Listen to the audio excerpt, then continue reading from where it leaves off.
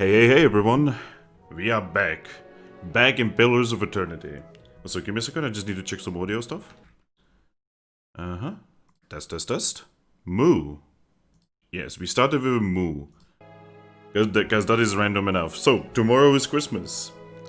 Strange to think about it, honestly. Let's just go in. I'm gonna be doing a pretty, big stream tomorrow. Bigger than usual, I think. Hopefully. Maybe. Okay, so what were we doing last time? I know we had that very interesting companion. The lady that, just basically mind melded with us. Upon touching her, which was like very strange. I kind of want to talk to her more. Like, so far she seems like the most interesting character in the game. Alright, back in this thing. So we're gonna be going over here, and the big thing is that we are gonna be going to the Defiance Bay today. But yeah, let's go in. The Dracogen Inn. Hey Pimp, welcome to the stream. You are here first. I don't know how many people are gonna be here today, considering, tomorrow is Christmas.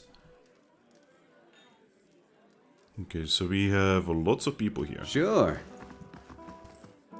I mean, this person has a name, so let's talk to him first. Hey there. Sid. Is this Sid from Final Fantasy? I just want to find her. Surely even you can understand that. Oh. A redhead stands by the fire, turning her lute and plucking its strings. She hums snatches of a melody as she goes. First time at the Dracogen? Normally I'd have a song ready, but I haven't quite worked out this tune yet. I'm writing some chants about the founding of this inn. Say, you interested in the story? I haven't finished the chants, but I could tell you about it all the same. Yeah, let's hear it. Oh, excellent. These rustic fables are always great fun. Let me get out something to write with. It was built in the time of Hadred's rebellion. An Adirian lady, Feinu, once had a keep here. One of the towers still stands, but the rest is said to be buried under the village. Anyway, she stuck to the side of the Empire, and a contingent of Dark Hadred's Knights of the Crucible helped the farmers and colonists in the area turn her keep to rubble. And by help, you mean siege and fucking kill everyone, okay. This inn was the first building that sprang up from the ruin, built with some of the same bricks the corners had pulled from the Lady Fainu's castle, they say. Supposedly the quarterstaff of the chief wizard even got lost in the construction, mortared into a wall or nailed under a floorboard. Anyway, the inn was supposed to be a haven and a meeting place where the locals built their new town. Okay. So, what do you mean supposed to be? Dirwoodians are an ornery lot, and the more these new neighbors met, the more they argued. They realized they didn't agree on much beside ousting the old lord. The biggest divide was over Glanfathams. I still don't know how to properly pronounce that. And their nearby ruins. Hadred's knights and their supporters wanted to keep the peace, but a group of misfits with more anarchic leanings that had formed in town wanted to go after the tribes the same way they've gone after their lord. Soon, the villagers were fighting with each other as much as with the Idarians. In the end, memories of the Broken Stone War and the War of the Black Trees were fresh enough that the Duke's soldiers won the day. Most of the other villagers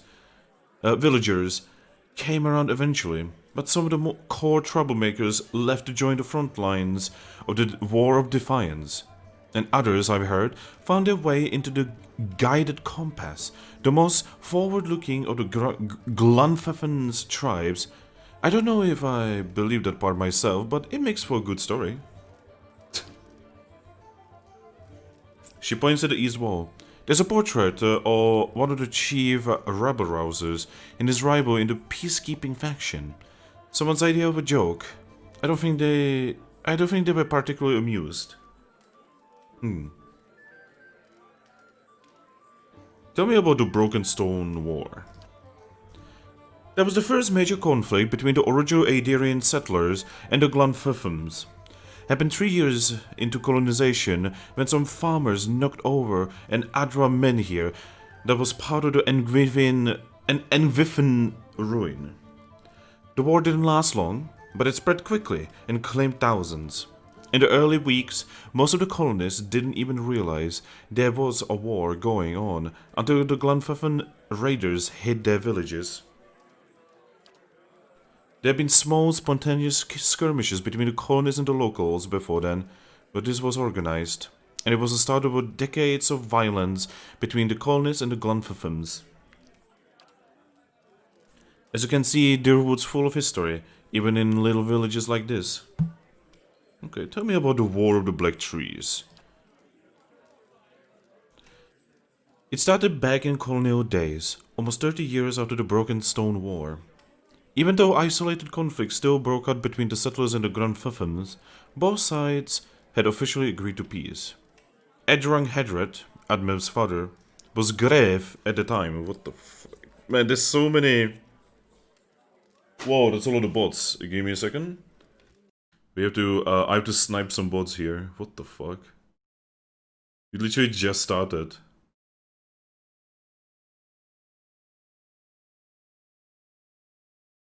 Pop, pop goes the botty. Alright, let's continue. Where was I? As part of peace negotiations, he'd signed treaties prohibiting Adarian colonists from looting Enviffen ruins. However, he'd been unable to outlaw the use of captured Glenfiffins as slaves. Oh, we are dealing with slavery now, okay. So what's a grave? A grave is a governor of colony and is subservient to the Adarian emperor. The early leaders of the Adair colony in the Deerwood, including Edrang and Admev Hadred, were graves. At the start of the War of Defiance, Admev Hadred, all of these names could be Star Wars characters. All I'm gonna say. Anyway, declared himself Duke of the independent Deerwood rather than Grave of the Emperor's colony. It was the same term used for leaders of the newly independent Valian republics. Anyway, we haven't had a Grave since... Oh, since. I see. Indeed, the taking of the Glenfiffin slaves had continued to be a source of conflict. It came to a head when Imperial agents, aided by certain earls in the Deerwood, began looting the ruins again. See, the Empire had never actually agreed to Hadred's treaties on the matter, and the recent secession of the Valian republics likely left them eager to weaken Hadred's position. Wait, this is not Star Wars game? I am getting that feeling sometimes with these names and these words. I thought this was a really old republic. See, I'm actually in the process of getting that to work, by the way. I am trying to get it to work with OBS until the end of the year. I would really love to stream some Knights of the Old Republic. But it is... Ooh. It is a very moody game. And I do not mean it's a dark game, I mean it has a mood of its own, and sometimes it works, sometimes it doesn't. But I would really appreciate if I managed to actually get that working. I have some ideas. The looting sparked a brutal slave uprising, a guerrilla campaign among the Glenfiffins. Edrang Hadred was too old to lead forces into battle, and so he sent his son, Admev. Admev made a costly but effective decision that ended the war faster than anyone could have imagined. He burned the forest near the Ian River. Oh my god. To keep the Glenfiffin war branch from retreat. See, this is where I would love if there was like voice acting in the game. Thousands of Glenfiffins died, and Admev repeated his scorched earth tactics in the following months. He wore down the remainder of their forces. To this day, over 150 years later, there are still sections of Deerwood where trees are nothing but bare, charred trunks. Wow. So we were dealing with essentially rape. We were dealing with slavery. We are dealing with racism. We are dealing with colonialism. Wow, this game is like throwing all of the topics.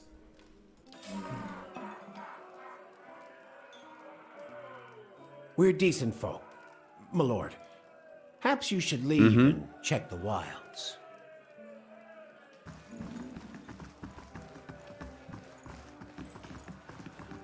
Okay, so the Lord is here. Hey there.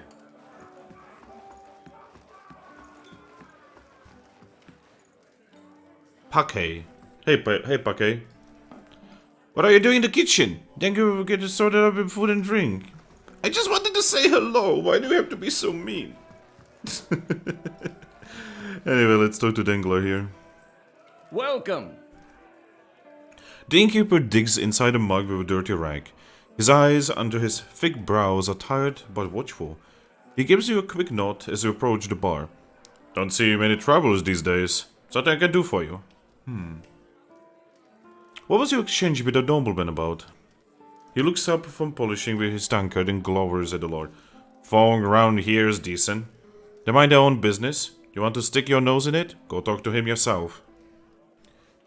This game is like We Want America, but be a fantasy D&D at the same time. See, my D&D campaign that I've been trying to run, you know, it is very colonial in nature. You know, it deals with a lot of stuff as well. You know, because, you know, like, for once, I kind of want to be dealing with something that's like, you know, a little more real, you know, for once. You know, you can have only so many, you know, fun, haha campaigns, you know, before you start going insane. Anyway, I have questions about the route. He runs his rag around the rim of the mug. Ask. Have you seen an Orla named Nifri? He jerks his head at the stairs. Twitchy lady, that one. Okay, so upstairs. Tell me about this village. Walk from one bridge to the other and you've seen it. We're quiet, hard-working folk. We keep to ourselves and don't take to being pushed around. He glares at the well-dressed man standing off to the side. Used to be a castle here, built by some family of Adrian Thanes, back when Empire first came. Only one tower is still standing, and that's part of Trigel's shop now. Said that bard by the fire could spin you the yarn if you're so inclined, and he sure did. So who lives here? Not many anymore. Hard to keep people around when everyone's here is birthing Hollowborn. But we got a few who stick around and do business. Trigel's letter courier. Courier. Handing out crops, potions, and well-nourished trades in general goods. Rumbold's a big farmer, or was anyway. Okay.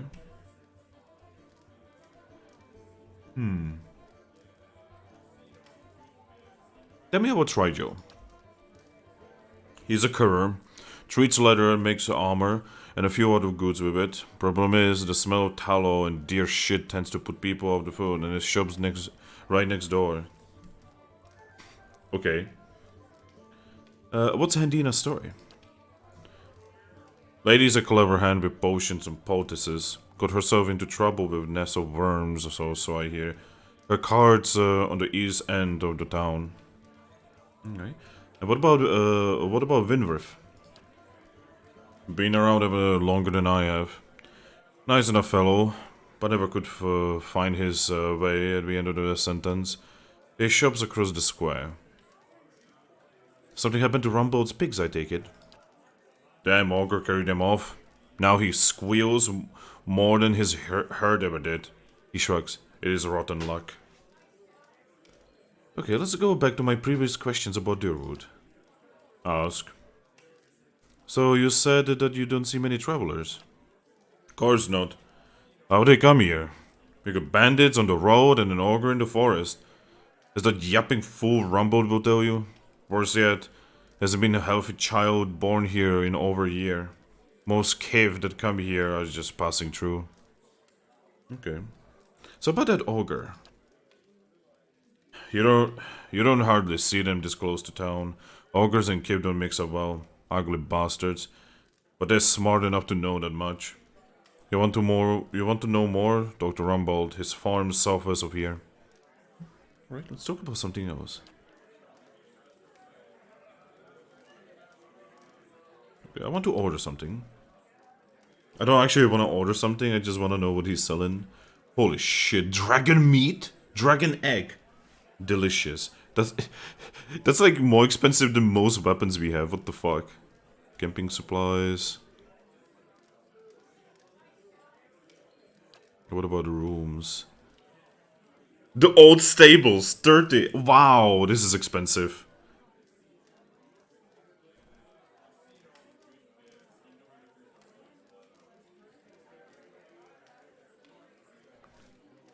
God, look at the prices on these rooms. The guy has gone insane. That's basically a gold piece for a room. That it doesn't even look that Hey there. nice.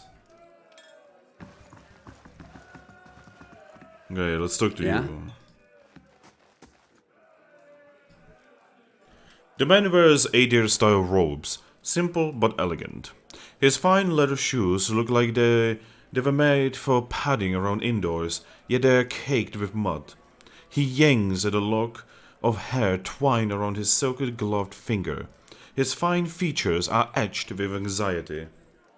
Dragon egg, is it fertilizer? No? My child is out there. Do they not understand? My lord, we're doing everything we can. Unfortunately, these villagers... Beasts take them all. I don't care how you do it, but find her. Your child is missing, I take it. Yes, Lady Alice, my daughter. I've asked around, but nobody in this mud hole has any concerns beyond their swine. They turn my men away like beggars and seem downright pleased to be of no use. But you're not one of my soldiers. And you look like you're used to getting your hands dirty, if you don't mind my saying so. Are you literally saying that I'm poor? My lord, this is a man of books. Haran raises a hand to silence the man. If you find her, he nibbles the thumb of his silk glove. Tell her I won't be upset with her. She can come back and all will be well. I just want to make sure my Alice, my child, is safe. Nothing in the world is more important to me. Alright, let's get some information. I would like a few questions about your daughter. Alice. Of course. Describe Lady Elise. She's a striking young woman, bears a resemblance to her mother than to me. She has auburn hair and delicate velvet features. She must be 28 or 29 now. Okay. Tell me about her disappearance. We'd stopped in Durford for a few days. On our fourth evening here, I was making plans to continue our journey. Lady Elise was feeling unwell and went to bed. When I retired a couple hours later, I found that she had vanished. None of my men had seen her go, and no one in the inn knew where she was. Since then, my people have been combing the village, but we've yet to find a clue, and the locals have been no help. So why did you and Alice come to Durford? It was merely a stop along the way to Aina's Rest. However, she took ill shortly before our arrival, so it seemed prudent to allow her a few days to recover. So what is in Aina's Rest? He frowns as if about to protest, but he gives in with a sigh. Lady Alice has reached an age where it is prudent for her to marry. Given this legacy business, I can't let her fertile years slip by, nor do I want her womb to fester in the presence of so many Hollowborn. God. See, usually I am really not okay with the whole, pre-made marriage bullshit, but, when there is like some kind of curse or maybe sickness that is going around making babies be born without literally soul in a universe where souls are a thing, I kinda understand. I hate to say it, but I kinda understand that you would want to marry your daughter, like, into some kind of faraway land, because the more far away you are from here, the higher chance that, your kid is gonna be having a normal family. God. It seems there would be more potential suitors in New Heomar and New Yarma. You think I haven't considered that? Arranging a suitable match is difficult. The best prospects for my child lay in Aina's Rest. Where's the rest of your family? Surely they wouldn't want to miss your daughter's betrothal. Lady Harrond is ill-suited for trouble, I'm afraid. And unfortunately, Alice has few other close relatives. My sister and her husband, Ellie's aunt and uncle, of course, have been visiting Adir these past months. He rubs his knuckles. And as for siblings, Alice has none. My wife has only given birth to Hollowborn since Alice, that is. Oh god. Oh no. So that actually explains it, because... So, since his wife, you know, Alice's mother, has been giving birth to Hollowborns, it makes even more sense that he would try to marry his daughter, like, really far away. Like, this is less about, like, pre-made marriages, and this is more about, like, saving his daughter, I think. I see, but going back to your daughter. Let's go back to my previous question. I heard you arguing with the innkeeper. A petty, small-minded man, just like the rest of them around here. I've been paying him an honest fee for board and bed, and yet he can't be bothered to stir himself to concern for my Alice. This is why I'm hoping you can help. He tugs a lock of hair again. I should have never trusted these people around my child. Tell me about yourself. I'm Lord Nestor Harrond of Defiance Bay.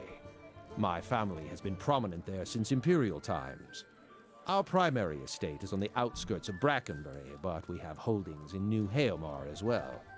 Those went to my sister and her husband. Goodbye.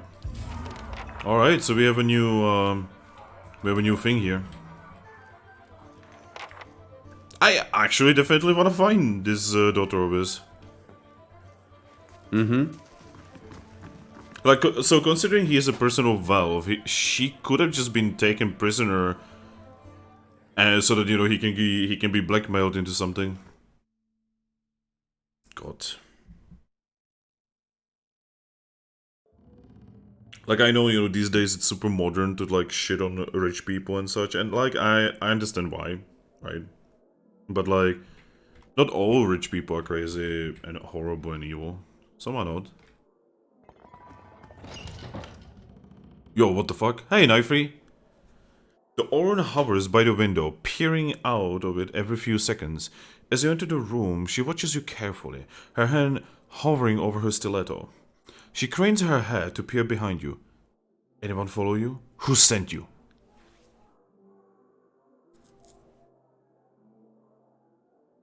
What are you talking about? The man leaning against the wall glances out of the door and nods to Orlan. The hand over her weapon relaxes, but she's still watching you closely. Some old friends from Defiance Bay are looking for me. We're not exactly friends anymore, if you catch my drift. I'm just trying to lie down and mind my own business. Know what I mean? Boss. The Aumawa looks at Orlan and jerks his head at you. Alright, alright. She raises a hand to the Aumawa before turning back to you. My friend here thinks you could maybe help us out. Now, I'm sure you're a busy man, so I'll make it worth your time. She slips you a few coins. Just go make a look around town. Come back and let me know if the coast is clear or if you see any suspicious figures.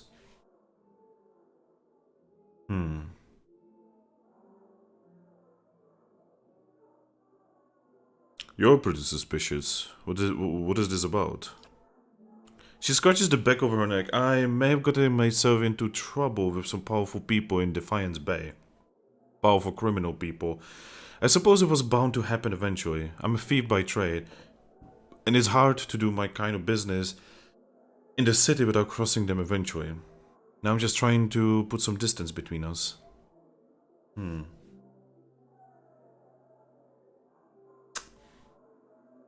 I have a feeling she fell in love with a rogue, and the rogue is a dick. Or maybe a bard, you know, that's a very common story. Someone told me you were responsible for heinous killings in Defiance Bay. Let me guess, was that someone named Medref? She draws a stiletto. It's a lie, plain and simple. I got on the wrong side of my employers and now he's after me. But if you're here to do his dirty work, I won't make it easy on you. Relax, I just want to hear your side of the story. What story? The Dermils came after me. I just happened to rob the wrong place. How was I supposed to know they've already claimed it? She runs her hands under her hood and through her hair. It was an honest mistake. I'm just trying to survive now, and we spoke with Medrev. You know he's waiting. Please, help me get out of here.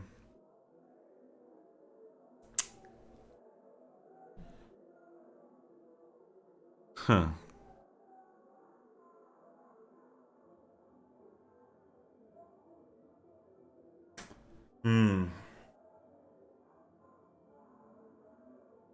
This might be a mistake, but yeah, I'm gonna just be honest with her. This is probably a mistake.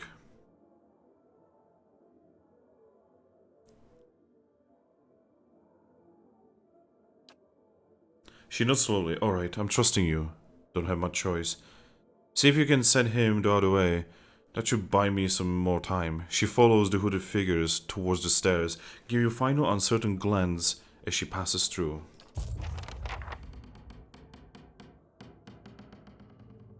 Alright. Let's see how much I just done fucked up. Oops. This may be your rogue. Yeah, I know! I would not mind her joining my group because we are lacking a rogue very badly. We need a rogue as soon as possible. Like, I don't even know who I'm gonna be replacing with that rogue. But whoever I am... Animancy has had its failures, Bowel Reach among them. But does that warrant attacks on innocent practitioners? Superstitious Kith have spilled their share of blood. That's no comparison. Animancers have the advantage of education, and with that comes authority and responsibility. I have to say, it's wonderful to have someone to debate with. You'd think they'd be more welcoming of it at the Law College. Or we could enjoy a glass of wine and a comfortable silence. Let's save the game, and let's talk to these people here.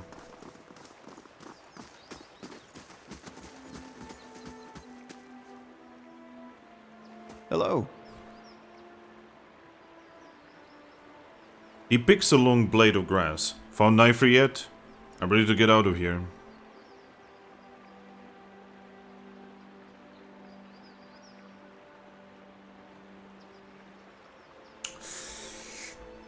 I'm a paladin, goddammit.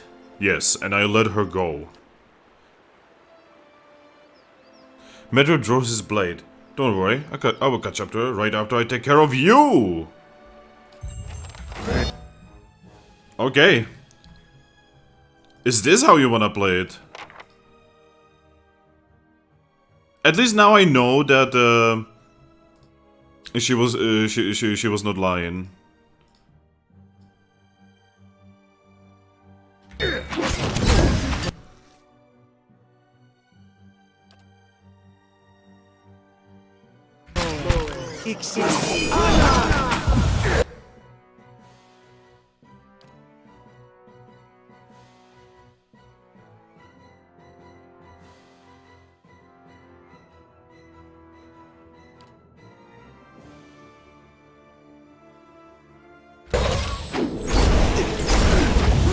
God, I love the combat in this game.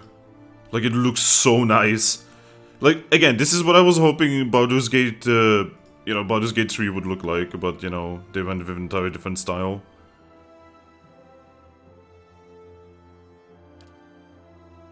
This guy needs to go.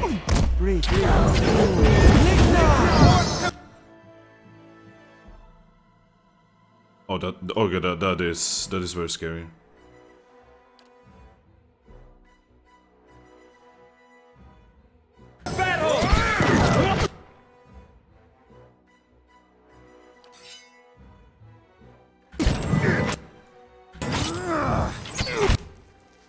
Oof. All I can say to that is oof.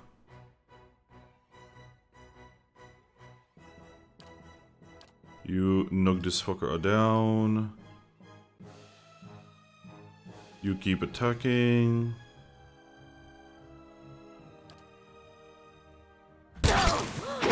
God damn it, this fucker just doesn't wanna let... Fucker. See, if I had a fucking rogue, I could do shit like that easily, but nope. The game just refuses to give me a rogue. Again, if anyone ever plays this game, make your main character a rogue for the love of God.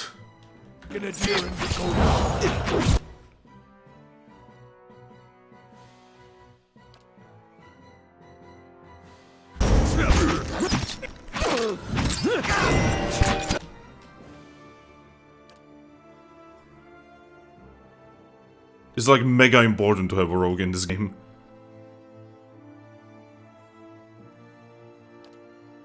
Try to knock this fucker down.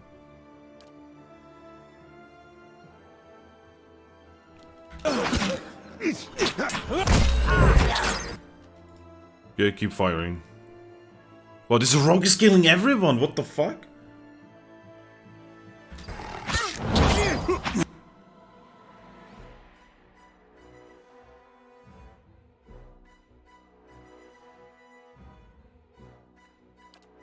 This rogue is actually a mass murderer.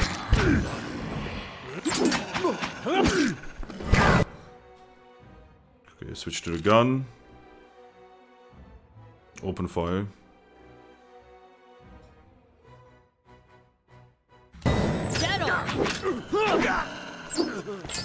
Okay, everyone attack.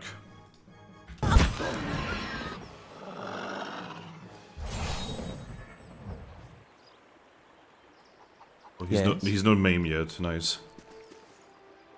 I wonder if that's a roll or if that's just automatic, I don't even know. Hey there. The health system in this game is so fucking borked. Ooh, they actually had some good shit on them as well. Sure. No wonder they did so much damage to me. God.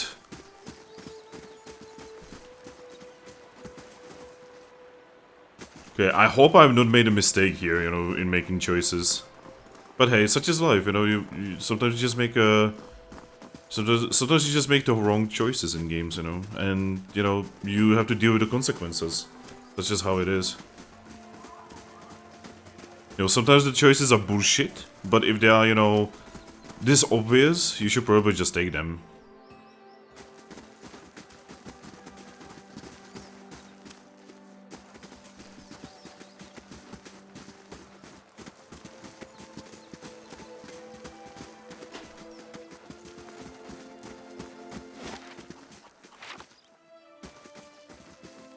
I wonder if she's here.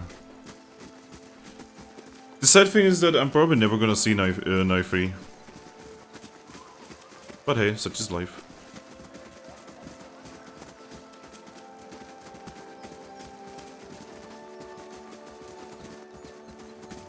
Probably gonna go to the innkeeper. I'm gonna ask about Alice again.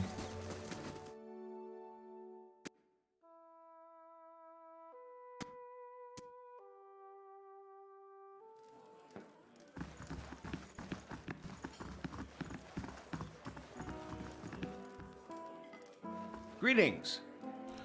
Tell me about Lord Harren's daughter. He frowns and shrugs. His lordship says she up and went missing the other day. He wipes the tankard with his ragged towel, twisting it with a swift jerking motion. I don't know any more than that. However, these lording bastards handle their affairs ain't no business of mine. You look agitated. Something about this doesn't sit right with you, does it? He slams the clean tankard down on the bar. Damn right it don't. That lord saunters in here like he's cut from cleaner cloth than the rest of us, and yet... He shakes his head. Look, I don't want no trouble. From you or him or anybody else. I'm just waiting for him to tire of my ale and leave so things can go back to normal around here.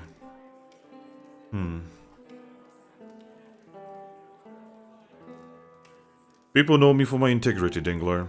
I swear I will set this situation to rights. He leans on the bar and sighs. That girl, Alice. She was looking to disappear. You should have seen her, watching the door like a sheep at slaughter. All the same, she didn't hardly speak to no one. Only folk I've seen her talk to was Trigel. He nods to the east window. He shops by the broken tower. Bit of a hothead, that one. My advice is to let the matter drop. Like I say, it don't profit to dig around to other people's business. I understand, Angler. Farewell. Okay, we have made progress. Hey, Frack. You missed a moral decision that I honestly actually had to stop for like 10 minutes and think about.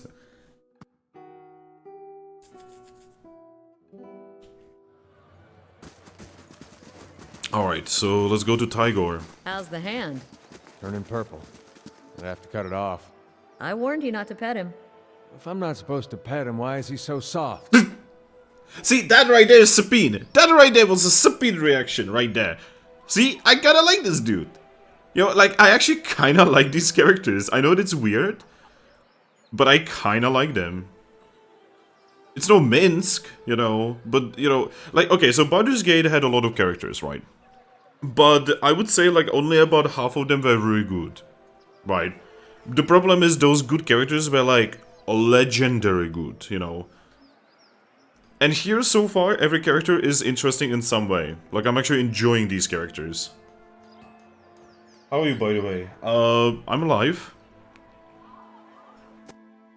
I hope I didn't get COVID when I went into the city to, you know, buy things for everyone in the house.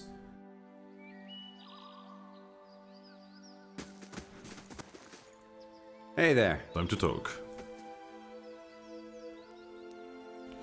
He wipes the splotch of dye from his elbow with his shirt tail. Something else you need? What can you tell me about Alice Herond? He shrugs. Only that her father's men have been banging down doors and stirring up trouble, looking for her. I never met her myself. That's strange. Denker told me you two were acquainted.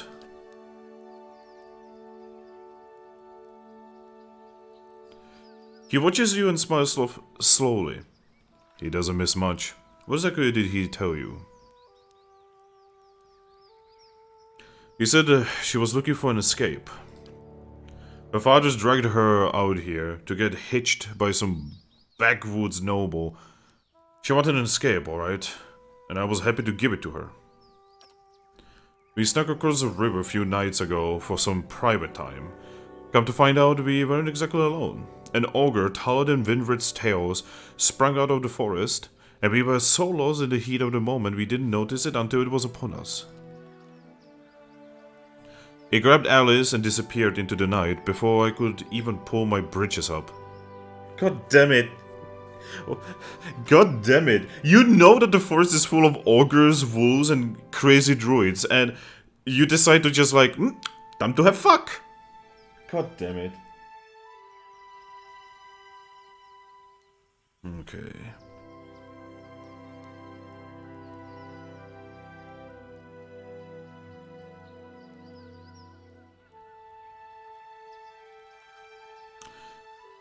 I can see why you kept this to yourself. I'm not proud of it, but that's what happened. He measures you with a gaze. She could still be alive. I'm in no shape to go after her. But that Harrant looks like he'd have coppers to spare for anyone who found her. He scratches his cheek with fingers, stained red and yellow. Others around here have seen the ogre east of town. Took most of Rumbold's pigs just the other day. If someone were to find it, there'd be a lot of grateful people in Durfort. Okay. Hey there. So east of the village.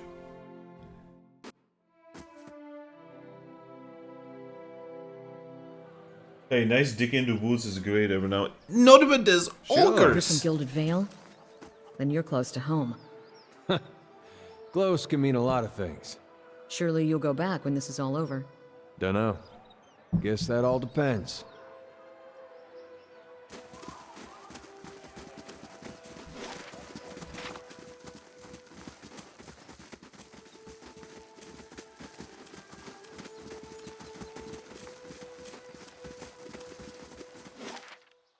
Okay, so there's the Durfort crossing. I'm just gonna map out all the locations.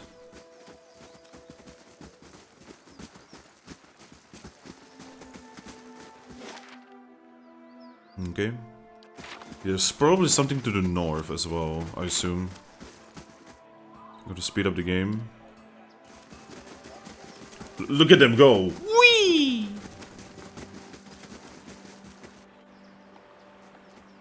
This might also. I am not sure if this is gonna count as north or east. I think that counts as east. So we actually have to go all the way here. I mean, some people would like digging with augurs. Internet showed us. Please no, stop. Please no. Well, that too. Oh god, the internet is a dangerous place. I know, right?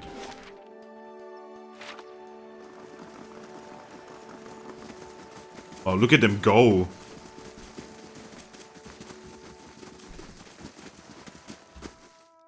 Oh, those are fake people, okay.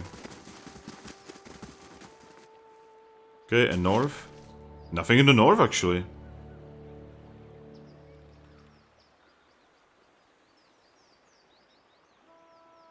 Okay. So I can go to the Deerford Crossing, but the people told me that things are gonna get very difficult. You know, in these areas, essentially. So... let's just go to the Defiance Bay for now.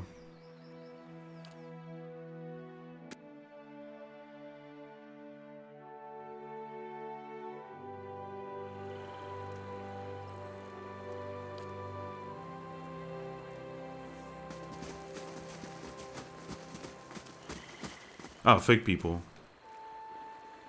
Actually, are we building anything?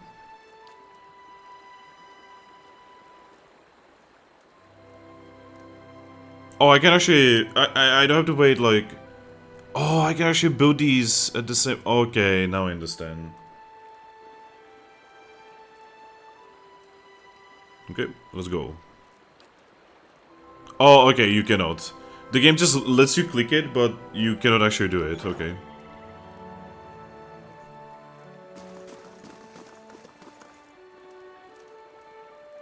Commoner.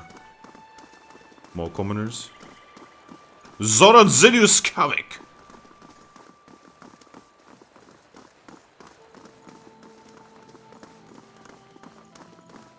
Justicar. Welcome to Defiance Bay, but watch yourself. In our city, understand? Yeah. I just want to explore this area here. Yeah, this is free pickings. Let's just take it. Fruit! Fruit! Actually, some of those veggies. Mostly fruit. Hello. Hello? Don't mind me, I'm just gonna go over here and, you know, see if there's like secrets. Maybe there's like a secret here. Hello. Hello? See, this is the kind of shit I would do to my players. You know, I would put like a little secret thing, you know, in that card. Anyway, let's talk to this man. Hey there. Well met, friend. What can I do for you? What can you tell me about Defiance Bay? Sorry, but I don't have time right now. But it sounds like the dozen's crackpot, Rowan, is stirring up trouble again. He checks his head at the gate. He'd be all too happy to give you a rundown of the city. Liberally flavored with dozens of propaganda, of course. Wow. This guy's talking about Twitter. I'm looking for the Temple of Vedica. He scratches his beard. Not sure why you want to go there. He shrugs. It's in the First Fires if you really want to see what the fuck is First Fires. You seem to be on edge. What's the problem? Thousands of them, truth be told. You got refugees coming in from all the parts. Under some misguided notion that things are actually better here. That the legacy somehow passed us over. So they show up with no prospects and little money and just end up making things worse mess of things. He looks at you, he looks you up and down, no offense. Wow, that is like the most low-key, yo, just like... Oh my god, this guy is amazing. He grunts. Good luck to you. Mm-hmm. Well, guess we are going in. We are going into the city of Baldur's Gate, except not really. Oh, it's only 15 minutes. That's actually kind of realistic. I like that. Let's see how big this city is. Defiance Bay. The city at the heart of the Deerwoods Revolution now seems on the brink of another, Refugees line the streets, homeless and hungry, displaced by White One's legacy, hoping for relief within the city walls, and finding none. Dissidents congregate to protest and to heckle, calling for an end to animancy and the ouster of their duke. The city's militiamen cast fearful looks as they patrol the streets, their hands trembling at the hilts of their weapons. The capital of a country that had not long ago incinerated a god now appears to be a spark away from sharing the deity's fate. Oh boy. I wonder how the writing is gonna be here, you know, like, is it gonna be a cop-out writing, you know, like, the Lord is evil, the people are good, or is it gonna be like, both of them are just lost? Both both sides do not know what they are doing. One, you know, just doesn't have the materials or the knowledge. The other is just, you know, being like emotional, right? That would be a much more interesting writing, you know, if basically everyone was the victim here. That's the good writing. The bad writing is, oh, the Lord is evil, it's all his fault. Let's see where you are gonna go, Pillars of Eternity. I mean, you were made by Obsidian, and Obsidian made Outer Worlds, and the writing in Outer Worlds is some of the most cop-out writing I've ever seen in my life, so let's fucking go.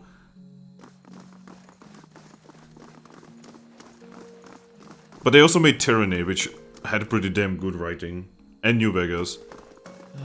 Defiance Bay. I miss Adir already. Oh, Adir, that's how you pronounce. I'm going with Rich Guy Bad. Yeah, because that's the easy writing, and most people are gonna be like, aha, fuck the rich guy. You know. Whiteleaf. Reminds me of Silverleaf from World of Warcraft. Can I interact with a kitty? No. Oh no, here we go.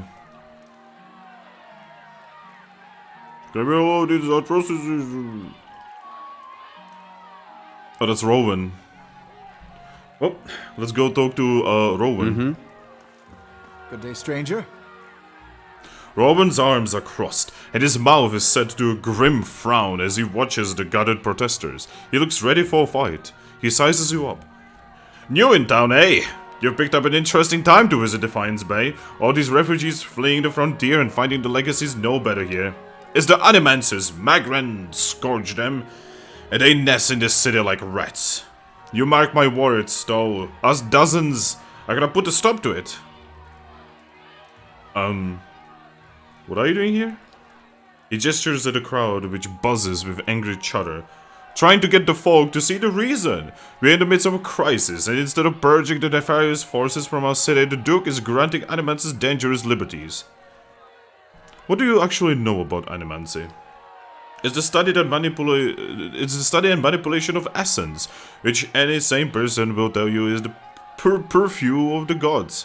The Aedarians at least had the sense to outlaw it, which is the only good thing you can say about them. It's not like magic, chanting, or the soul reading those ciphers do. It's been around since ancient Engwithin's times, which is why you will see Animancers tinker with old Engwithin artifacts. Kinda raises a fist to cough discreetly into it. Half troops all, but he's an enthusiastic performer, I will give him that. Yep, I fucking knew it. He shakes his head. Trouble is, the Animancers got no idea what half those artifacts actually do. No doubt they will admit, but you have to first... Okay, you have to first actually take the artifact, you have to study it, and then you know what it actually does. You know, it's called science. Get the book, sir. Our imperfect friend is correct about one thing at least. Well, yeah, but come on, Owlov. You. Oh my god, if aliens would show up right now and they would leave behind some like technology, you know, we would have to study that shit first so that we could actually tell what it was used for. God, Alov, I expected you to be the smart one. So, tell me about the dozens. He taps his chest. We're an organization of interested citizens who want to free Defiance Bay from the dangerous influence of Animancers and the tyranny of those aristocrats who support them. We also consider ourselves a militia of sorts, seeing the Crucible Knights are a little more than a flock of breeding nobles in training these days. Or you could just play with the artifacts and to see what it does. See, that's how you get Warhammer 40k. That's how you get the fucking Adeptus Mechanicus of 40k. That's how you play with toasters that suddenly destroy planets. Just like a militia, the dozens, except for the training and the discipline and the code of honor. His eyes gleam, and we're always looking for to expand. The more people see things our way, the better for the state of the country. You have any interest in hearing more? Stop by Admev's den sometimes, the expedition hall. Lot of free thinkers in there. Can set straight all the nonsense the nobles and the animancers want you to believe. Might even be some paid work there for the motivated types. We are not joining these. No. No. This is... What you see right now is actually everything wrong with the last decade. No. I'd like to know more about the Defiance Bay.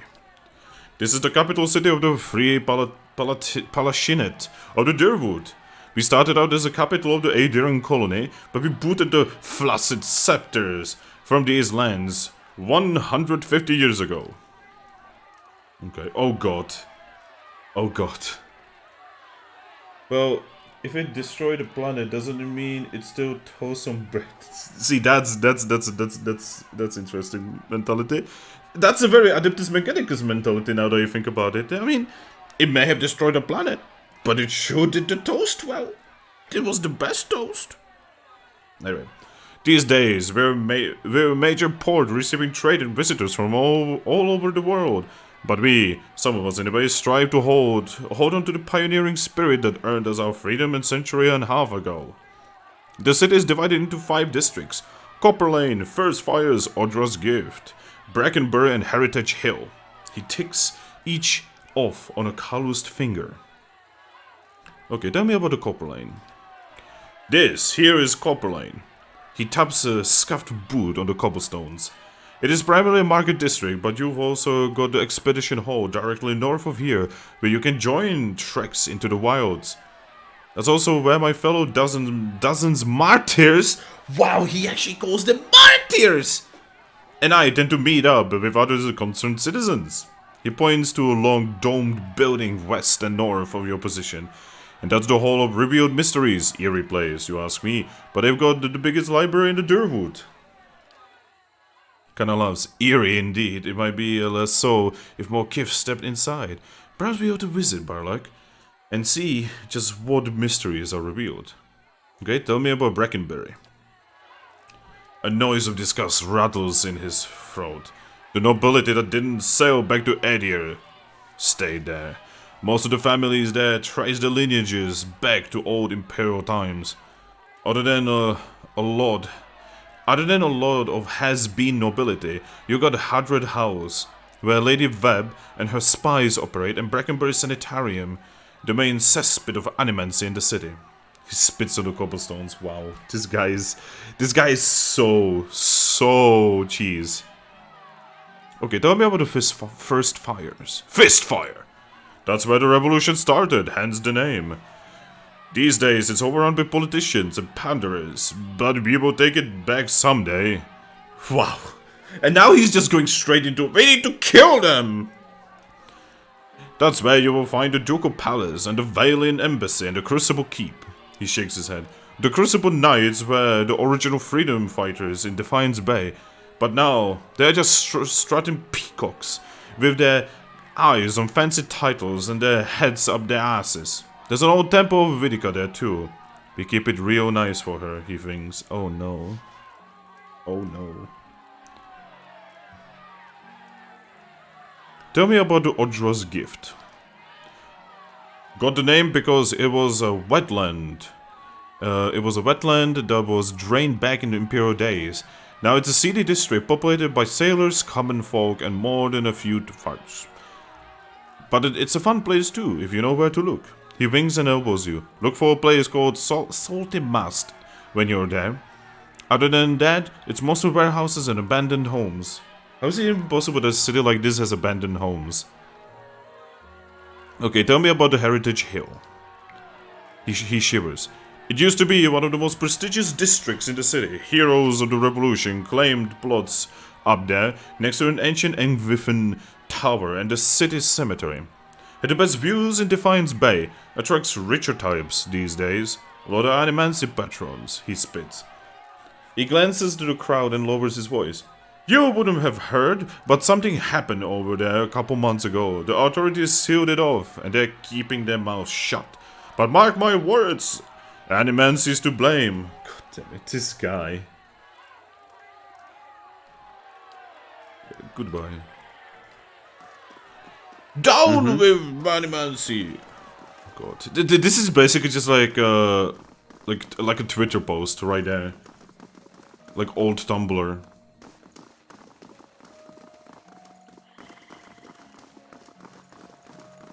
God, it's just... I'm cringing so hard. Nice and quiet. Let's see if there's like secrets? No. Spread the word, together we will try to blight of animancy.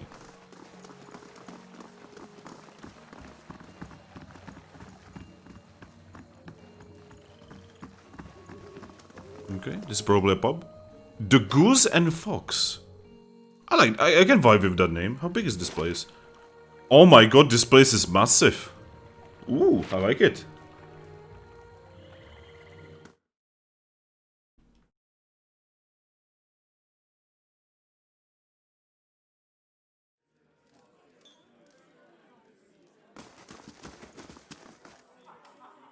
Bishop. I wonder if this bishop... Ooh, what is this? The Stogger's power this week does... Maiden's Falls 2682, okay.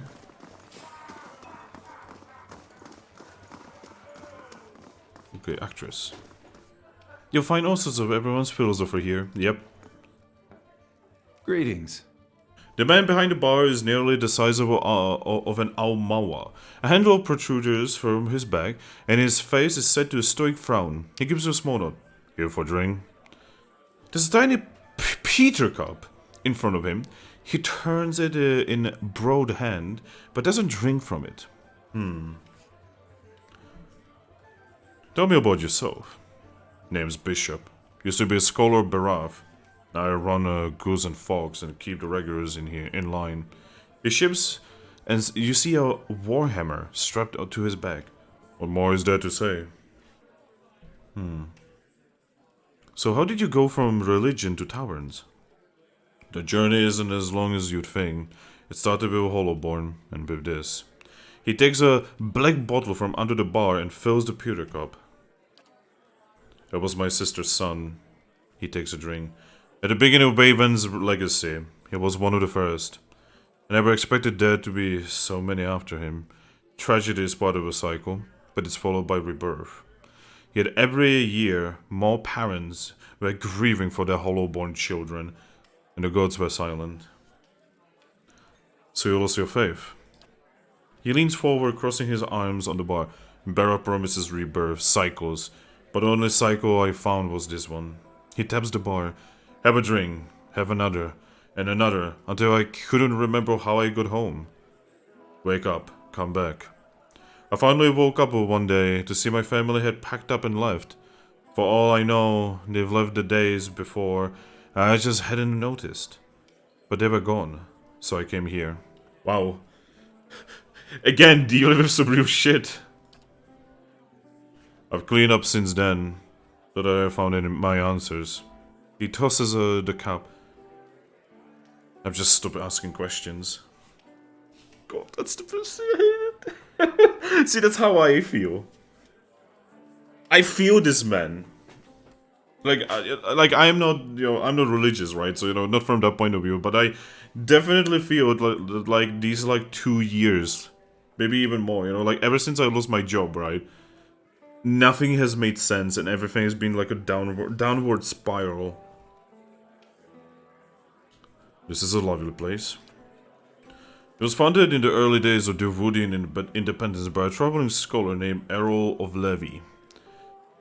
He wanted a place where kids of all backgrounds could gather and hash out the issues facing the new country. He rests his elbows on the polished wood of the bar.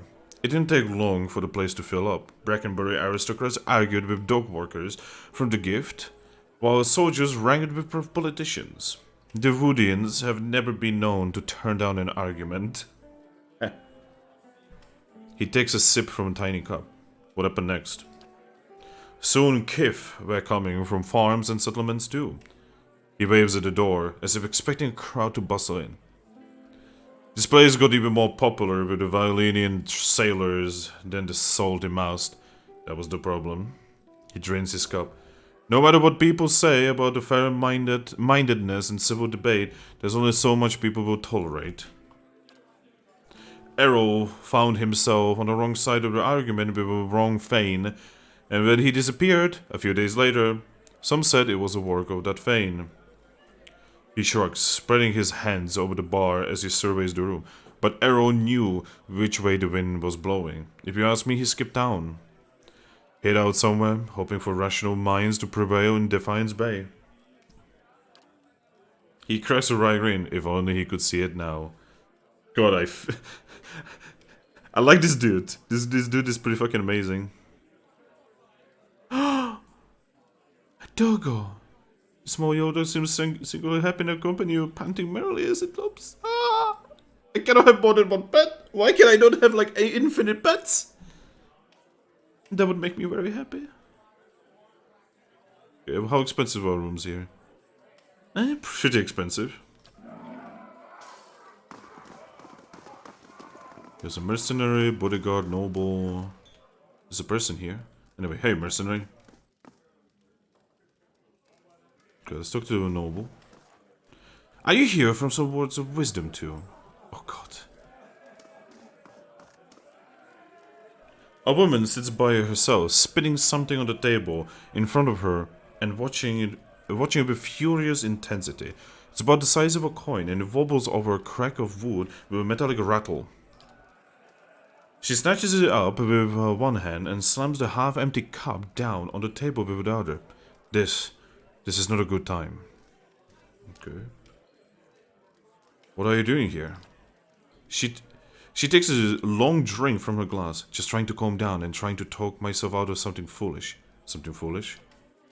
She says nothing for a few moments, as if hoping you will leave. At last, Kenra looks up at you. A lamplight falls across her face. A purpling bruise is blossoming across her cheekbone. There's something I need to give to my fiancé Pernsnick. Only he doesn't seem to go anywhere without his new friends. And they're not exactly pleasant company.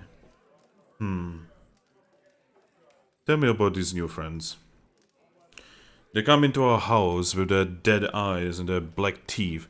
I'm not a fool. I know what it means. Percy makes me leave when they show up, but it's obvious what they come to do. Last time they came, I told them to get out. Let them have their fun somewhere in the gift, but not under my roof. She scowls and then winces, her fingertip gently probing her bruise. Svev changes you, I guess. The Persnick I knew would have squashed a spider. I never thought he'd... She trails up, still feeling the swollen, discolored flesh.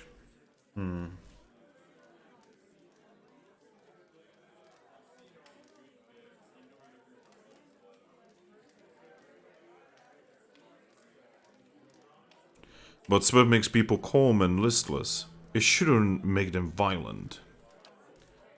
I don't really know. Seems better than believing he's always been this way. Maybe I could talk to him. Her hand rests on the table, and she clenches it into a white-knuckled fist. There's nothing more to say to him. We're finished. I just want to give this back to him and have a clean break. She opens her hand. The ring clutters onto the table. Oh no. Oh no. Oh no. No. Why am I getting myself into this sort of situation every single time? Okay. It was his grandmother's. Even after this, I don't have the heart to sell it off. But if I go back there myself, I know what will happen. I'll lose my temper, and I will probably wind up with another one of these. She points at her bruise. But I've heard you're trustworthy. If you give this back to him, he will know we're done. I will take this ring to Pursnick then. She looks at you and nods. The house is just north of here. Just please don't hurt him. I'm sending someone with your charm to keep anyone from getting hurt again. That goes for Persnick as well as me. Yeah, I don't want anyone to get hurt. Oh, Eder wants to talk. The dozens. Pretty sure you won't find one among them who stood within 100 miles of that bridge when the Godhammer went off. Too bad, too. Assumed there'd be less of them. So, why do they call themselves the Dozens? Was 12 Devoodians stood outside the Howgod Citadel waiting for Waidwen to cross that bridge then? They're told to hold him there long enough for the Godhammer to detonate. So that's what they did. The Godhammer? That's what they call the bomb they blew up Waidwen with. Don't know much about it other than that. Anything kills a living god, guess you're gonna name it. So what do you have against the Dozens? Nothing serious. Nothing I don't have against a lot of folks anyway. The Dozens, they like to make things into their own hands. Gets ugly sometimes. We don't have them in Gilded, but they be right at home there. They picked that name so they could do what they wanted and feel like it was right. Got nothing to do with honor or sacrifice. They like to avoid Magran too, when they especially want to feel right. Somehow I don't think she'd be too impressed with that lot. Ow! Hey Mikey! Welcome to the stream, my dude. So, wow, this is so relevant today, with everything that's happening online and, you know, across the planet right now. Like, this entire section is, like, written, like, for the future, you know, or, you know, for the present right now, but, you know, when they wrote it, it was for the future. Like, it's crazy. I'm sure she'd like to set them on fire anytime they use her name, but the god probably got rules against that sort of thing.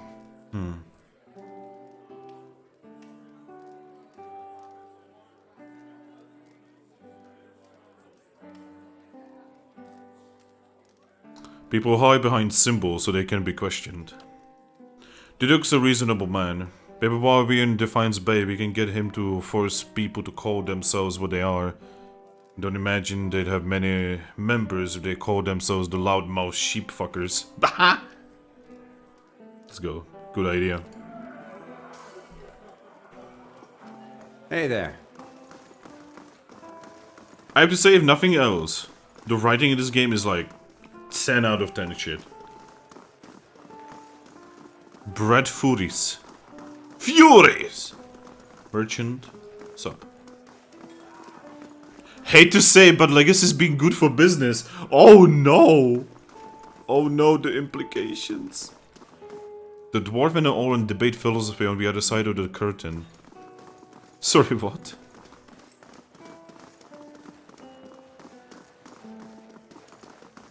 Is there not a second? Yeah, there is a second floor. Let's have a look. God, like, I cannot imagine, like, certain people online playing this game. I cannot exactly say who, because literally to say who could get me banned on Twitch.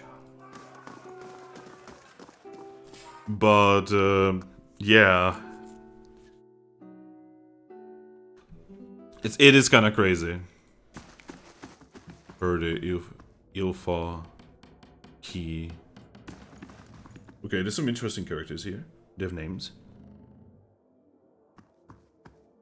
Dayton's busy filling a spur.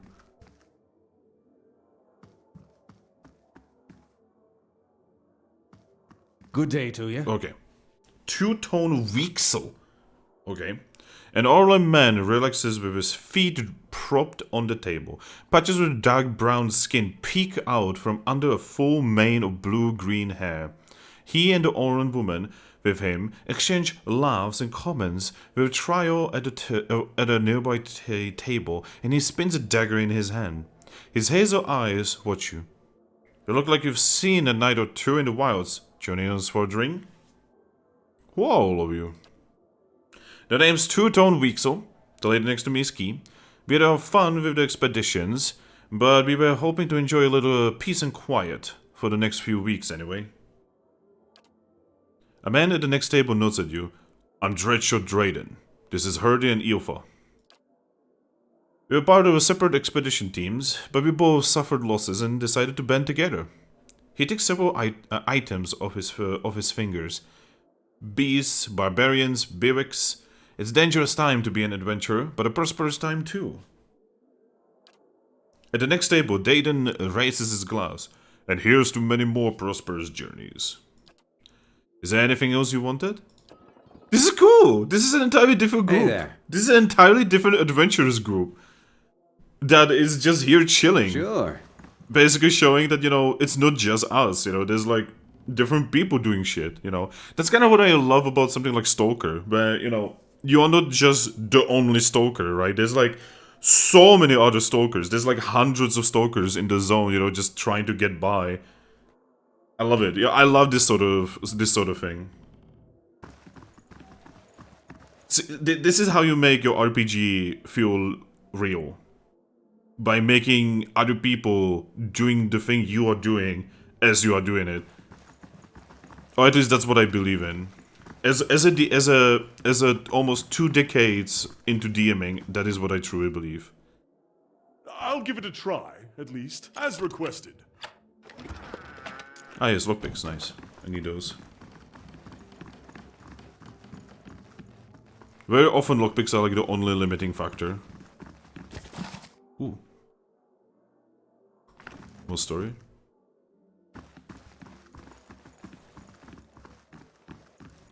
See, that's one of the things that I always enjoy about playing these games and, you know, doing like D&D sessions and such, you know, with other DMs. I always am looking for ways how to improve my storytelling, you know, my characterization of characters and such.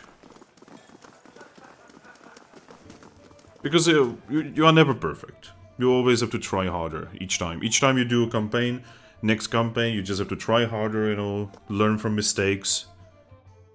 That sort of thing.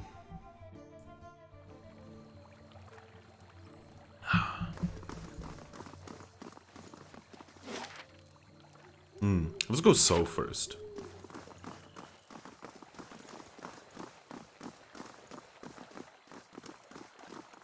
I wish I could zoom out a little more in the city, but hey, it's okay. Gordy! Psst! Over here, mister. Okay. A young boy watches the passers-by and counts a grimy handful of coins. His face and arms are smudged with dirt, but except for the grass stains, his clothes are in good condition. As you approach, he blinks and makes a quick, furtive effort to pocket his coins. Hey, mister, want to know a secret? He wipes his nose with his sleeve. I know a real good secret. Careful, I travel the continent, and the hardest bargains still come from my 7-year-old.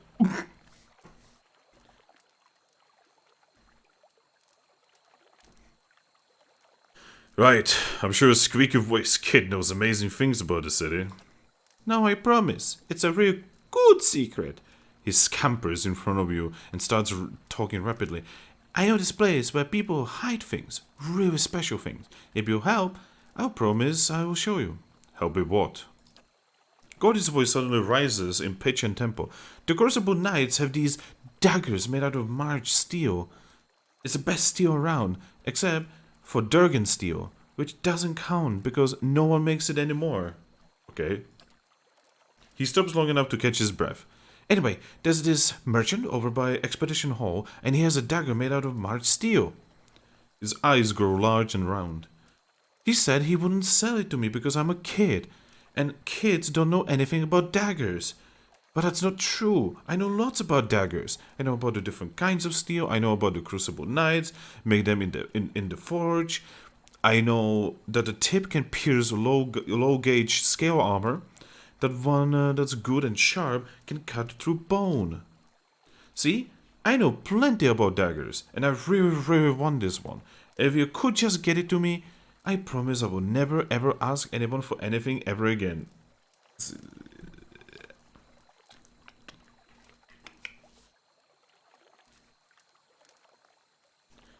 In Masuk, we begin training our daughters with the hunting knives as soon as they can talk.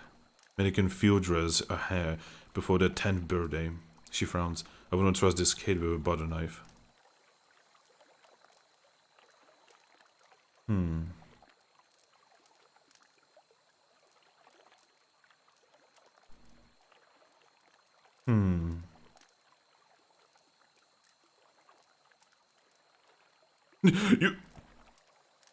You can have a dagger, you poke your eye out. I love that. I love that one.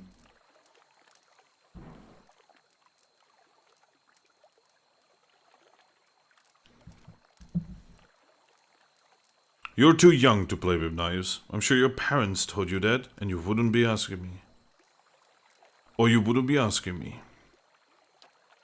But if I'm going to be a real warrior, I have to start the training young, just like the heroes in the stories. I just know I was a great warrior in previous life. My mom even says I have an old soul.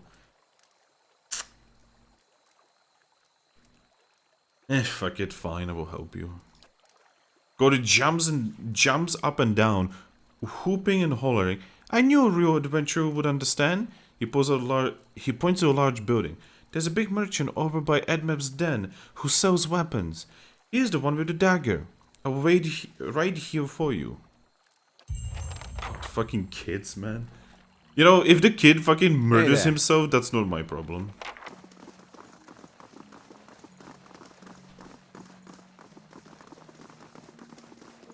See, my dad always was like, the best way how to teach me to not touch the stove is for me to touch the stove.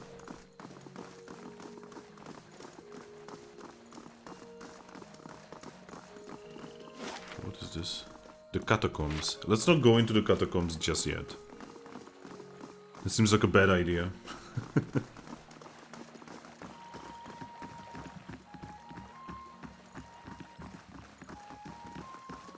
You were so lovely back then.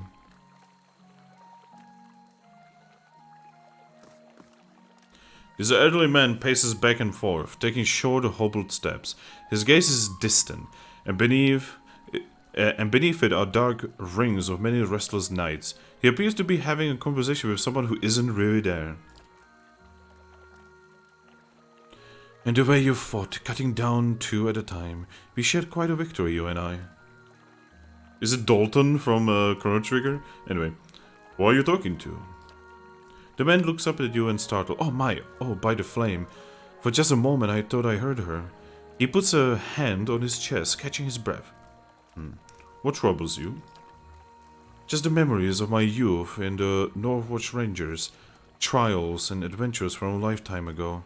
He shakes his head. Of late, the memory of lost battles and fallen friends have been especially vivid. Tell me about these memories. It's been nearly 60 years. We were known throughout Durwood then.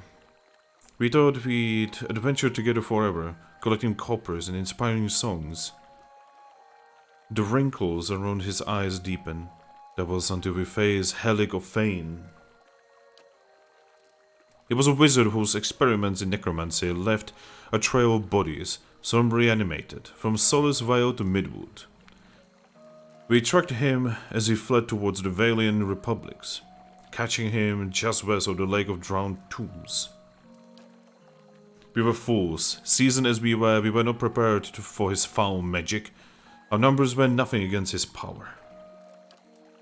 A wiser man would have ordered a retreat, not me. By some curse of gods, I was knocked out, and when I awoke, my rangers, my Rovina, they were all dead. He holds empty air in his arms. So who is Rovina? My friend, my comrade in arms, and my love. We planned to adventure together until we grew old enough to settle down and enjoy our fortunes. Young as we were, we couldn't imagine anything would tear us apart. I know this sounds like an old man's madness, but I hear her. A voice just over my shoulder calling to me in my dreams. At night, I see her wandering the catacombs beneath the city, trying to escape.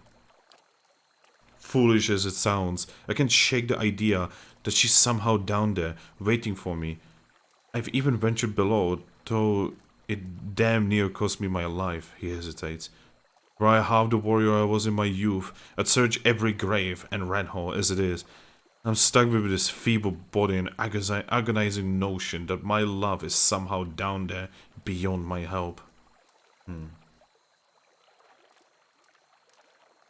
I will search the catacombs for signs of Rowena.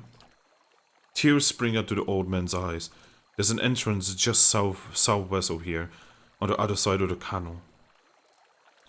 He snips and wipes his eyes. You are truly a gift from the gods. If there's anything you can find her. Well, I guess we are going to the catacombs. I hope the catacombs are not gonna be too spooky though.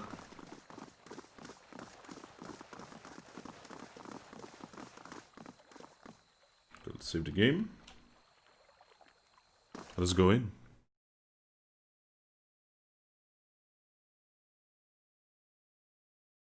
Let's see how scary this place is, if we can even do it.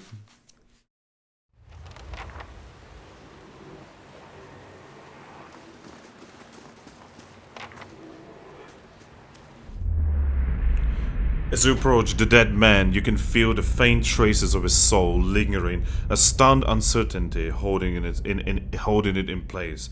When you near without warning, the soul hurries towards you, as though you were a solitary light in the dank gloom of this place, come to usher it away. Its essence invades your consciousness. You are in a different body now, walking deeper into the catacombs, cloaked in a dark robe with mask pulled over your face. You're following a familiar path along the canal, heading to a room built around a statue of a figure wearing a robe much like yours. Others await, clothed in hoods and shadows. Ahead is another figure dressed like you, traveling in the same direction. You don't know his name, and that's how it's supposed to be. Out of the darkness, something monstrous grabs the other figure. You turn to flee, but find yourself face to face with a troll. The panic pounding through your brain is interrupted by razor-edged teeth and claws. You snap yourself out of the dead man's memory. The corpse lies on the damp and grimy ground. His hood and mask are missing, and his clothes are shredded. Somebody draws up next to you. You alright? Look like you lost your footing for a minute. It feels that way when I see into the ether. She watches you quietly. You're a R watcher, aren't you? Once in a great many generations, one of my people is born with the ability to speak with souls. Usually such individuals become elders, alone set to tracks in the snow. She cooks her head. I wouldn't have thought my journey would be easier if I could see what you see, but looking at you, I'm not so sure. Neither am I. Believe it or not, I once would have rejoiced to know I'd be picked to travel far in the search of something great, but even these gifts come at a cost, don't they? Forgive me if I was a little skeptical of your abilities before. I can say I've met a real watcher I can't say I met a real watcher before. Oh, don't worry about him. Just like just doing that from time to time. Seems to cheer him up. So just let him. Once you've seen it a few times, the shock wears off. Every time he goes a little strange in the face, and I try to see if I can hear anything. Kinda grins. It hasn't worked so far. See if you can get him to tell you what the spirit said. Oh. Hey there. Okay. Okay, I can vibe with this. This is a fun group. I'll see what I can find.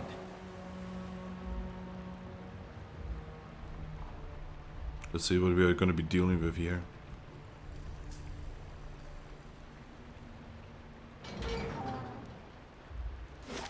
Ooh, this place is big. Let's explore the main area first. Well, the game was not joking. That is indeed a troll.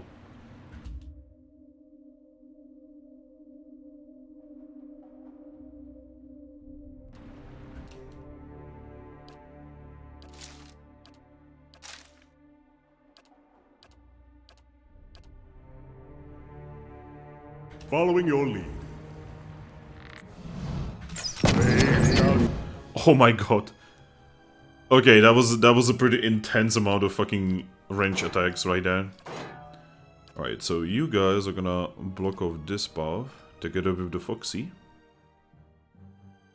You and you are gonna go back a little. Okay, all of you attack. And you two open fire, you open fire, and you attack.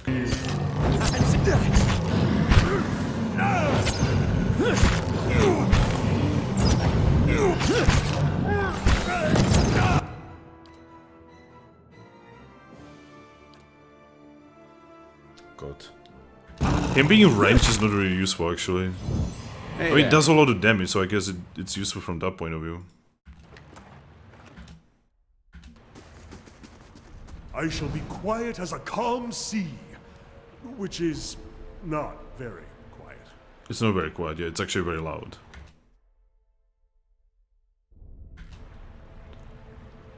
Oh fuck, I'm being spotted. Well, this is gonna get messy.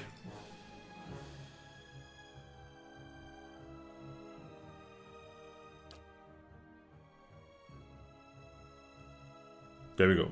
Hey,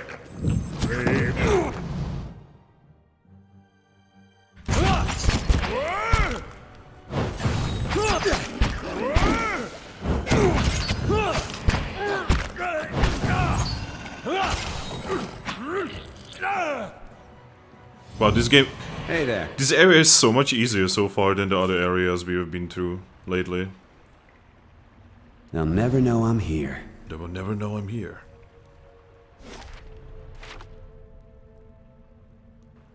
Okay, we have a grave here.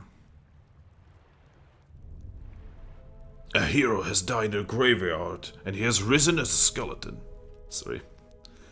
This is some, I had a little, dungeon keeper in my brain. Man, sometimes it really feels like people don't like Dungeon Keeper 2. But I like it. Dungeon Keeper 2 is a fine game. I don't understand why people would not enjoy Dungeon Keeper 2. I think I see something. Ooh, panic. Panic at the disco. Oh, I could have disarmed this one. Well. Need to level up. Need to level up and, you know, put some points in mechanics.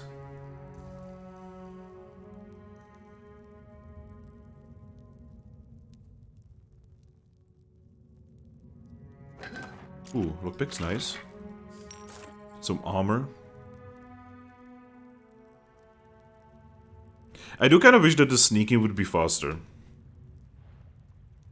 But, you know, then there would be no reason not to use it, I guess.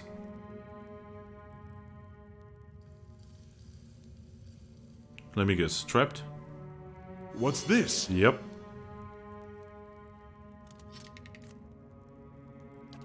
Okay, which one of you has higher mechanics? 4... Oh, both of them are on the same level there.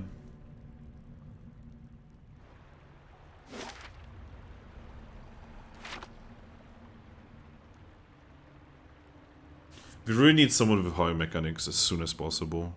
This is really getting out of hand at this point. Okay, so we have an enemy over here that we want to slay.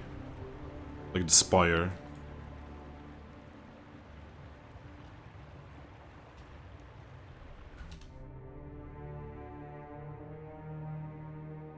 I'm here.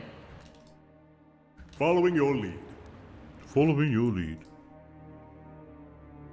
Okay, and you guys are gonna switch to a ranged weapon, and let's go. I'm here.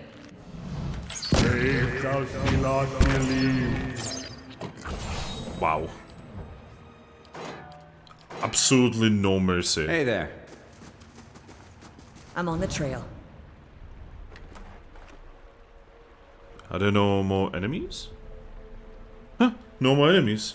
We killed them.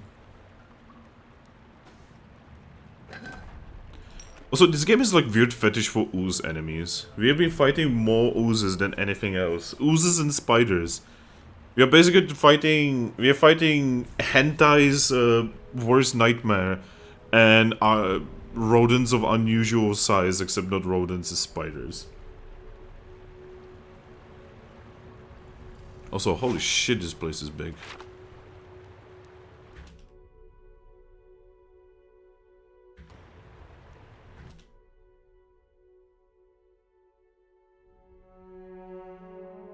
Ready, Watcher. She actually goes as Watcher now. Alright. Open fire. Hey.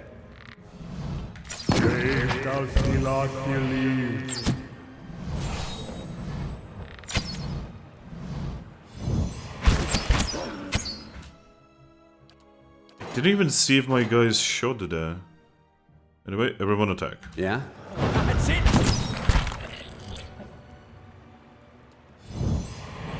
Slow and silent. Yeah, right now we are in a position where Sure. getting hit is not really that much of an issue because the enemies here are not very dangerous right now. But I get a feeling it's about to get worse.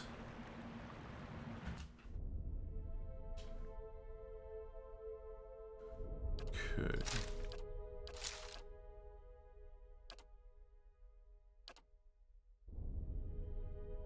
Hey.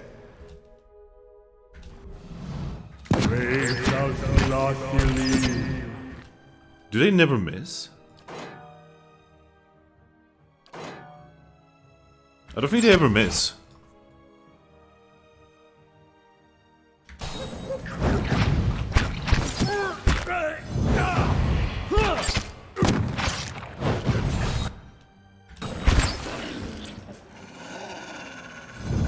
Yeah, these oozes never miss. Strange ancient noises. What? Sure. I'll see what I can find. Is there some kind of audio problem on my end? Okay, so this is it. This is the end of the map. So, wow, look at this. That goes for a while. The background noises. What? Give me a second. Sounds like some ancient shit. Huh? I don't understand what you mean. You're scaring me. Oh, wow, I couldn't actually unpause. Not your mate, the game itself. Oh, okay. Phew. Sure. See, to talk about weird background noises is probably the easiest way how to scare a streamer. Because suddenly they're like, oh my god, is my microphone doing something? Because you never know when your microphone is just gonna give up. Oh, there's a second floor to this. Okay.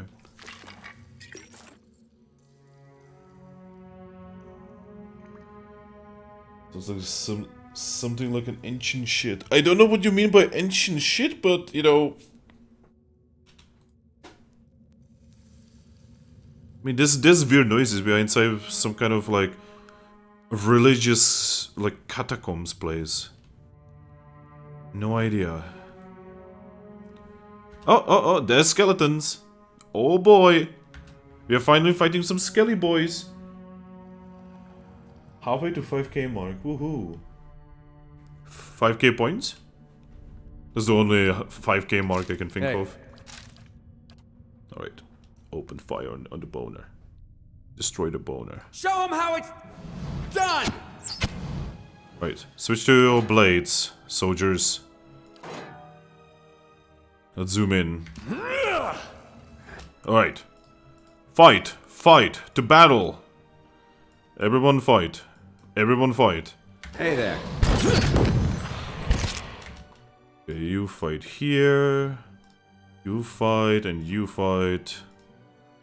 You bomb them. Let's go!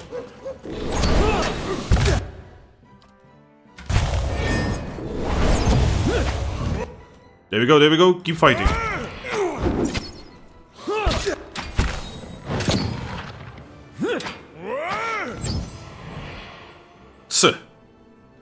Boners easy to kill.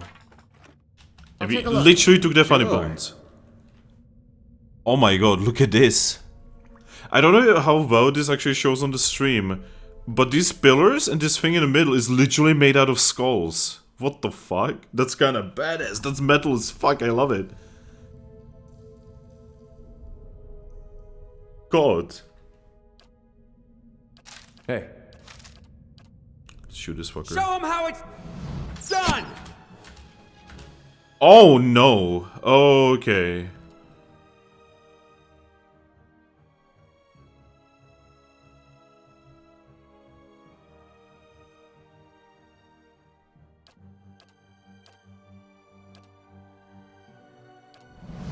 Okay, everyone appear.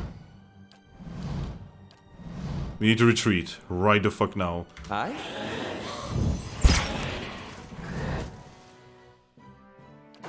Alright, so this is gonna be a big battle. This is gonna be a big boy. Hey. Alright, to battle!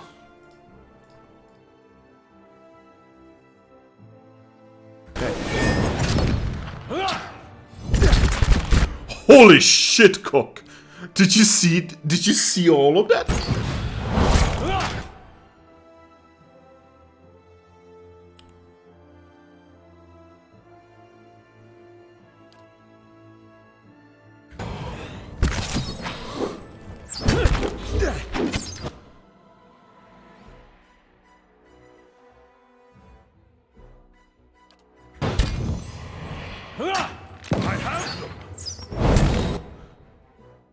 Alright.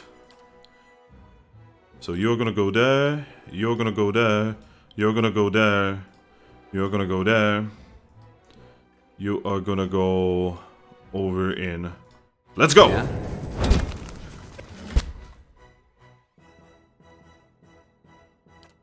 Mark him. And open fire.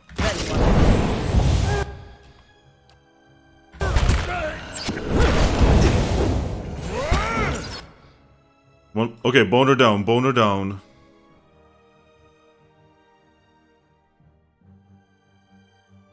Keep fighting.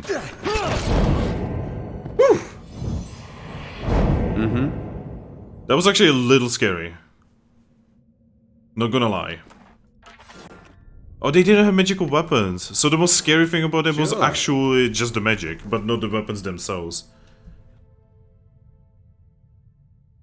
See, this game has taught me that it can pull out some real shit, right? So, because of that, I'm like, if I see combat, I just go all in. If I see combat that looks like it's gonna be scary. Even if it's not actually scary.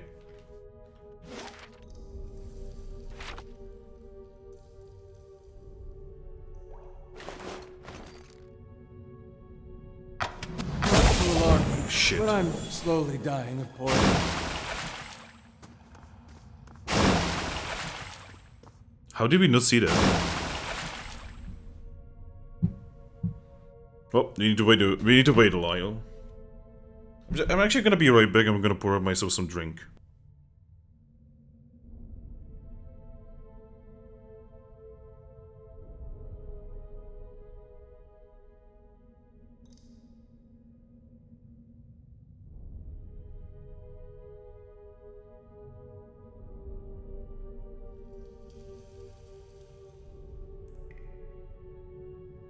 Okay, I'm back.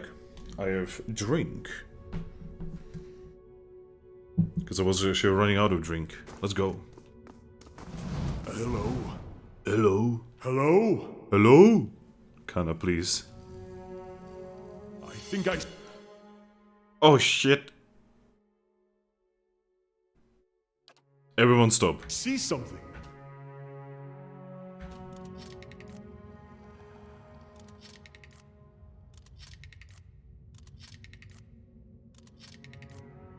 Okay, this is mega scary.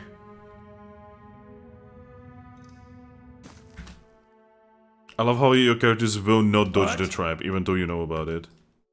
What? Aye? That means that trap is always gonna be there, and it's always gonna be in the way, and I cannot get rid of it because no one has high enough mechanics, because the game never gave me a rogue! Motherfucker. This is very annoying. That's not what I was expecting.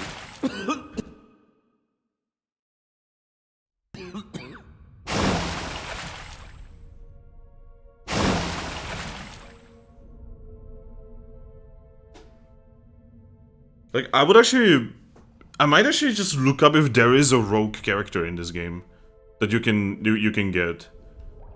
Actually, yes. Give me a second. I'm gonna like very quickly. Is there a rogue NPC in Pillars of Eternity? Yes, there is one, but you can get them until you enter the White March part of the game and progress a little there. Wow.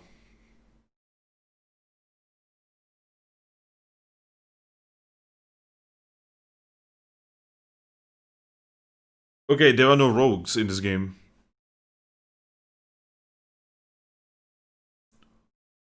That's silly. I don't like that. That's like literally one of the most basic classes in D&D history. And it's not in the game. Ready, Watcher. Like, what the actual fuck?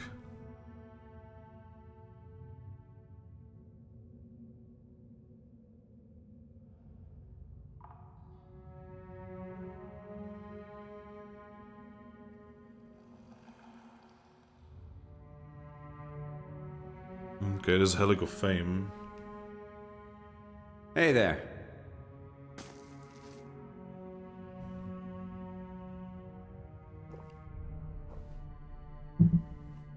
Like, how do you even play a game like this without a rogue?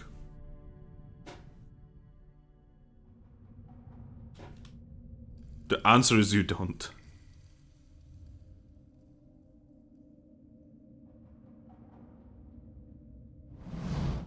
A lone figure in tattered robes shuffles across the chamber, muttering under its breath. As you approach, the figure halts and swivels its head towards you. Its haggard visage is a labyrinth of wrinkles and sores overgrown by a moss-like beard. What's this? Who disturbs Helic's work?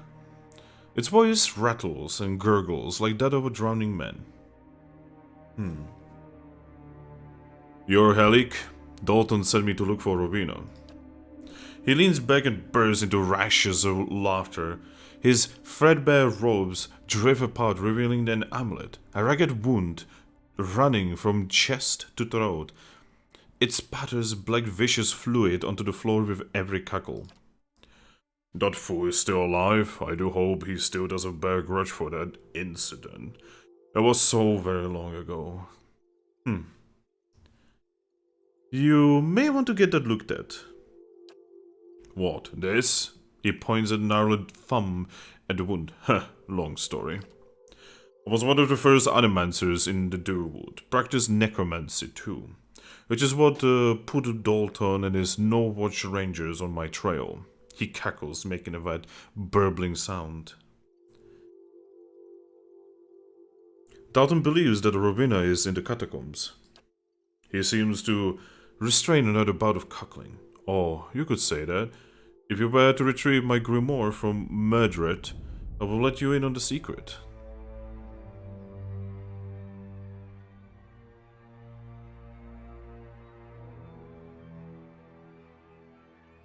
So what do you need me to do? When Animancy started gaining popularity, I came to Defiance Bay in hopes of finding a place where my research would meet with more acceptance. Worked at a Brackenbury sanitarium for a few months when I met Medred. He spits a glob of black blood on the floor. Let's just say Medred and I didn't see eye to eye. Got so bad we were threatening to kill each other on a daily basis.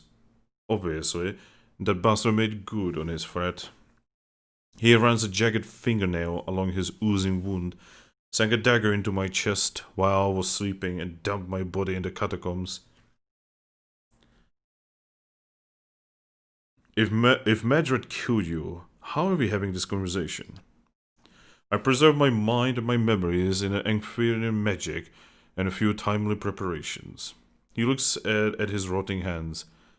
Yet now my soul is anchored into this decaying husk. Important for you to tell me.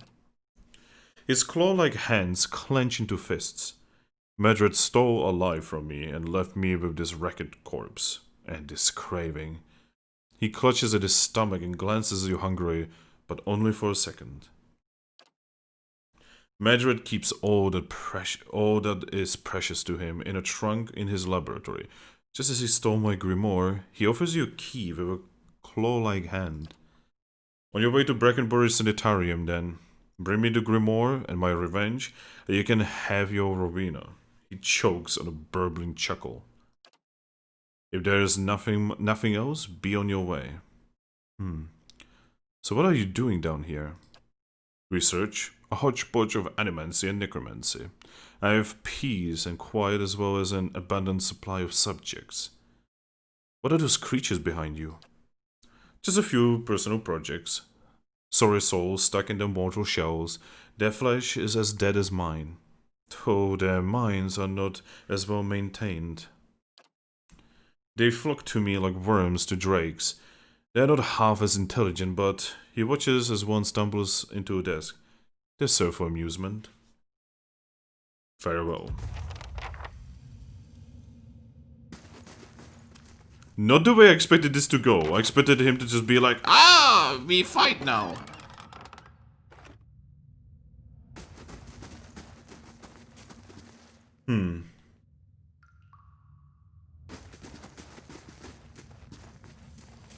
See, I kind of want to know more about this whole thing. They'll never know I'm here. You should see this. God, another one. You should see this.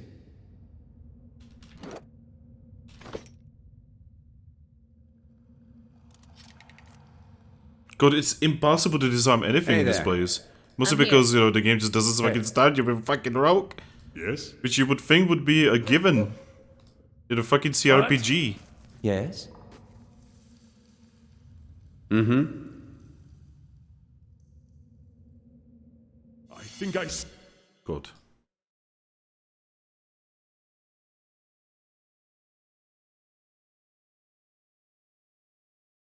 see something. Why fight if he can get you to do his dirty work? What? How may I help? See, I want more information.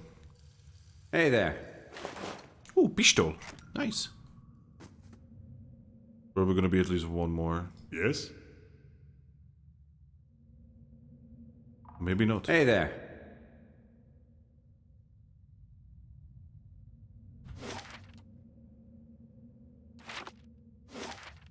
Like, the only thing I want right now is more information, basically. I don't want my character to just be running around and doing things without getting enough intel. That's how you make mistakes.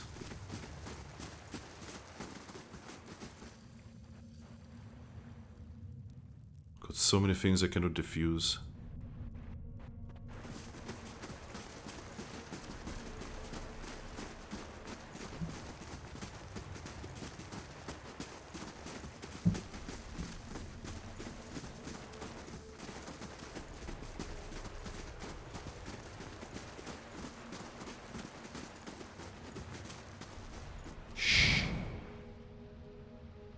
Oh, there we go. Enemies.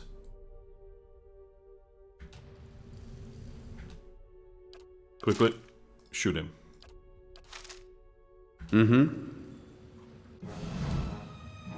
Great. And everyone in. If thou do not believe. Something, something, loud noises. I shall be discreet. I shall be discreet. Ooh, that's a big boy right there.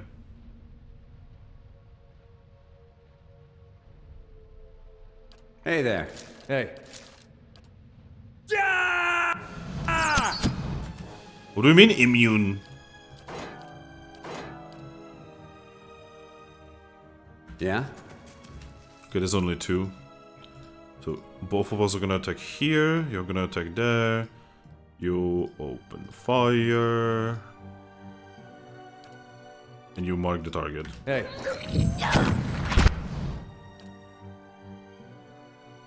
I?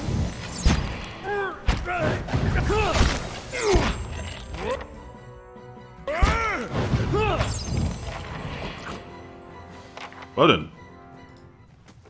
Victory for us, I guess? Sure. Sure.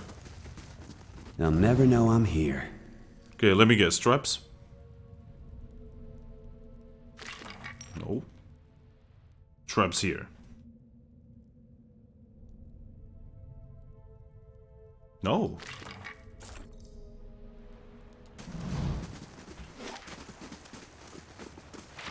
Okay, now we are gonna cross this bridge. We are gonna cross the bridge when we get to it, and we just got to it. So time to cross I it. shall be discreet. Okay, those are weird noises that's happening over there.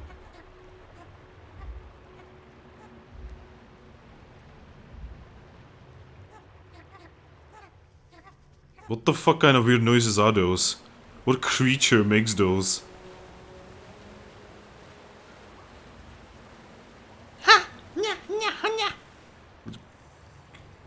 I could imagine kobolds making those.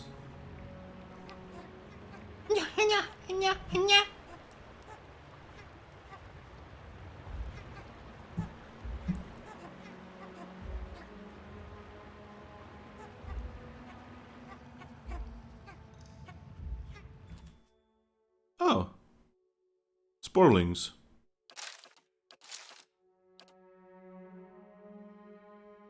Ready, Watcher. Following your lead.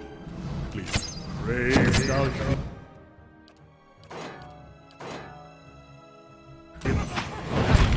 Oh shit, that's a lot of them.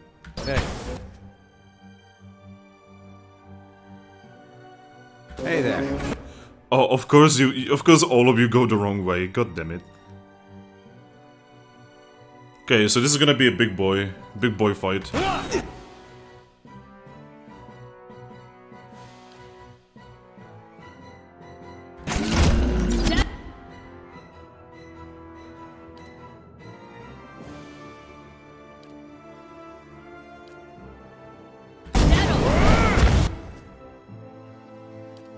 Ooh. This is actually a good time for a fireball, I think. Fireball! Woohoo! Fuck yes.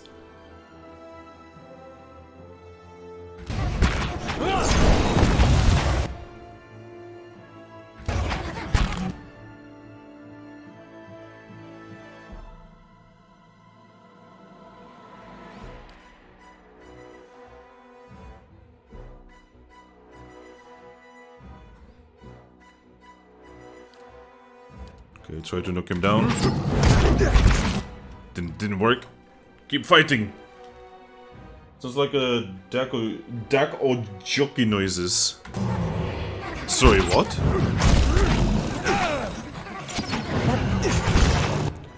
Never trust the ducks, man.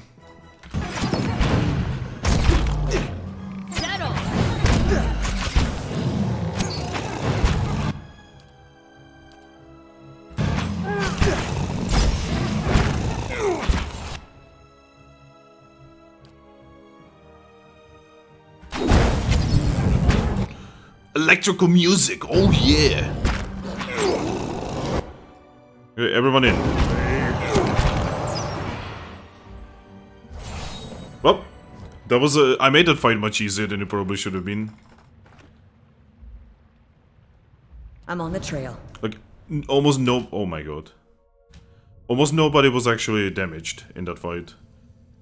Now this one is gonna suck.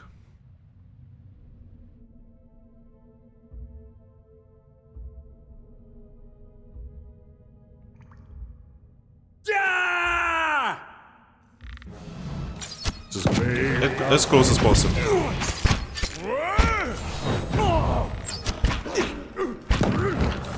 Okay. Form up. Hey. Hey there. Okay, everyone reload. Keeping an eye out. Going to sneak.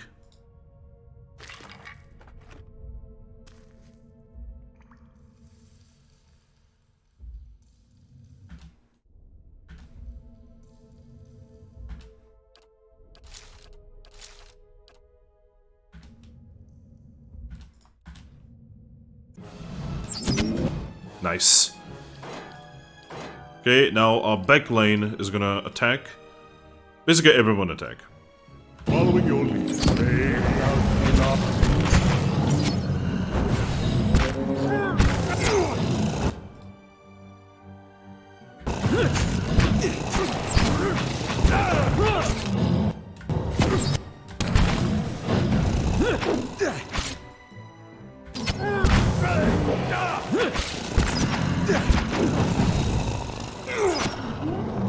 There we go.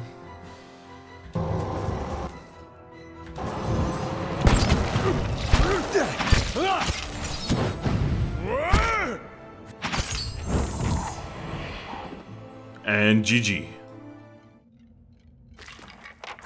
That's some money. Some spores. Just reminds me that Spore is an amazing game that doesn't really work on modern computers anymore very well. Like, it does, but it's also not really well functioning. Not as well as one would want, basically, is what I'm trying to say.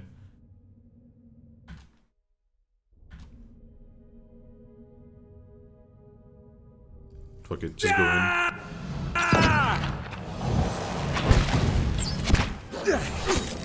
Show him how it's done!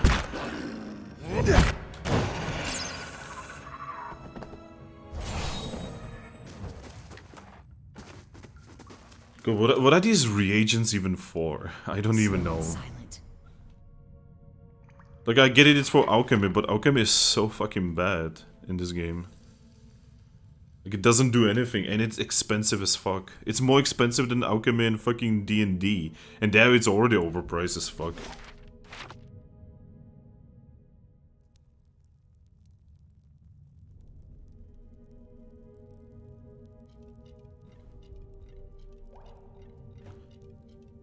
Okay. There's definitely a room in there. Locked.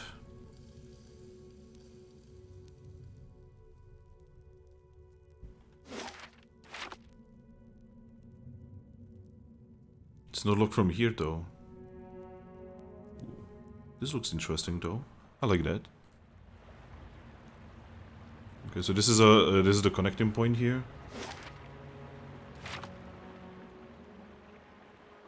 So what's in this room? Does it look like someone broke into this? Like through the wall, literally.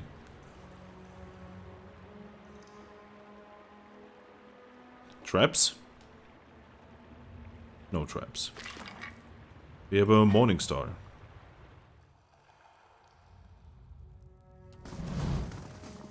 Right, so we are gonna go in front of this door. We are gonna see what's beyond this door. We still have some spells, so we should be able to, you know, do this. Slow and silent. Though very soon I'm gonna have to go back to Kaed Noir and just get some rest. I can do that. As requested.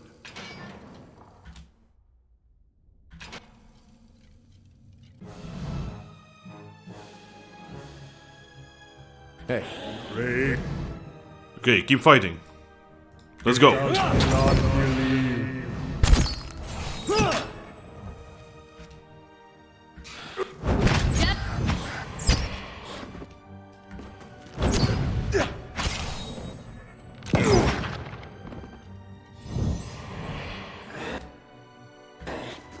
Go, go, go. That's a wizard. Don't let him attack.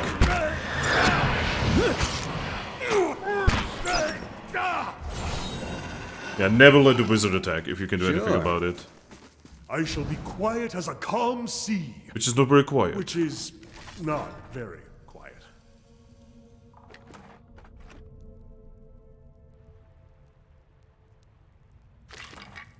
Some money. God, this place is like a big, like, undead problem.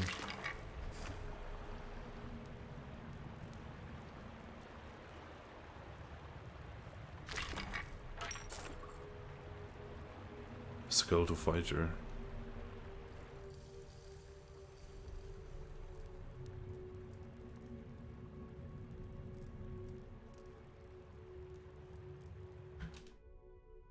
Okay, so we are gonna just get into the doorway.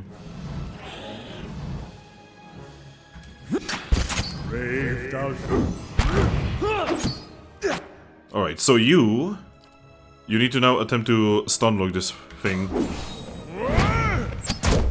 Nope. Didn't work. Let's go again. I'm also gonna give you some fire damage.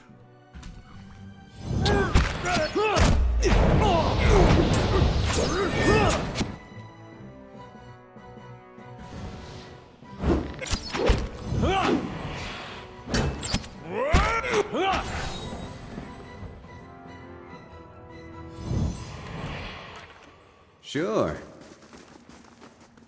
Easy does it.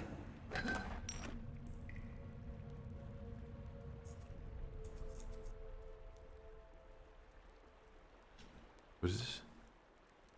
But why? Why? That's my one question. Why?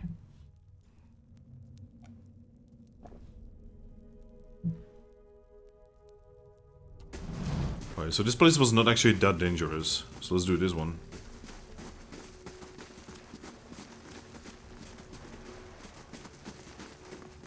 Some good old dungeon to delving. That doesn't get more classic than this. Hello?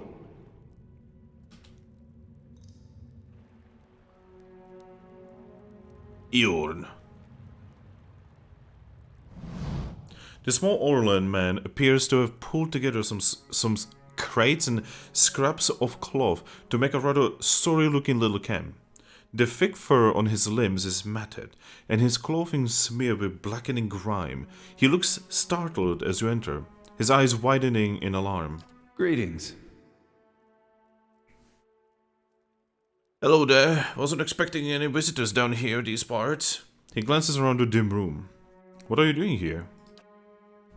Aeon grimaces. I've been a little down on my luck lately. Didn't have anywhere to stay, so I thought I'd come here. Nobody pokes around in the Catacombs much. Not until you, anyway. Wow. Wow. You need really high stats for this shit. Let's talk about something else. Yes, lads. Have you seen a woman named Rowena? He shakes his head. Sorry, but I don't know anyone by that name. I know I'm not the only one down here, however. I hear voices now and then from across the canal. Sounds like they're coming from the northwest. Why are you down here again? Okay. What can you tell me about these catacombs? Eorn smiles wryly.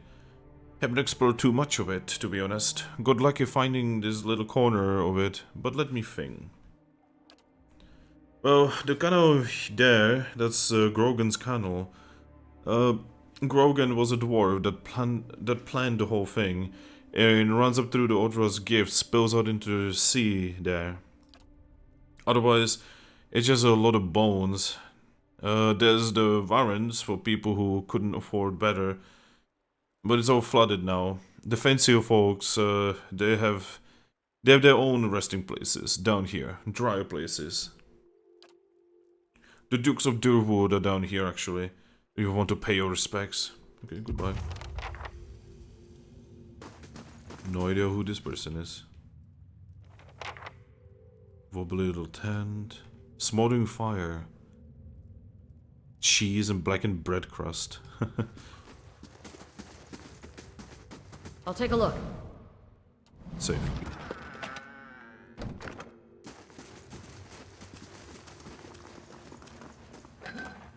Ooh, there's resting supplies right here.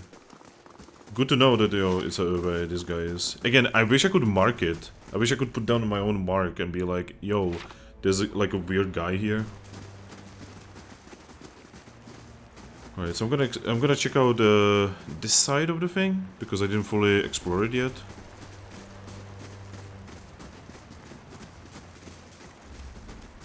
I wonder how scary ogres are in this game. They are not super scary in Baldur's Gate because, you know, in D&D they are not very dangerous. Oh, well, fight it is. Didn't know that there's gonna be one. I'll teach them. No mercy was given to this creature. Can you even call an ooze a creature?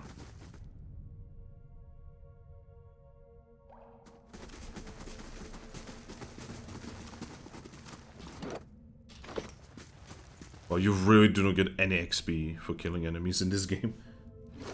Okay, so let's... Oh my god.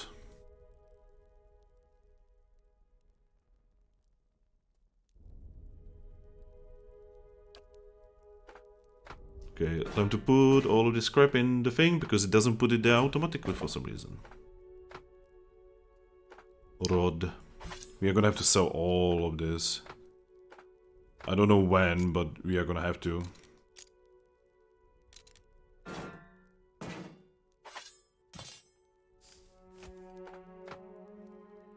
Deleterious alacrity of motion. Oh, it's the one that is basically poison. Nice.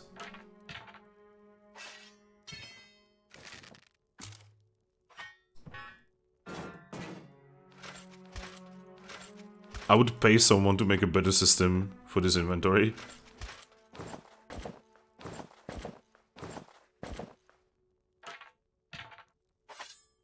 Actually, I would not pay because I have no money.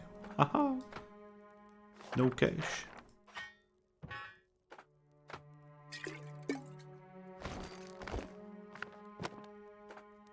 I have an entire chicken.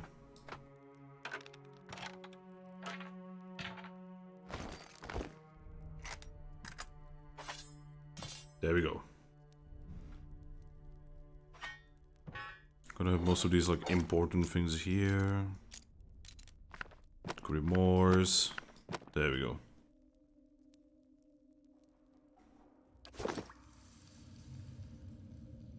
Nice and quiet. Let's go stealth and let's go downstairs, I guess. Let's go deeper.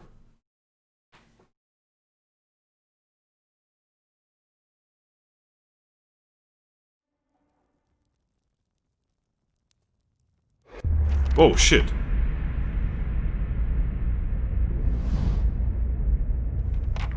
Alright. In front of you looms the ghostly, hollow image of the man who was present at your awakening. He casts a pale, sickly light in the dank corridor as he regards you. You are from Catacombs, my boy. His words are an echo in your mind from a time long past, and you know your response before you speak it, as if it was always been. Yes, I was born there. A remarkable city. Truly one of the most impressive we have encountered outside of our own. Many exceptional people who have joined our cause come from Catacombs. What made you decide to join our order?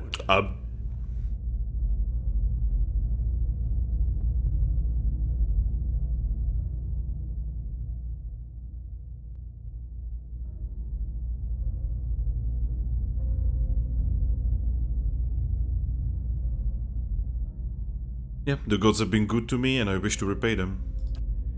They will smile upon your service as long as it is performed in earnest. Are you ready to take the oath? To spread the word of the gods to the lost and heathen? I am. See, that seems fitting, you know, for our character being a paladin. I'll take a peek. Havmaksk. The mercenary eyes you warily as you approach, his weapon readied. What are you doing here? You don't look like one of that masked lot. I left my mask inside, let me pass. He thinks carefully, then nods. Alright then, go on in and report to Acolyte, and she will give you your assignment. They should be just about finished with their meeting in the big chamber. Very well. Fuck. That was scary.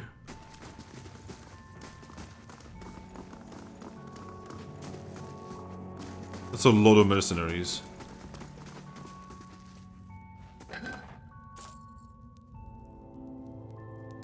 That was actually very scary, not gonna lie.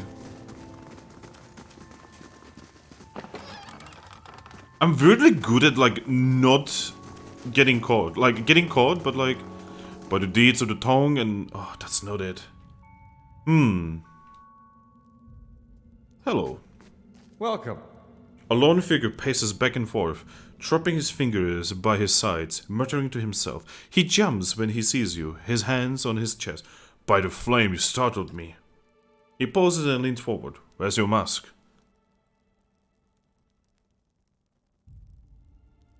It's too itchy. I will put it back on for the meeting. Well, don't let anyone inside you... Don't let anyone inside... Don't let anyone inside see you without it. They're keen on the anonymity. Okay. Tell me about the meeting. This must be your first time. The Acolyte communicates with each of us individually to hear of our progress on all tasks and to assign us new ones. He shivers with mixture of pleasure and dread. It's a unique process. She's a cipher, so she can speak to you without words. Fascinating, until you realize she can probably read your thoughts just as easily. What do you know about these tasks? He laughs nervously. Only what I absolutely need to. We protect the secrets of the gods, so discretion is essential. He waves a hand between the two of you. We receive our instructions from the Acolyte, just as she receives hers from someone else, and so on, right up to the Grandmaster. Our role is to obey, knowing as little about the overall plan and each other as possible. Okay.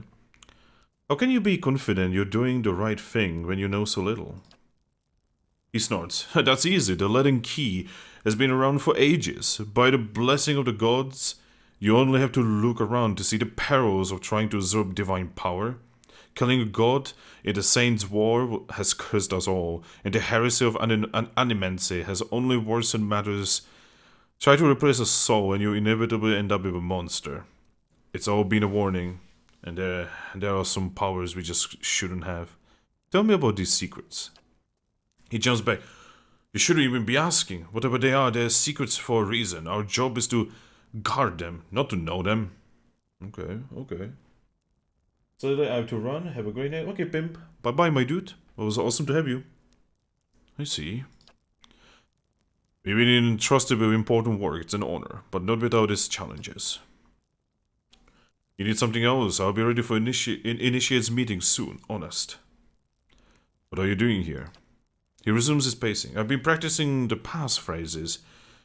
I know them backwards and forwards, but I get nervous every time I think about repeating them to the Acolyte. Well, you can practice on me. Okay. Here goes. First question. State your name and purpose. Answer. My name belongs to the gods and my hand to their service. Second question. What company do you seek? Answer. I seek the company of shadows that our labors may remain secret. Okay. Give me a second. Just taking some screenshots here. Third question. Tell me of your labors. Answer. To see that the crop of Kith and Wilder does not disturb what bones the gods have buried. Fourth question.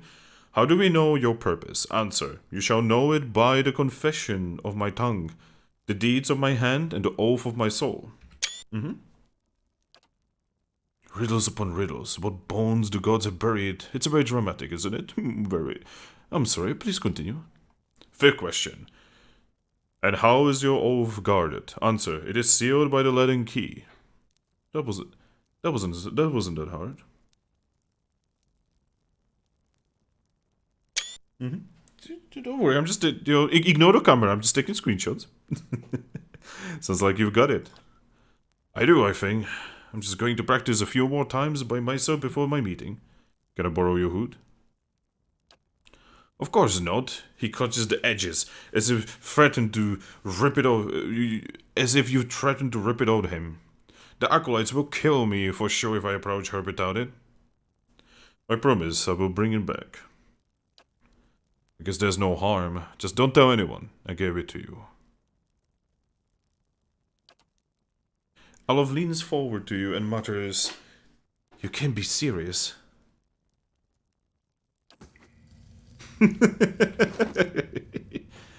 Oh no. That's amazing. I wonder if this is gonna work.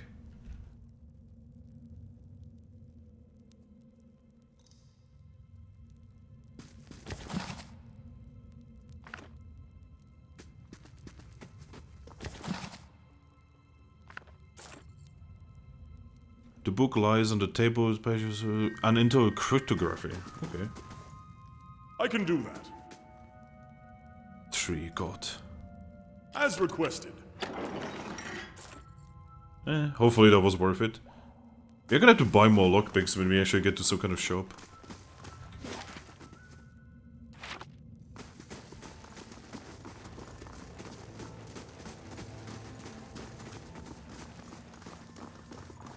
This is actually amazing.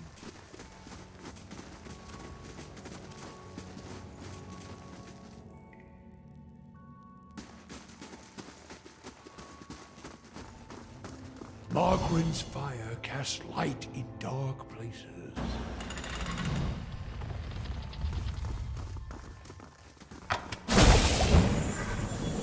God. Fucking traps, man. I'll take a peek. And it's trapped anyway. Oh, it worked! Ooh, ring. Ring of searing flames. Well, I know who needs that. So we have a ring of searing flames on you, and you need it as well.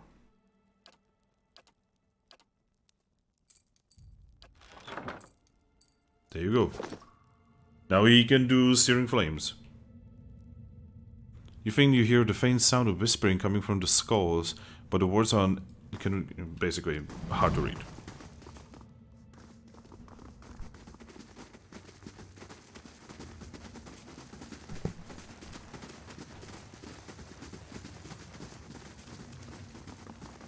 I hope I only need one, and I don't need more than one.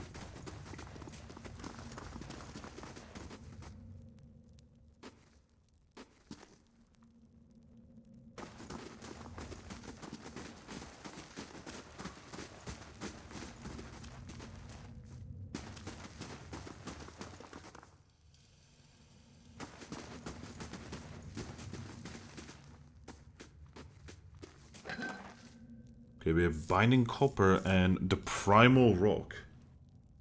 What does the Mega Vase even means? What do you earn from it? I mean, earn. You don't really earn anything right now, but you know, if my channel ever gets big enough to have like giveaways and shit, right? Then, you know, people who are gonna be in the Mega Vase are usually gonna be the first one to actually get, you know, that sort of stuff. But right now, it's basically just so that people can waste their points, because there's people who have like 1,000,000 points at this point on my channel. Okay, let's see. So first I'm gonna have a look-see if those screenshots are actually saved. They did. Sorta.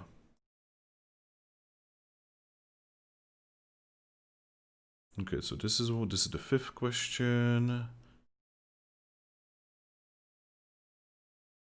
God, this screenshot thing is so bad on Steam, it's kind of crazy. Alright, so I took the screenshots. Hey there. Oh. Hey there. I thought the person was gonna be at the door, but no.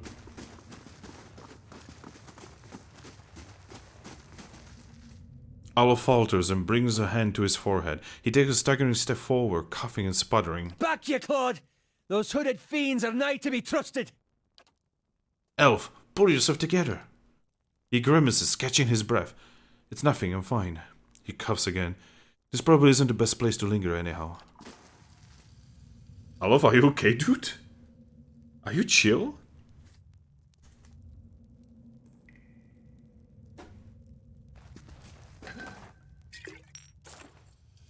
What the fuck? And what does the flame reveal? You hear murmurs and chants on the other side of the door. A ritual of some sort is already underway.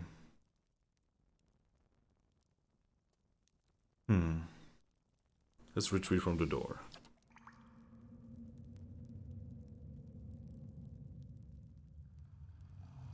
So we're gonna make a hard save for this. Hey there.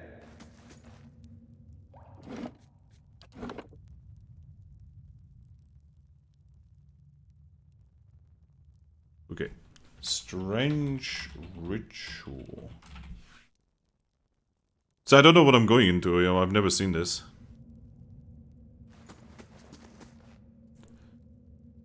Okay, I'm gonna continue into the chamber alone. You open the door and stride into the chamber. Let's go. Several shrouded figures are lined up across the hooded woman. The figure at the head of the line approaches her. The woman places her outstretched hand onto the stranger's forehead. They stand in silent communion as you look on. A few moments later, the stranger steps aside and resumes his place in the circle around the statue. The woman turns towards you. You are late, attendant. Even though her face is concealed, you sense her rage and her dangerously low voice. In a sudden silence, the others in the chamber. I've been waiting on your reports. Quickly now, state your name and purpose. The woman beckons you closer with curling fingers. She rests her open hand on your forehead, and you feel the heat from her palm through the thick material of your hood. Her voice is so low and soft that you're not certain whether she's speaking loud or in your head. Okay, let's see if I fuck this up. None of your business. My name belongs to the gods, and my hand to their service. What company do you seek? Is that an offer? I seek the company of shadows, that our labors may remain secret. Tell me of your labors. To see that the crop of Kith and Wilder does not disturb what bones the gods have buried. How do we know your purpose? You shall know it by the confession of my tongue, the deeds of my hand, and the oath of my soul. And how is your oath guarded? It is sealed by the laden key. Welcome, attendant. Tell me of your exploits. In your mind, you see a building magnificent with trellises and tiles, located on a pristine boulevard. The wealthy and learned stroll in and out, trading knowledge and coin. Does he wait still? Oh shit! Oh shit! Yet it also houses misery and madness. Somewhere within its rotten core sits a man, his hair matted, but his eyes alert. He watches and waits, a prisoner by choice. Yes. Did they arrive?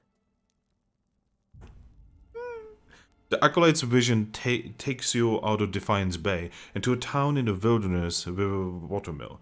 A signpost on one of the paths reads Durford. Several figures huddled together, shrouded in cloaks and hoods. An image of ruin suddenly looms in your mind. Two skeletal effigies flanked and cleft in mountainside.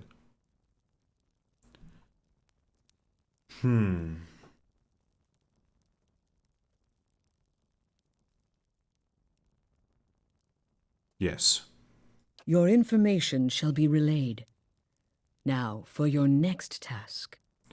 The ruins fade from your mind, and in their place is a palimpsest of a neighborhood. Run-down estates are cobbled around a cemetery and an ancient tower. Savage shapes prowl the streets. In the tower, a man hunches over a strange mechanism.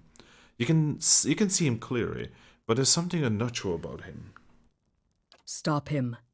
And above all, don't let him meet her. You see a woman, deathly pale, with a scar over her heart. The Acolyte shows you a door in the base of a tower.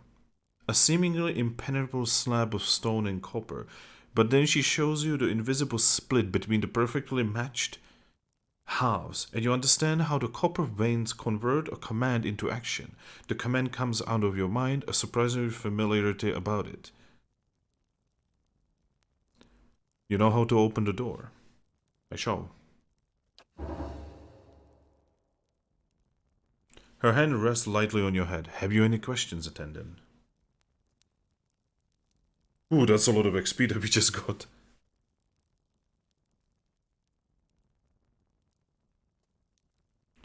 What is this place? This is what remains of the Temple of Vedica. The Acolyte shows you a grand structure surrounded by the faithful. The fires of revolution destroyed everything above us and left the remains abandoned, perfect for our purposes. Who are you? I am Acolyte. That is all you need to know. Show me the prisoner. In your mind, you see a building magnificent with trellises and tiles. Okay. Farewell.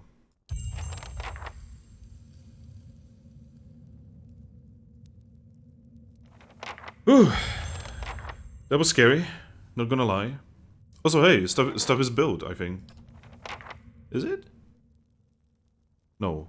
There's something that happened. Taxes collected. All earnings were lost to bandits. Thank you. Thank you, game. I'm so happy I invested in this place.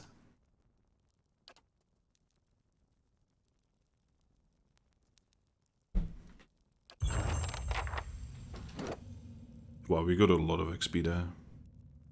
We are mostly honest. So we are mostly honest, diplomatic, and benevolent. Also rational. Sometimes we are clever and sometimes we are passionate. We are not very passionate nor clever about things.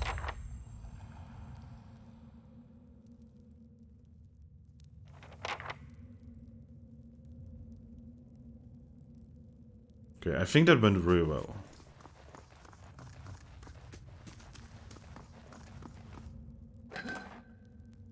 Torque of Defiance. Ooh, interesting. Devotees place assorted keys that thief filled away. Oh, interesting.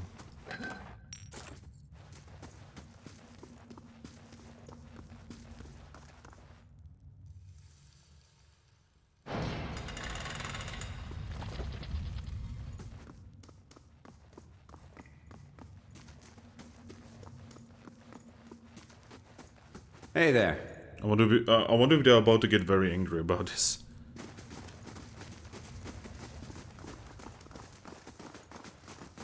Oh no, they're not getting angry. Nice! Wow, we don't even need to murder. Fucking crazy, man.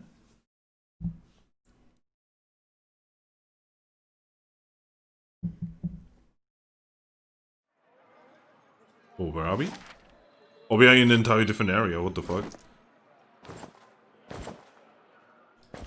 I've never been to Nasitak. Is it very cold? A moment, please. What creatures wander the tundra? I feel I should How are your explain leaders myself. chosen? Do you always ask this many questions? Well, that's just to get us started. Let me get out some parchment for notes. Ask whatever you want. If I don't know, I'll make something up. Okay, I'm gonna talk to Olive now. About my episode in the Catacombs. There's something I should have told you earlier. See, that's an understatement. He claps his hands together, slowly massaging a knuckle with his thumb. I meant no harm. I thought I could keep it to myself. That when we resolve the matter of your soul, we would also address my problem. I also have an awakened soul. But unlike yours, mine is a presence that shares my senses and my skin, making herself manifest at the most unwelcome times. He closes his eyes and grits his teeth. His lips quiver and twitch with the vestiges of some internal debate. Several seconds later, he opens his eyes again. They're watery and bloodshot. I'm sorry. I've tried to learn to control Isilmir. I've gotten stronger, but so has she. Tell me about Isilmir. Artless, uncouth, a creature of rash impulses and feeble faculties. She wags her impertinent tongue when she should listen. Aye, this one's fit to boil. Hard to get this gaff over anything tisn't to do with books and spell speak. He grimaces, running his hand through his hair. I have none of her memories. Bearer spared me that much. But her coarse manners and intolerable hell speak suggest a provincial from a very, very long time ago. She tends to surface a hair's breadth from conflict, when the fuse has burned down and the thief are on edge. And when she shows up, she doesn't stop to gauge a situation. She just acts. She seems reckless.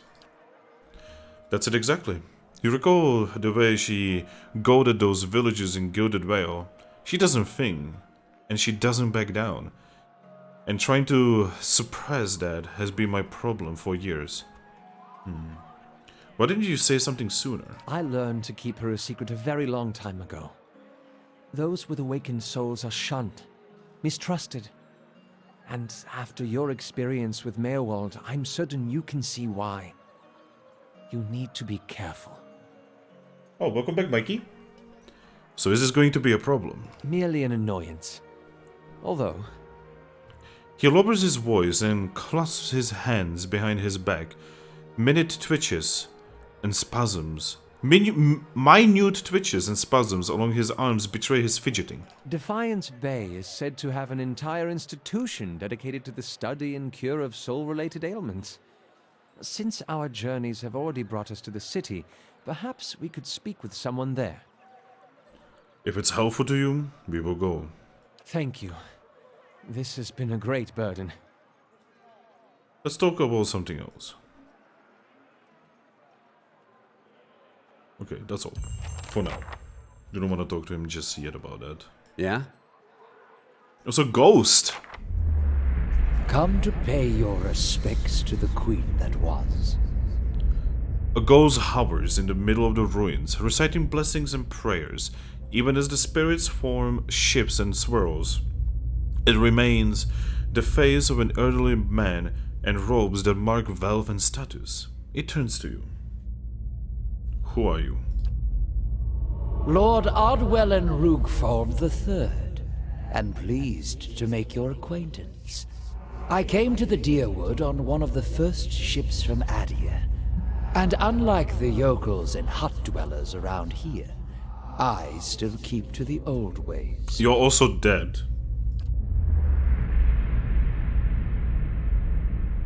It's truly a pity to see what the locals have done to the Vedika's house of worship. So, what are you doing? Worshipping Woodika. Oh, Woodika, the okay. exiled queen and oathbinder. I come every day to offer my devotion.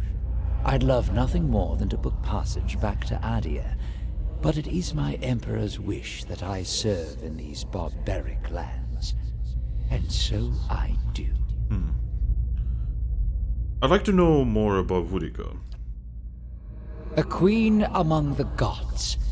She oversees laws and oaths. Everything has a rightful place, and Woodika watches over them all. Of course, not everyone accepts this. Even among the other gods, her authority is questioned. But Woodika is also goddess of memory and vengeance, and she remembers. She'll remember every slight and trespass when she reclaims her throne. You know that you're a ghost, right? I beg your pardon? Is this some sort of joke where you come from? No, I'm serious. Just look at yourself, man.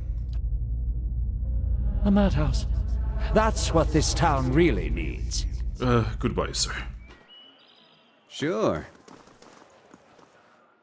Ooh.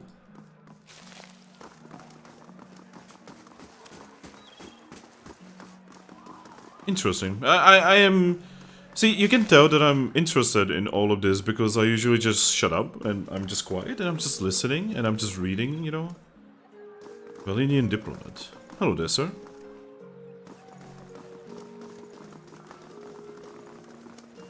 Justicar.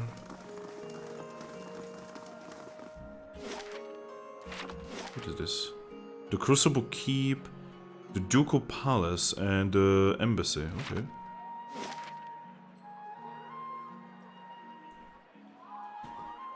Suddenly, like, almost everything has been unlocked. So I kind of want to go back to the Copper Lane, and I want to finish exploring it.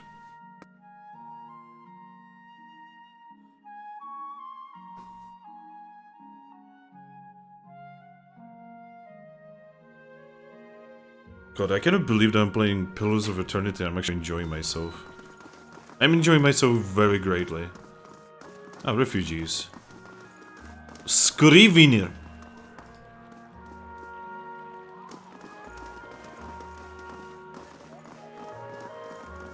So there's this guy. I can actually talk to him. Hello. I'm still searching. Okay. Ooh, I want to go into this amphitheater. Wait, it's an amphitheater in the middle of, like, rebellious people. It's probably not very good. Oh, it's actors! No, no, no, they're actually doing the thing that they should be doing. Oh, that makes me happy. Oh, they're actually doing a play. Oh, wow, what the fuck? So in ancient Greece, you know, these things, these amphitheaters were basically used for plays, you know, kind of like right here. Except, you know, there would be a lot of people like, you know, like it's kind of the opposite of how it should be. Like people should be here, right? And, you know, this is where the play is done, right? I mean, people would be here as well, so, you know, like these amphitheaters usually would have like lots of people. Anyway, let's talk to Lamdala. The statuesque woman has a gaze that could cut stone. She turns her chiseled cheekbones to the sky and favors you with a look of acknowledgement. Her eyes shimmer under silvered eyeshadow and razor precise line of kohl. Before you can speak, she throws her hand up in dramatic fashion. Hail and well met. Autographs after the performance, please. Great art requires great concentration, and greatness is expected from the Rebel of Stars. Okay. What do you do? That depends entirely on the demand of the role. She lays a slender hand on her chest. I am Pallid Knight, the Widow of the Wood, and the warrior of Queen Mokaga.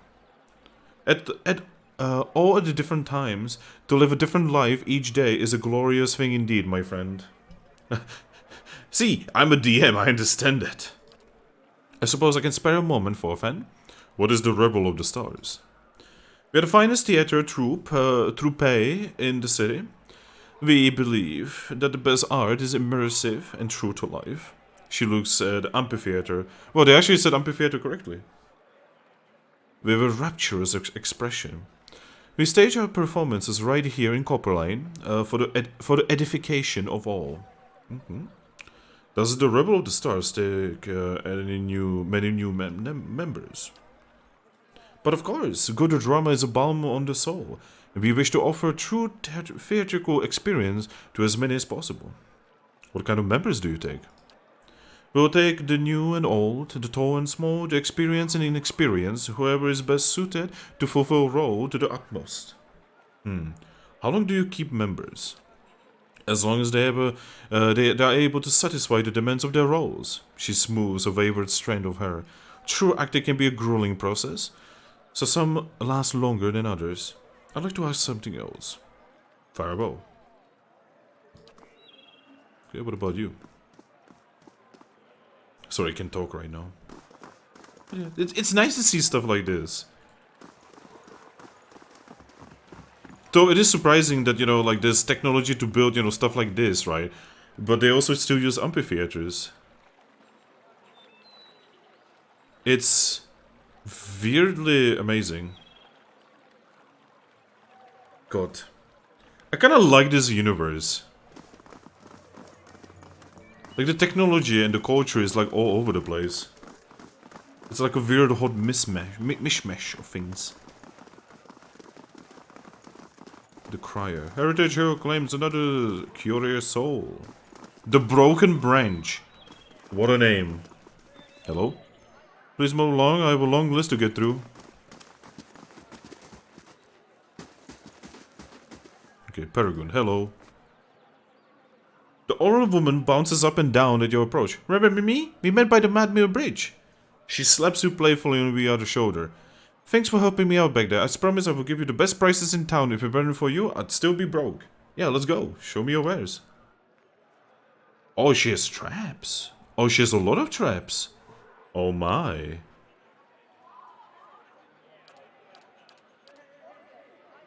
Concussive missiles. Okay, if I wanna like deal with traps, I can totally go to this one and yeah, just get Fan of Flames, Knives, Hail of Darts, Arrow Traps. The fireball ones seem really cool. The sun lens, chain lightning. Alright. Oh no, I can already see myself spending a lot of money in this shop because I like doing trap, like playstyle is really fun in most games. Good day to you. The young woman stands by a card, watching the crowd with large, bright eyes, and focus on you as you approach. Take your time, traveler. If you're looking for enchanted scrolls or garb, you've come to the right place. Are you selling a dagger made out of marked steel? She stands on the tips of her toes and points to the store between the stairs. You must be looking for Igran. See that tall Oma over there? He sells weaponry. Okay, show me your wares. What are you selling? The Seal of Faith. Plus one spell. Oh, that's really good. Oh, that's mega good. That's definitely something we want to get. Theoda's Ring. Oh, we want to get this as well. We want both of these. God.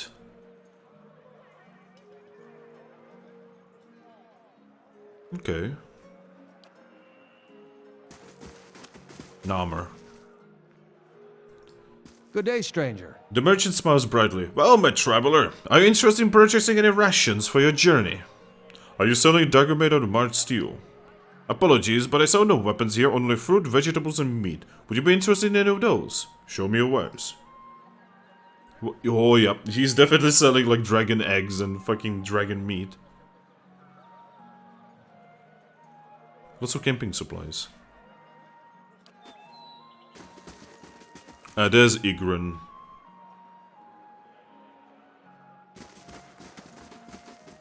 Good day to you. Igran stands behind a store, polishing a broadsword. The patterned flesh around his eyes is crinkled with age, and the muscles in his arms are knotty and lean, but he holds the weapon with ease. He nods at you. Come to take a look? You will find a fine collection of armor and weaponry in Defiance Bay, outside Sonil's, of course. He flashes a crooked grin. What is so special about Sonild? She operates in the expedition hall. He jerks a thumb over his shoulder. Sells the best equipment in the city, but Venom keeps her on a short leash. Keeps her fine inventory reserved for chartered expeditionists, members of the dozens, and anyone else who takes a liking to. Okay. I'm looking for a particular dagger made out of marked steel. Just like the Crucible Knights use? Let me guess, you've been talking to that kid, right? He laughs and shakes his head. I'd be tempted to sell it to you anyways and let the little rascal learn his lesson, but a pack of adventurers already took it off my hands. If marked steel daggers are only given to Crucible Knights, how did you get your hands on one? Igran pauses mid-polish, his cloth slowing over the blade. All of the steel passes through my hands, friend. I don't make it my business to ask where it all comes from.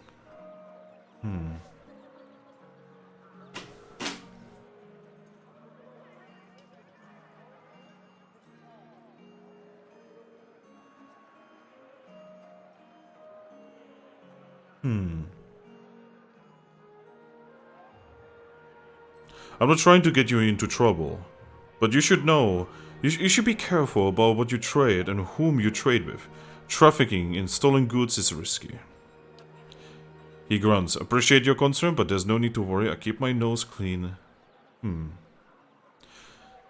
So those adventures you sold the dagger to, where are they now? Folk like that only visit Copper Lane to crew up at Admev's Den Expedition Hall, or down in the pin at Goose and Fox. And since they weren't headed into the den, well, you got my best guess. Tell me more about the dagger. He oils his cloth in hand. Made out of high purity iron, or that comes out of the Wide March Mountains. Traditionally, the smiths at the Crucible Keep have smelted it into daggers and swords, which they only give to the Knights of the Crucible. Of course, I'd be surprised if that kid didn't already tell you all of this, he grins. Okay, show me what you have. Oh boy.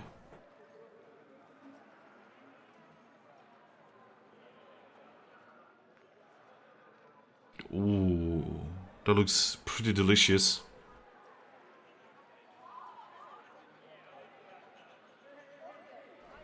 Yeah, that definitely looks pretty delicious.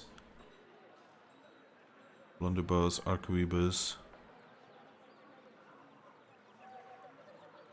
Pike's Pride.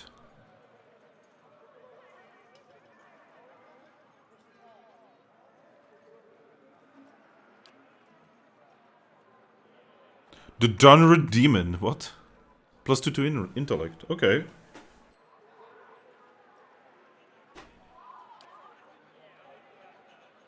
Always looking for helmets that actually do something.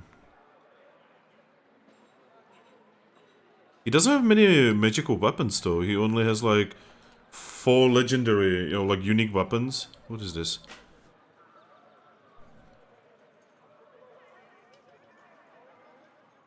Okay.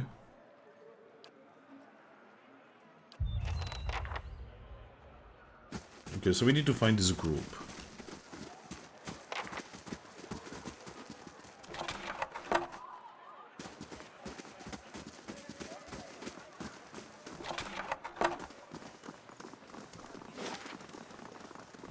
Okay, there's some kind of house we can explore here.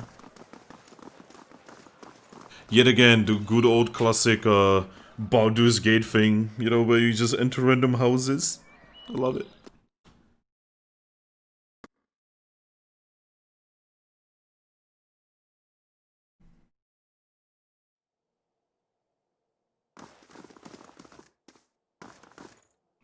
Right, everybody knows the plan.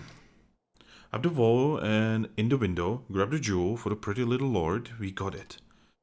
Listen, dwarf, if I have to... Langdon, we have company. Greetings. The dwarf eyes you suspiciously and hides his pistol behind his back. You are looking for someone? Because this isn't the best... Idiot, they're probably the Crucible Knights. You made a grave mistake coming here. Well, this is a misunderstanding, sir!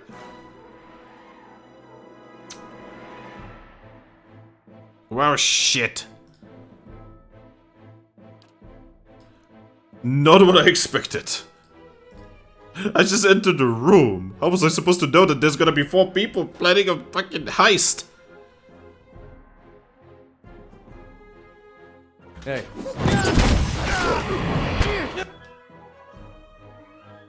Na na na na na.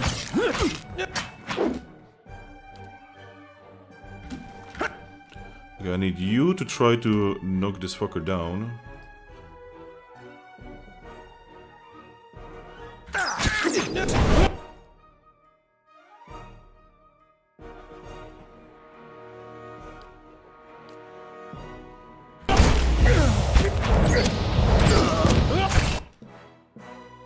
Okay, keep trying to push him down.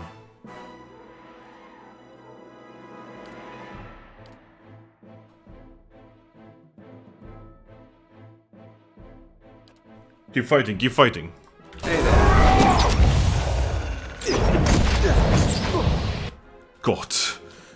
That fire attack is so powerful and I've been using it wrong this whole time.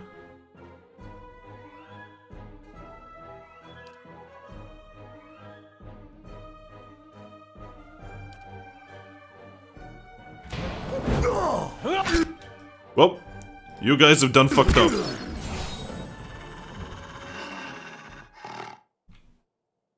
Welp. Ooh, a magical rapier. What is this? Thieves' letter. Our contact inside Raymond Manor will leave a second-story window ajar. He's confident that the location of the heart of the White March is in a hidden chamber. Get your crew together and head to Brackenbury before Lord removes the jewel. AD. Okay. Tell somebody about the plot. Oh, we could just do it ourselves.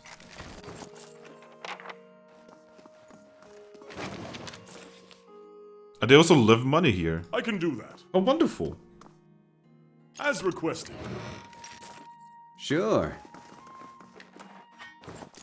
That was a weirdly easy fight, though. I was like, oh, I'm gonna have to pop all of my spells, but no. Like, fighting another group tends to be, like, the most difficult thing you can do in these games. Quiet. Ooh, I knew it. I knew it that there would be some secrets.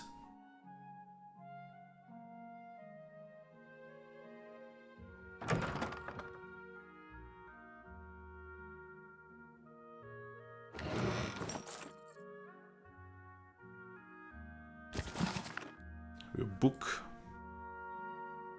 Modern What's this? Ah, there's a trap. Or a wall.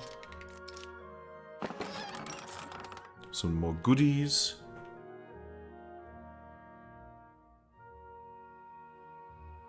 I was kind of hoping that they would not immediately attack me and we would be able to, you know, like maybe talk? But no. You know, it's their fault. They attack me first, honestly.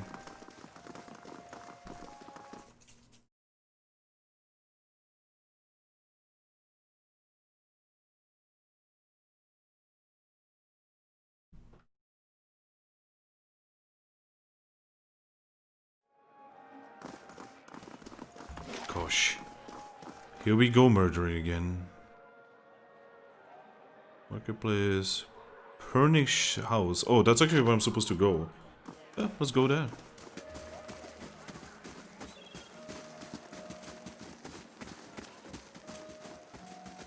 Kinda wanna see this area though.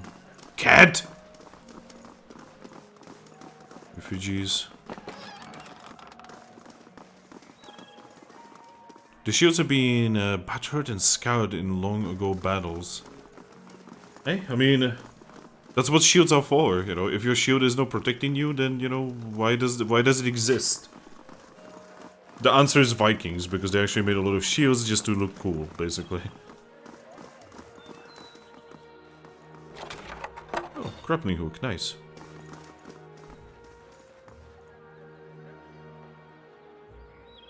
Okay, let's go inside.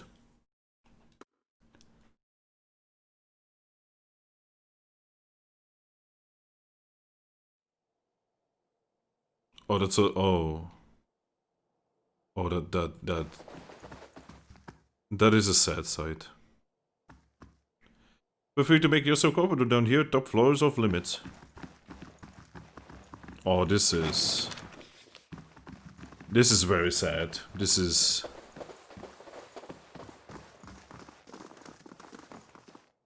There he is.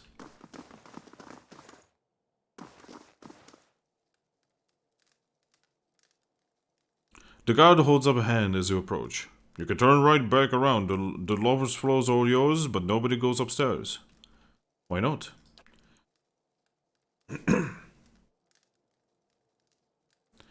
Because you'll be breathing through new holes in your neck if you head up there. That's why. Just mind your own business. Once you're on the swath, you're not going to much care where you are anyway. Get out of my way or I'll break your sword in half and feed it to you at both ends! Dagger blinks and takes a step back, as you like, gods man, just trying to warn you off. Yo, I kind of feel sorry for him, because like, I did a lot of security guard jobs in my life and, you know, that's basically exactly what you don't want to hear. God, I feel sorry for this guy. I've been there, man, I've been there. I feel so sorry.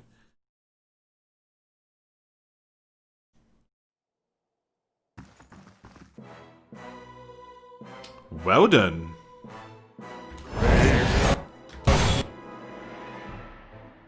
Fox. Alright, Fox go in. I'm gonna go in. We are all gonna go in.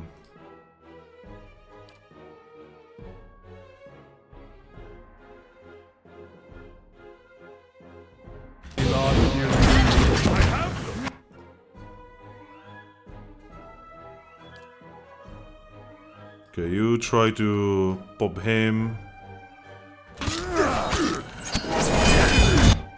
Ooh, that's a lot of AoE damage we are doing there. Nice, nice, nice. Let's go.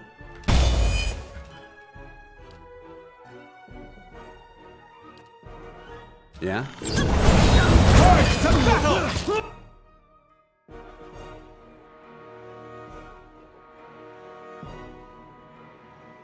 Okay, just keep fighting, keep fighting.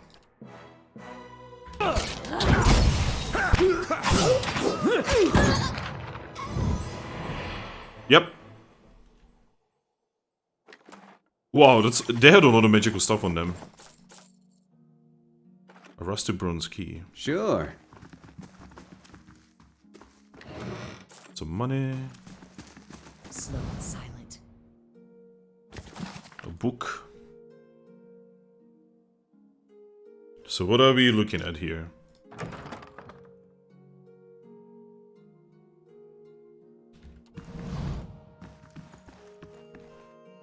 the fuck? But there's Pursnik at the bottom as well.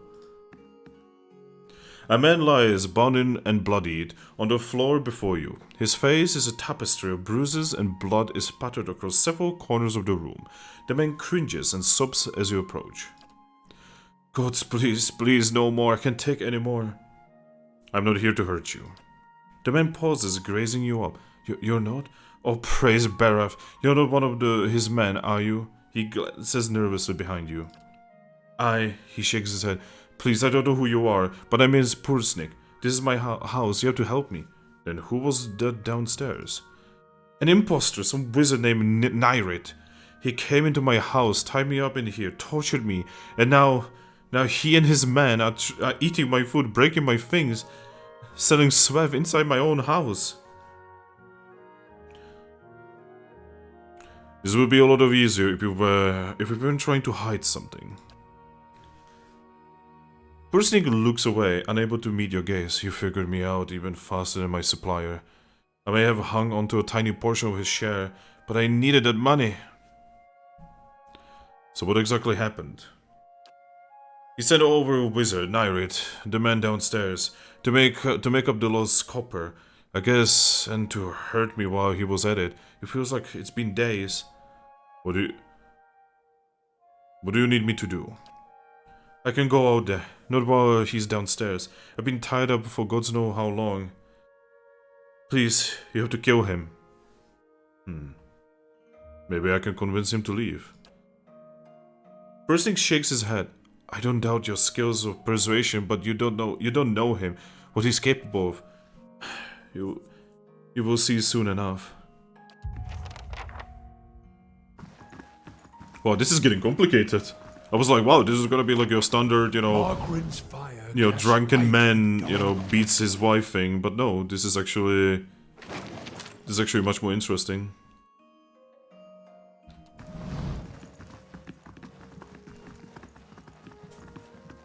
Alright, so when we go downstairs, we are probably immediately gonna get into combat.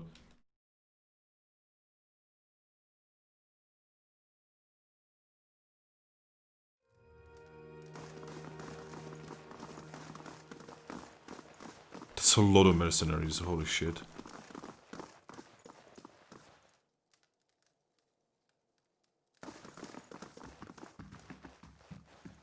Alright, so I'm gonna have you in the back in case this gets violent. Following your lead. I'm actually gonna need you to be into melee now. Hey there. Ready, Watcher. Yes? Hey there. In case things get violent, this is the only way I can go about it. So yeah, let's talk to fake Purnitz. The man before you flashes you a toothy and rather unpleasant grin. Well now, a new face, welcome friend. Name's Purnitz, and this, he gestures the room around you, is my humble abode, a place of business. And I do hope you're here to do some business. He glances at the nearby guard. Seems like a lot of guards for one man. You must be quite popular. Purnitz raises a brow. Sure thing, very perceptive. This business attracts some less pleasant types. Sometimes the clientele gets a little pushy. And every so often, someone even turns out to be snooping into things they shouldn't, and lessons have to be taught. His face shivers with a quick and unreadable emotion. I'm sure you're too smart to get wrapped up in all of that, of course. I keep it simple. If you have the coin, I have the swev. You're free to make use of the premises so long as you don't do anything stupid and don't get tangling with the other customers. Now, what can I do for you? I found a man you tied up upstairs, the one you're also claiming to be Purnitz. The toothy smile falters. That's so. Shame you had to go digging around, friend. Because now, I can exactly let you leave, can I?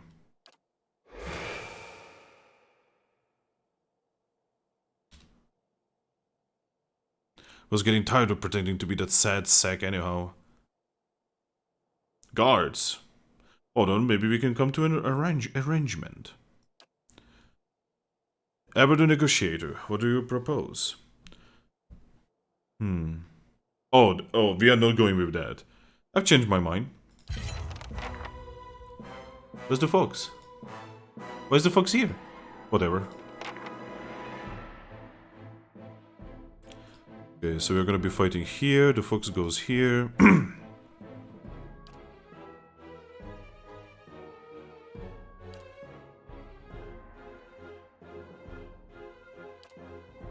We need to attempt to murder these fuckers as quickly as possible.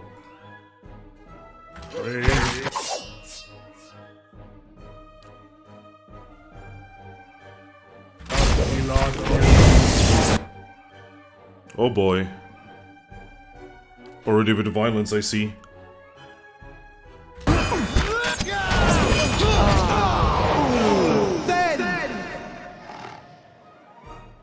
He's like, stop! Narid staggers back, holding a bloody hand in front of him.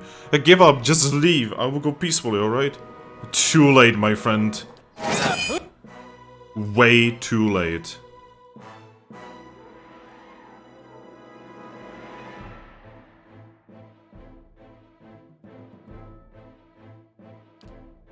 Okay, that fucker needs to go as well.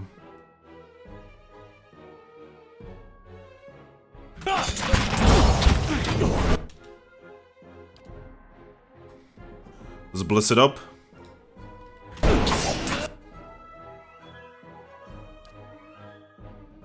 This person needs to go. This guy, Adair, is holding the line like a fucking champ. He's doing it.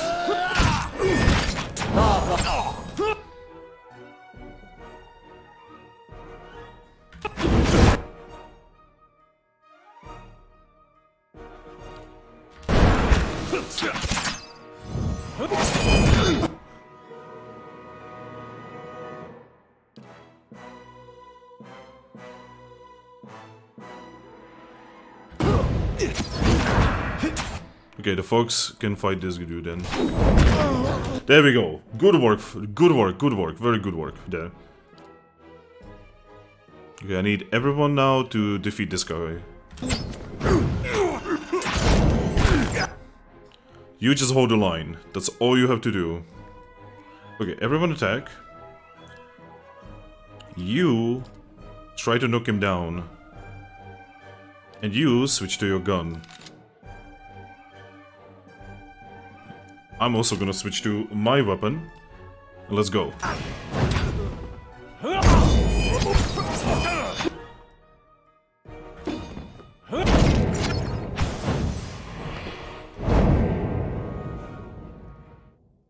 Victory. Whew, that was exciting. Hey. Yes? Ready, Watcher. Ready, Watcher. Hey there. Oh yeah, he was a mage. Now we get his spells as well.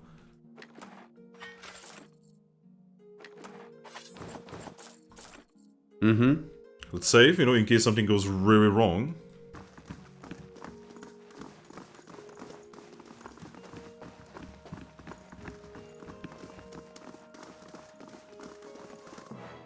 Oh, this is one last mercenary.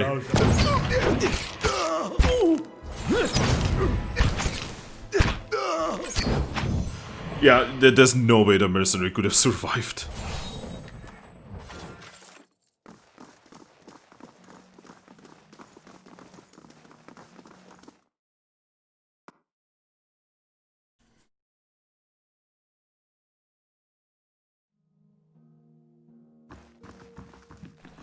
You give me discount. Yeah, the last thing I want is for such a douchebag to actually win. Oh, he's still alive. Holy shit, I was scared. Is it done? Is he dead? He's already taken care of. Punish stares at you. I can't believe this nightmare is finally over. He grins weakly, then seems to remember something. You have no idea what you've done for me, but... I need to find my love, Kaenra, only after whatever Nyrate put her through. I'm afraid she won't be able to... She won't give me a chance to explain. But she might listen to you, please. She must be somewhere in Copper Lane. It's the only home she's known.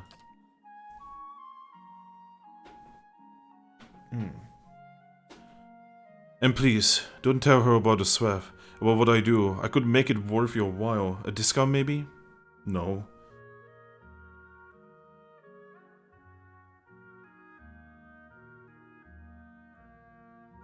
Perhaps you should trust her to make her own decisions rather than lie to her. I know, and I can't force you to keep this secret. I just don't want to lose her. After what happened here, I'm sure she won't have anything to do with Swav or me if she finds out. You see, Kenra sent me here in the first place. She did? Burnish smiles brightly. The woman helped save my life without realizing it. Please, bring her home and tell her that everything is back to normal. I will go talk to her. God, I hope she didn't leave already.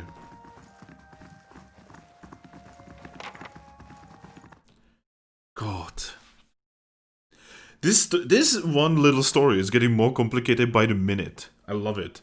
Let me guess, she's gonna be gone by now.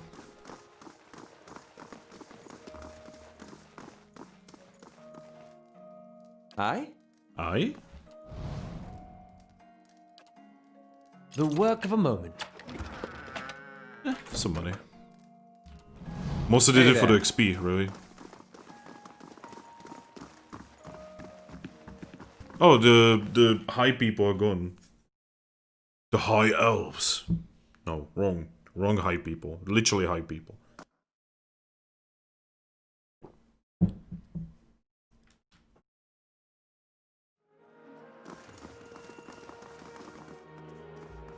Oh, I actually can check, there's some adventurers there as well, so I can actually kill 2 birds with 1 stone here.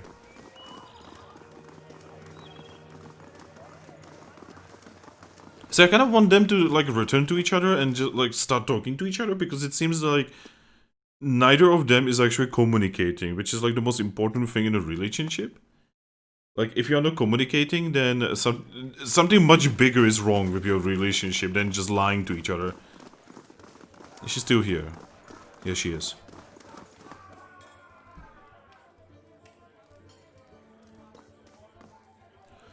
Colonel looks up as you approach. What happened with Purnish? Did you give him the ring? Purnish was being impersonated by a powerful wizard. However, the real Purnish also deals Swav. She covers her mouth with her hands, shocked. Purnish? My Purnish is a Swav dealer? If I didn't know you for an honest man. She brings her face down on the table, sloshing her drink. Damn it! How can I trust him after something like this? That he lied to me for this long. She runs her hands through her hair and takes a deep breath. I should just be glad I found out about this before the wedding.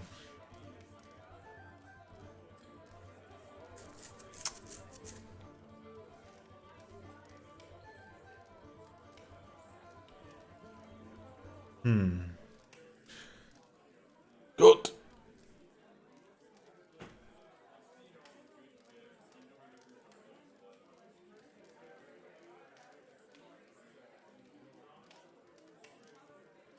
Right now, he needs help and forgiveness. You think I could help him turn around? I hadn't thought of it that way. You really do see the best in everyone. I'm trying, man. It's hard, but I'm trying.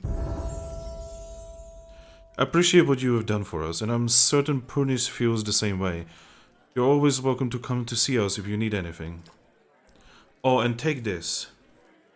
Picked it up from one of the merchants to help me stand firm in my decision. I'll be fine without it. Unwavering resolve. What the fuck? Oh, my main character leveled. Nice. Time to get some levels.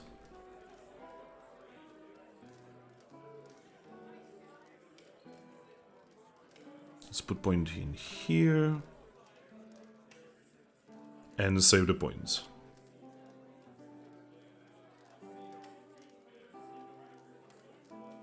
Ooh, Great Lay on Hands is kinda cool.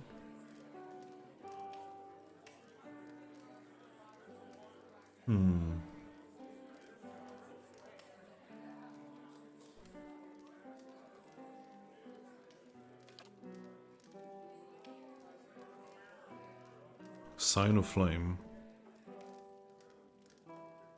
See, Sign of Flame actually seems pretty interesting considering my character can now essentially commit flames on people.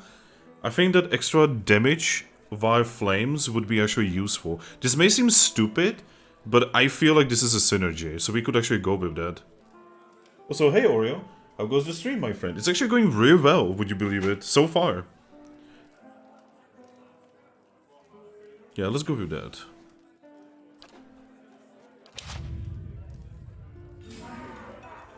Alright, so that's one thing. Oh, we have a thing in the stronghold. What happened? The whistling in the reeds is added. What is this?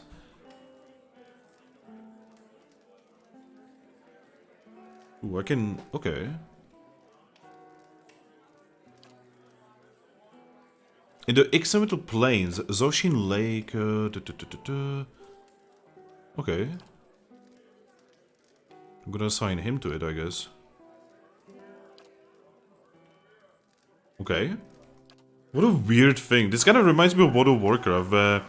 For the last like 3 expansions, they had this fucking table where you would essentially play like a Facebook game, for the lack of better words. And you would get like money and certain items and such, right? This kind of reminds me of like a start of that, you know? Like maybe this is what Blizzard was actually inspired from. Ugh. Like, maybe it wasn't actually, like, Facebook games, but maybe it's, like, this. God, I don't even want to think about that, honestly. Itchy nose. Alright, I'm gonna save. Let's talk to these people again. Welcome. Did you buy a March steel dagger from Igran? He displays the blade on a flat palm. I did, and a fine piece it is. I don't know any more circulating in the city, outside the steel in the Crucible Keep, of course. How much to take it off your hands? He turns his blade in the light and mariner, seeing as how there is such a sudden demand for this. 100 pounds seems fair. Actually, I'll be taking it for free. It sounds like you are having a better time with the game than your first stream of it. Yeah, the start of this game is not amazing. Especially, I just needed to kind of get used to the, honestly, horrible health system. You know, like it. You know, like the game's story is the good part, not the gameplay. That's all I'm gonna say. You mean Igran sold you a March steel for less? I wonder why he wanted to get rid of it so badly. Either that blade was stolen from the knights, or it's a fake. He looks from the dagger to you and back again. Fine. I won't take less than I paid for it. He pounds the table with a fist. I knew 50 pence sounded too good to be true. Deal. Pleasure doing business with you. Goodbye. Ooh. Our priest leveled. Let's go. So we are gonna increase his survival for obvious reasons. And I'm gonna save his points so that we can increase lore next level. Okay, let's see. What can we do here? Brilliant Radiance. Burn damage from the priest vessels take increased burn damage. Interdiction, what is this? Condemns the priest, dazing them. Interdiction once per encounter.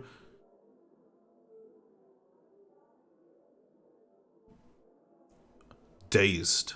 Okay, so he will get like an AoE daze effect. Inspired Flame.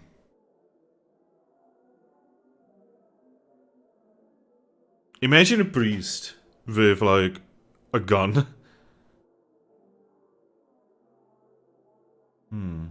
Aggrandizing Radiance.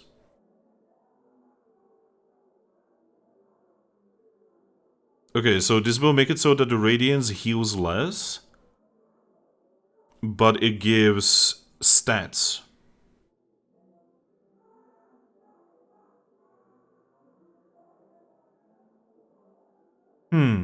Okay.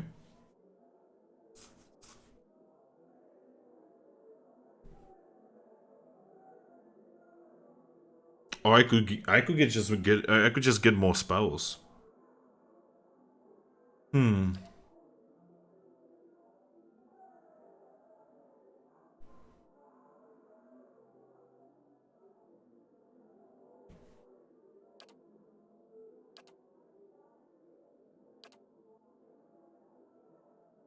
Yeah, I'm gonna go with this. I'm gonna modify my Holy Radiance that it will heal less.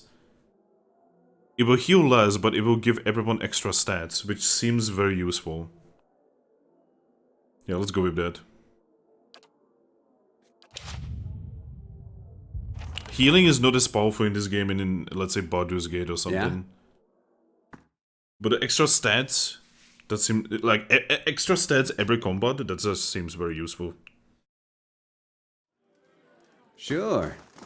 Alright, so we have the dagger, and we also have to deal with that family. God, this is just one part of a city, and I'm already spending so much time on it. This is kind of crazy. This is gonna be like 2 streams only in the Defiance Bay. Maybe 3 even.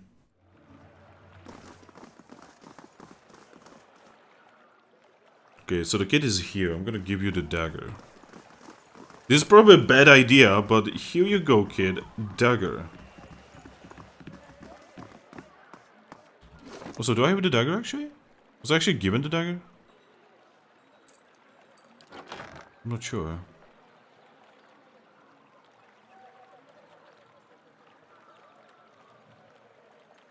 I'm trying to figure out which one of these is the... These are stilettos.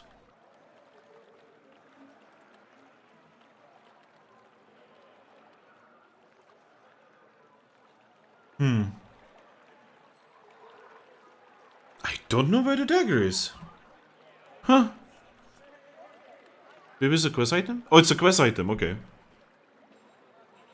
Yo, it is actually not bad. It is actually pretty good. Huh. Okay. Hey there. Anyway, I don't have a dagger user, so... Hey, Gordy. Gordy bounces on the pavement. Did you get it? Do you have the dagger? Can I see it? I have the dagger right here. Gordy stops bouncing, stares at it, gaping in awe. It's so sharp. Oh no!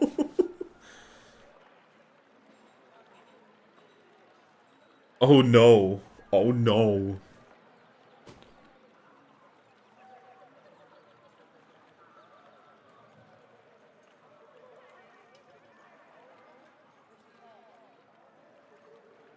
Yeah, I'm just gonna go with the survival. So, I will slowly hold out the dagger pommel first. Listen first. When you're not using it, keep it sheathed, or it will rust. Don't show it off to, or someone's going to take it away from you, or worse. It's a weapon, not a toy. Do you understand? Gordy's hand trembles as he restrains himself from snatching the dagger away. He nods, holding the dagger in its sheath. I will take good care of it, I promise. So about that secret. Gordy puts his hand up to his mouth and whispers loudly. I saw one of the actors hide something under loose stone near the theater. Probably nothing as good as a marked steel dagger, though.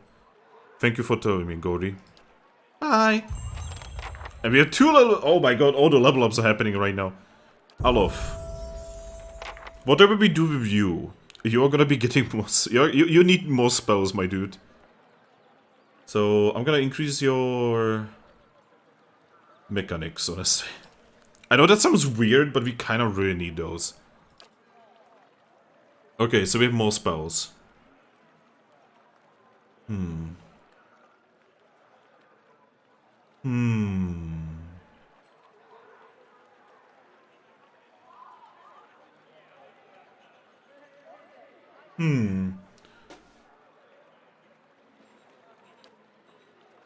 Summons 3 missiles that pierce through the target and leap onto the...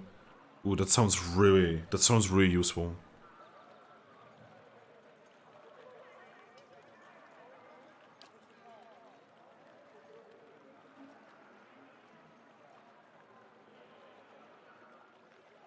God, this also sounds really important. I kind of want to go with the electricity right here. So yeah, let's go. But this... Fuck it, I'm gonna go with the bounding missiles. That just sounds like fun.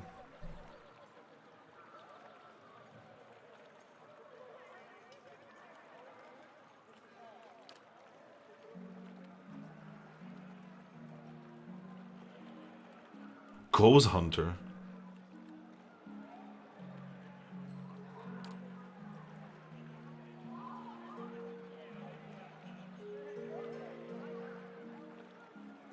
Okay. What about utility? What's deep pockets? What is this? Gain 2 additional quick slots. That's not very useful. Arms bearer. Additional weapon set. This would be kinda useful.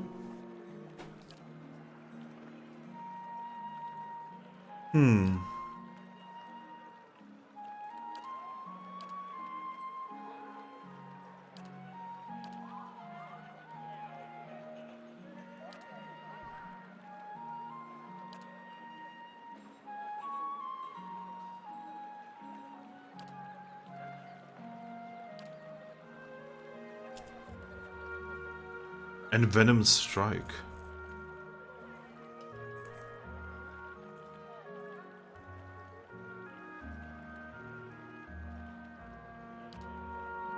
You know, I could just get extra spells, you know. Arcane Veil.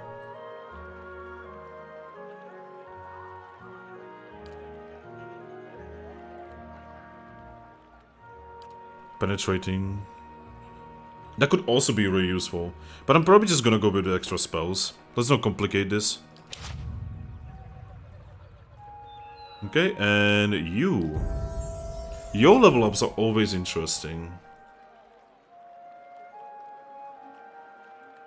I'm gonna increase athletics and stealth for you. There we go. Because you are our stealth person, you know, you are the only person who actually has any kind of stealth. Alright, so what do we have here? Accurate wounding shot. Ooh. Swift and steady.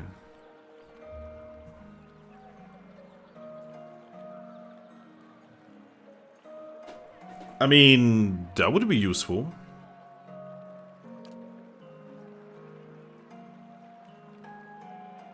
Beast Slayer. Oh, extra damage against beasts. Penetrative shot.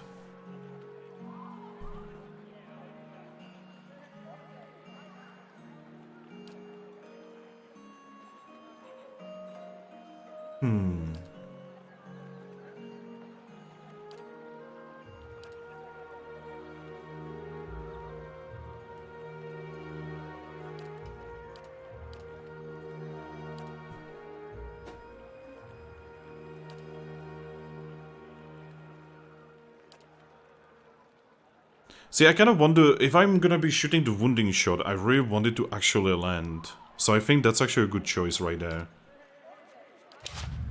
Because the wounding shot has a potential of doing some crazy stuff on the battlefield. Only if we actually use it correctly, though. She actually leveled before Kana. What the hell? How? Kana has been with us for so long.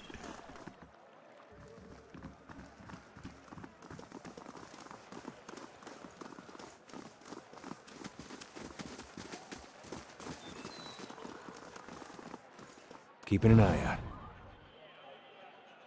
So it should be somewhere here.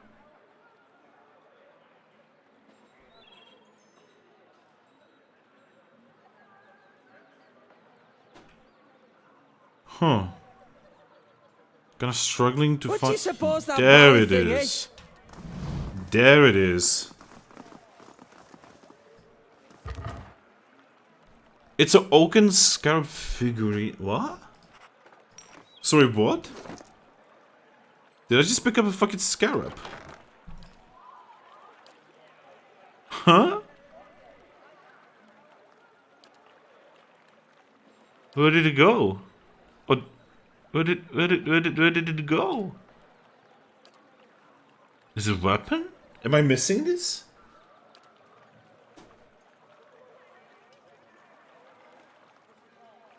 Am I blind?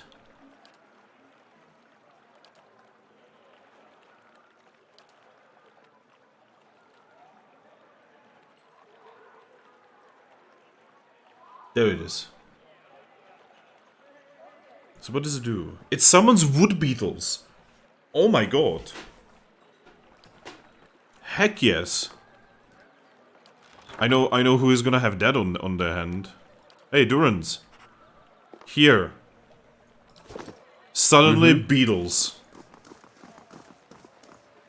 I can vibe with that.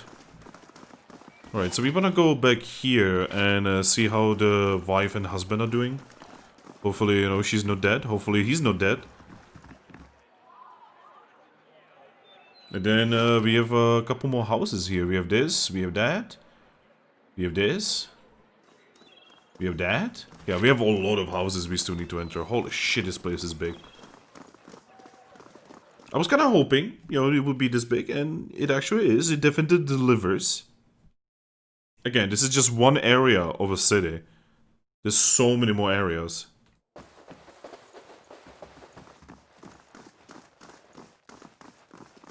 There he is. Hello. Hello again. I can thank you enough. I have my kind of bag, and with her beside women. Is there anything I can get you? Yeah. What do you have? He's still selling drugs.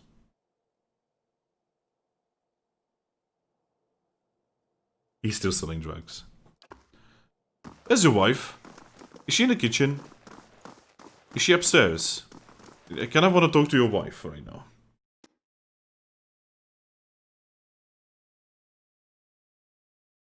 God, he's still selling that shit. I was hoping that, like, this would have solved it. Whoa. What happened to your wife? Wait, where's the wife? What in the nine hells happened to your wife? What did you do to her? Ready, Watcher. Actually, give me a second. Was I gonna steal from you for a moment?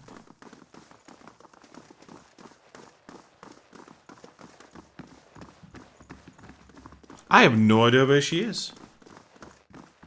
Did she just like despawn? I think she just despawned. Okay.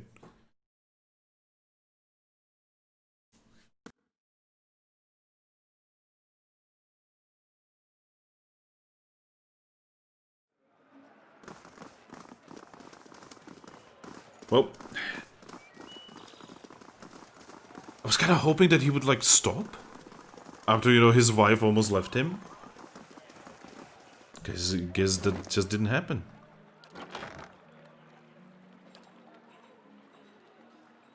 Okay, so we have of intellect and resolve.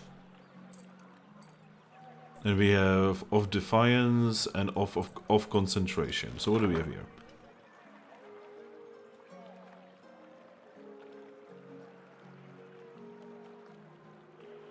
Okay, you kind of want this. Wait. Oh, it has to be used by a ranger. Okay. Oh, here we go. You can no longer be charmed. And then we have +2 intellect, +1 resolve.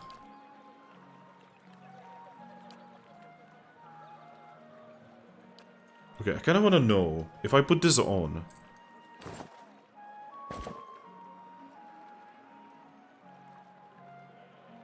Okay, so before I have this, right? How much resolve I have? I have resolve, I have 19 resolve. If I put this on, is this gonna add 2 or just 1? Oh, you know, nothing. Okay.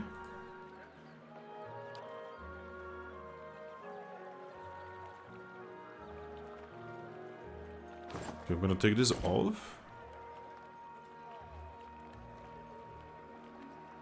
I can actually now have a much better looking helmet.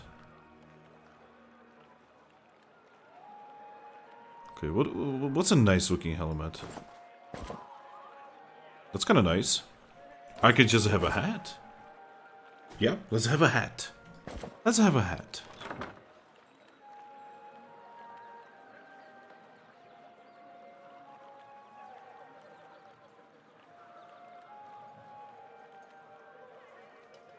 I could also have those.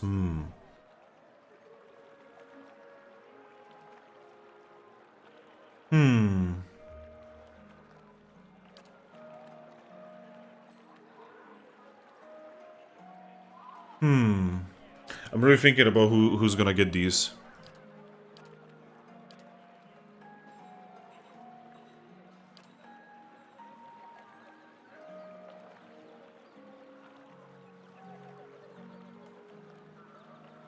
So I can already do that though. Someone else can have that. Alof, you need intelligence, right? Immunity to confusion.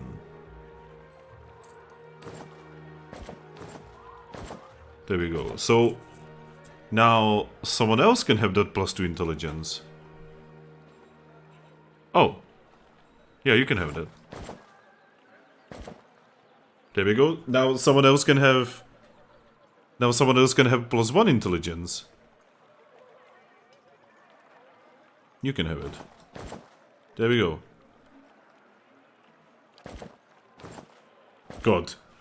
Inventory management. Do we have any more things like that? Not really.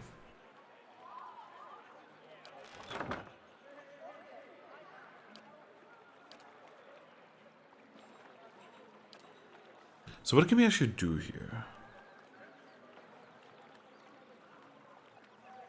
Wow.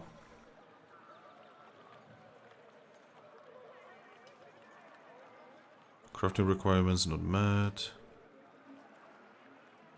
Okay, so I can actually add stuff to my items. It's just the reagents are kinda on the expensive side. You know, like a fucking diamond.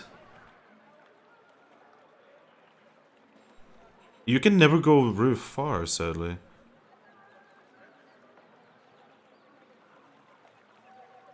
+2 damage reduction.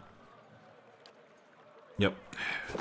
We need more before we can even start thinking about enchanting. Oleg Shimanovsky. Okay. Let's go.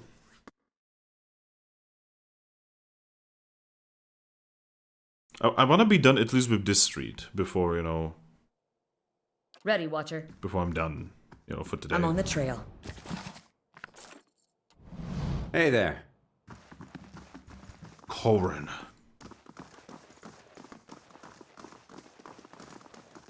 I'm here. He's smoking something. Is he smoking drugs? Is he doing drugs? The scroll paralysis. Fuck yeah. That sounds useful. Yeah? I always wanted to Ready, just like Watcher. look at people and be like, yo, I just I'll take a look. wanna paralyze. How may I help? Don't mind me. I'll see what I can find. I'll see what I can do. The work of a moment. Oh, the thing is finished. Yay! It is finished.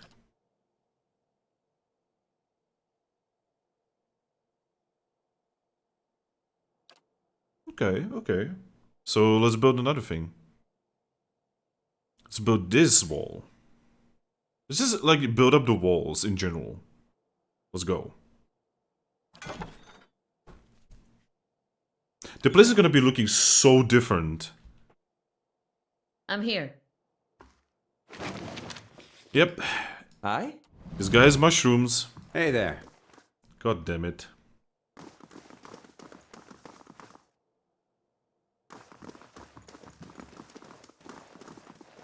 Scrivener. What's up with all these scriveners? What are they doing? Who are you Ready, people? Watcher. I'm on the trail. Okay, let's wait until she's no longer spotted.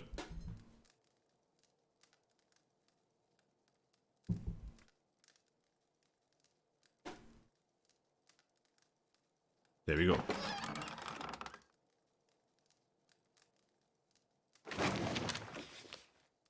Not a problem. Yeah? Wow. Having someone who's kind of like a thief is really amazing in this game. Alright, let's talk. Well met, friend. By Well's eyeless face, you are one short auger. But why are you green? And how are you getting the ducks to keep flying around you like that? Okay. Okay. The ducks, man. Let me guess, you smoked all the white leaf. Or did you get your hands on some snowcap? He claps his hands and laughs. Snowcap. Snowcap. So few people know snowcap, much less ogres. He beams at you and nods his head. So you're a scrivener. He nods. Yes, I am a scrivener. I read books. I write books. I once ate a book, but only because it looked like a sweet pie. Or perhaps it was sweet pie baked to look like a book. Interesting. Oh, I'm also a collector of herbs, flowers, plants. I sell them, also I eat them. Tell me about the dormitory. It's where we, the scriveners, work at the hall of the rebuilt mysteries sleep. I'm a scrivener. He snips. This place smells like old stockings. Oh no. Show me what you have for sale. Well, he does have a lot of crafting supplies. So if I need to craft something, this is one of those people that I kind of want to go to, it seems.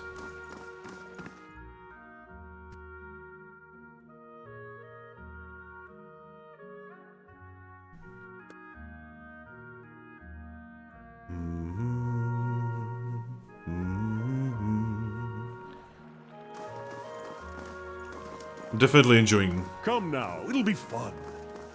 No. Even just a single... I'm not calling Isilmir out just so you can learn he'll speak.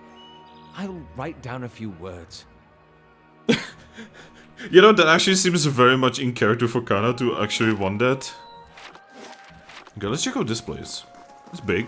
I like big. I prefer big. Some people prefer small, but me.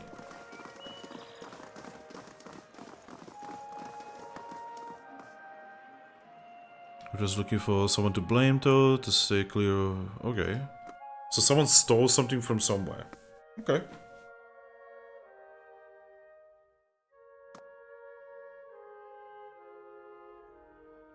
Oh shit. While away hours in here. If we had the time, of course. Do we? Oh, Eder just leveled. Let's make you more thick.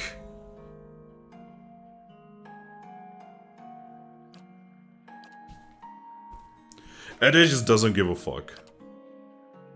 Rapid recovery, what is this?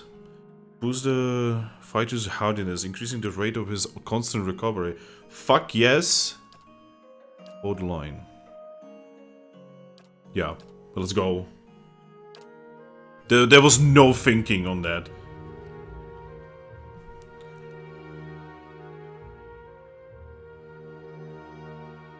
Okay, so let's talk to Vexa here. Welcome to Halls of Revealed Mysteries. Welcome. Oh. The woman barely glances up from the tomes on the table as you approach. You're welcome to browse the stacks, but mind that you keep your voice down. This is still a temple after all, and Grinda doesn't tolerate disorder. Tell me about yourself. She throws her broad shoulders back.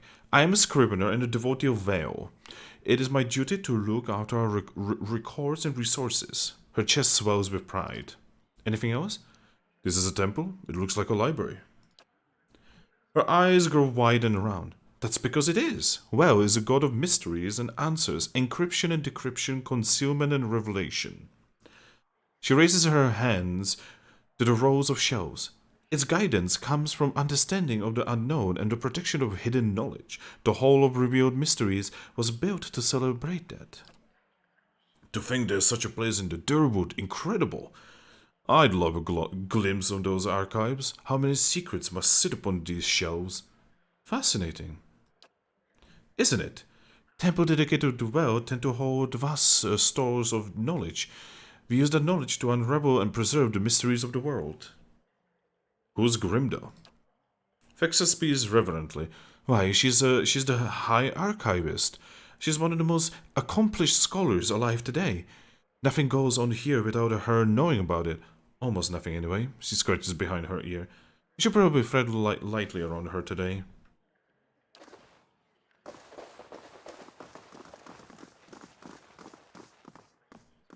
Ready, Watcher.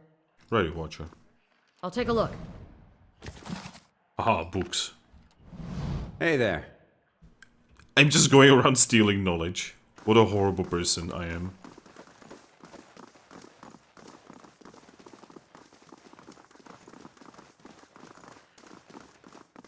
Time to start Ready, stealing Watcher. some knowledge. Slow and silent.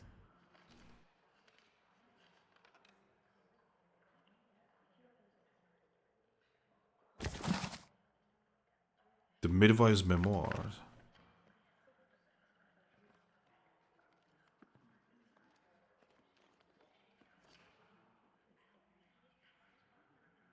Okay, let's see if I can actually get away with stealing it from here.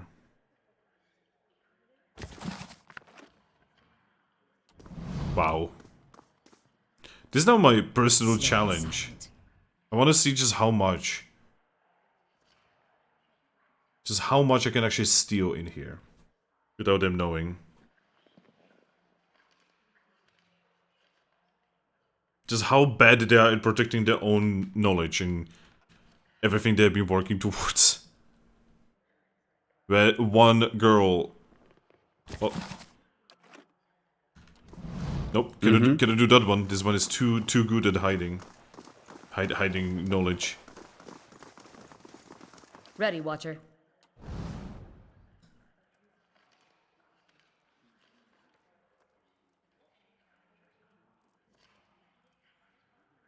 Huh. She's weirdly visible. Huh. Okay. Hey there. No entry to the archives without Grimdar's permission.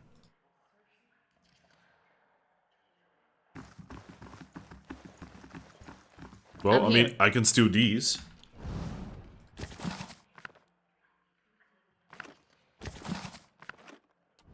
Yeah?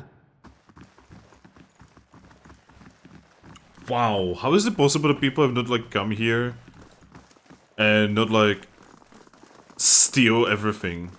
There's Grimdar. Like, how is it possible people have not actually stolen from this place by now? Keep searching, the obscured leaves clues for those who seek. Impossible, this painted eye seems to move whenever you turn your Hey back. there. Ooh, that's creepy. Hey, Hail, Grimdar. traveler. An elderly dwarf surveys the stacks. Her skin looks as though as tough and wrinkled as the walnut. Despite her stature, she manages to look down her nose at you. You're welcome to look around, but let the priests and scriveners continue their search. She shoots at the nearest robed figure of withering glare. Wouldn't do give them any other excuses. Okay. What are you looking for? Maybe I could find it. She sizes you up, stroking her chin. And I could trust you to bring it back, I suppose. She scowls at the robed priest again. You certainly couldn't do much worse than this lot, anyway. Thieves made up with an ancient scroll of veil. They intend to blaspheme by selling that which should remain hidden, a secret of the 100 visions. Her vibrated eyebrows arc over her spectacles. The guards caught one of them, but were overzealous in their interrogation. All they could piece together was something about a farmhouse and the road to Deerford. Track the thieves down. I don't care what you do with them, but bring back the scroll. Val rewards the persistent seekers, and so do I. An ancient scroll, Val? There's a fine prize. I mean, a worthy task. What else do you need? I had some questions about the missing scroll. Ask. Tell me what you know about the thieves. Very little, that they are foolish to believe they could steal from the god of secrets, that and they were fleeing to a farmhouse. How should I handle the thieves? However you can. Kill them, rob them, leave them, it makes no difference to me. I will consider it one of Val's mysteries. What's so special about this scroll? Val is a god of secrets. If I told you that, I'd cheapen it, wouldn't I? She cackles. It's a parable. The kind that nourishes the inquisitive mind and poisons the foolish. Let's talk about something else. Tell me about yourself. I'm the High Archivist of Hall of Revealed Mysteries. She cups loudly into her fist. And I'm too old and too busy to be bothered with inane questions. Even just one or two, kinda sighs. I'd like to know more about Vale. Her smile reveals a row of crooked teeth. That's the rub, isn't it? Vale is the god of things hidden and revealed. The more of the 100 visions one sees, the more one has yet to discover. Though we often call Vale he who sees and is not seen. It is neither male nor female. To assign any definitive characteristics to Vale is to miss another essential part of its divinity. Well, I like this. This is an interesting idea. The 100 Visions? A term of reverence for Vale's many revelations. Despite the name, they are infinite. Each epiphany leads to yet another enigma. And I thought I was busy. Okay, we have some knowledge. We've gained stuff.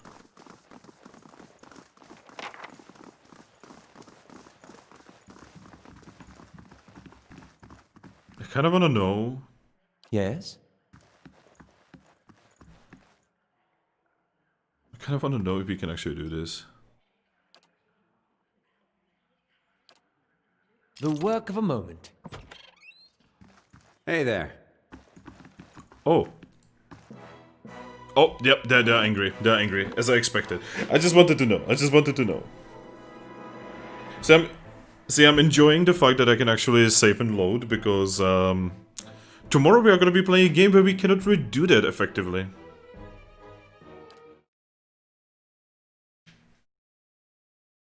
I'm enjoying the power of me being a player, essentially a god.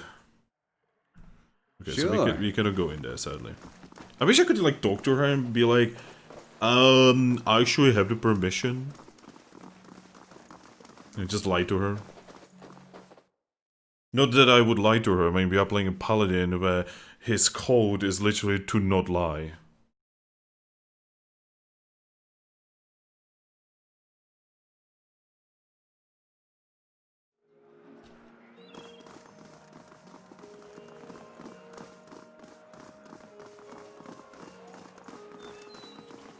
Alright, there's only 2 more places I need to visit. This is Lamdalla's place that I need to check out.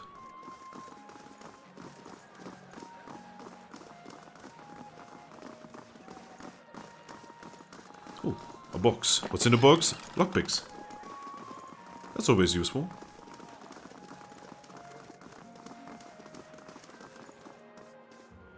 Yeah, there's the open window right there.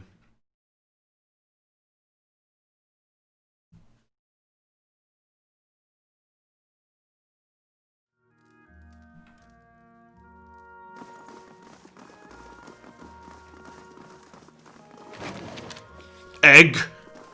Guys, the game is over. We have found an egg. The egg has been found.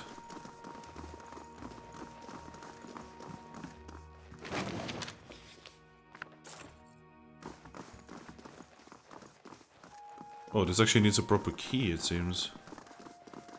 Okay. Margaren's fire casts light in dark places.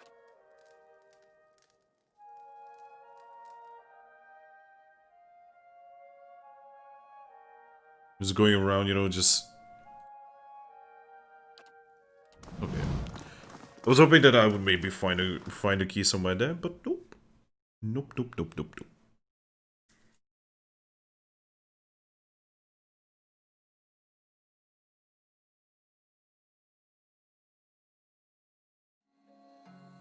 Oh, it is night.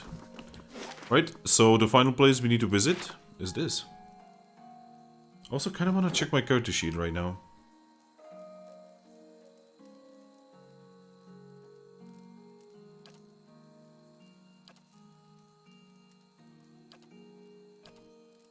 Enemies defeated 92. Okay, so So how's Demel? We are a troublemaker somehow. We're Gilded Whale, we are champion.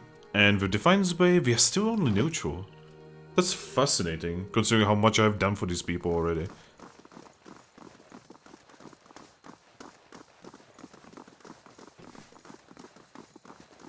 Guess no matter how much you do, you know, they just are not happy.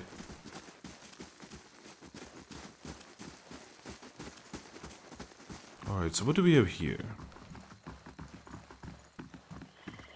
A big door. Are we gonna become a Thane here? I'm sworn to carry your burdens. I'm sorry.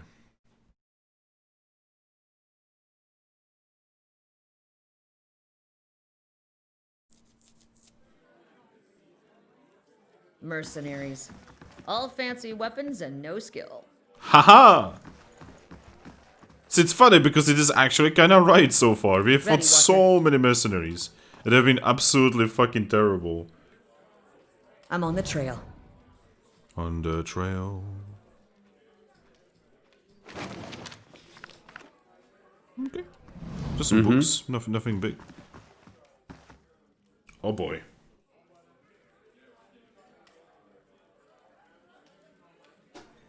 Oh no. A well-groomed man steps through the hall with a confident swagger. A smug grin etched on his face. He is flanked by 5 other hard-looking individuals. One of the companions eyes you for a moment before spitting chew at your feet. Another pup come wandering in, I see. Just know that Bind's Giant Slayer run things around here, and you'll be fine. Whatever you say. That's good advice. Here's the rest. 1. The choice of bounties is ours. 2. The Giant Slayers don't share. It's that simple. A voice bellows across the hall. Enough jabbered, Bind. You're gonna do the job or talk about it. Huh. His jaw tightens. Venon's right. That coin ain't going to collect itself. He looks at his comrades and jerks his chin towards the door. See you around, pup. Well, he's dead. I'm gonna enjoy murdering them.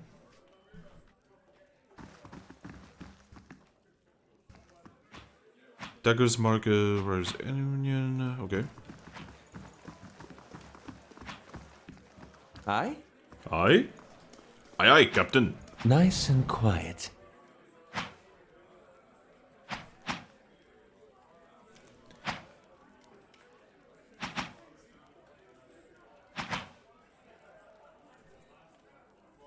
It's okay, it's not my character stealing, it's my companions who are stealing. The work of a moment. Ready, Watcher. I'm on the trail.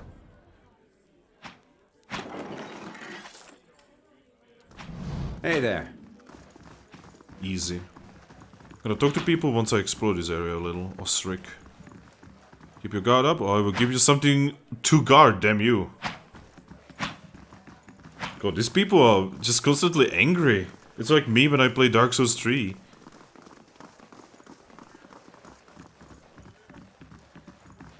Some mercenaries here. That's impossible. She's always there. She would never let me do that. Okay, so Sonny old.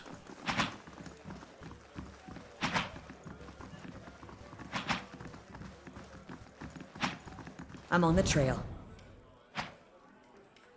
Don't tell me it's not trapped. It's not trapped? It's just like here? Ready to be taken? Aye? For free? Oh. The work of a moment. Well, we have a fine bow. Bow wow. I'll see what I can do. The work of a moment. We have a map. Geological map. Okay, I kinda wanna know what the fuck did we just pick up. Also, this is one of those books that's kinda for you.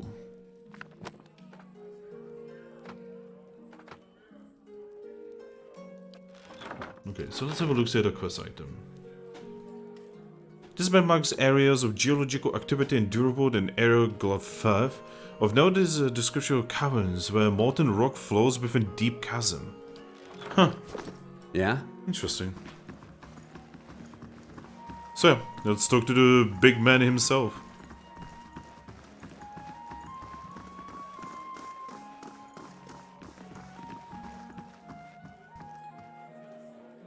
Don't stand on ceremony. State your business. Tell me about the dozens. Venon's expression becomes serious, the timbre of his voice deepening. Good men and women trying to walk in the footsteps of great men and women who came before us. We are a loose association of warriors and expeditionaries in the Durwood. Not as fancy as the Crucible Knights, mind you, but at least we remember our roots. At least they remember someone else's roots and pretend to be like them, he means. Your roots? The Crucible Knights take pride in having won the Durwood's freedom 150 years ago, and we are the ones who've protected it. Everyone knows that the Saints' War ended when the Godhammer destroyed Vaidwen at Avondare Bridge. A lot of folks don't know how Vaidwen wound up on that bridge. 7 men, 5 women. They walked out of Howgod Citadel and faced down a god, held him there until the bomb went off. He thumbs the table. That's the legacy we defend. Some call us mercenaries, but we don't need matching armor and silky clothes to remember our roles. We're the same now as we were then. We stand up for the people, first line of the defense, whatever it takes. We got new enemies now. If it's not Vaidwen, it's his damn legacy. There's the damn soul butchers in Brackenbury making things worse on all of us. Probably causing the whole thing one way or another. Well, we haven't gone anywhere, and there's a lot of more than 12 of us now. We defended Durwood once, we will do it again. Venom casually nods your way. His eyes continue to float from mercenary to mercenary as you speak. What else do you need? I'm looking for work. Go see Osric. He's usually got something. You do well for him, maybe I can find you more. Okay. That was quick.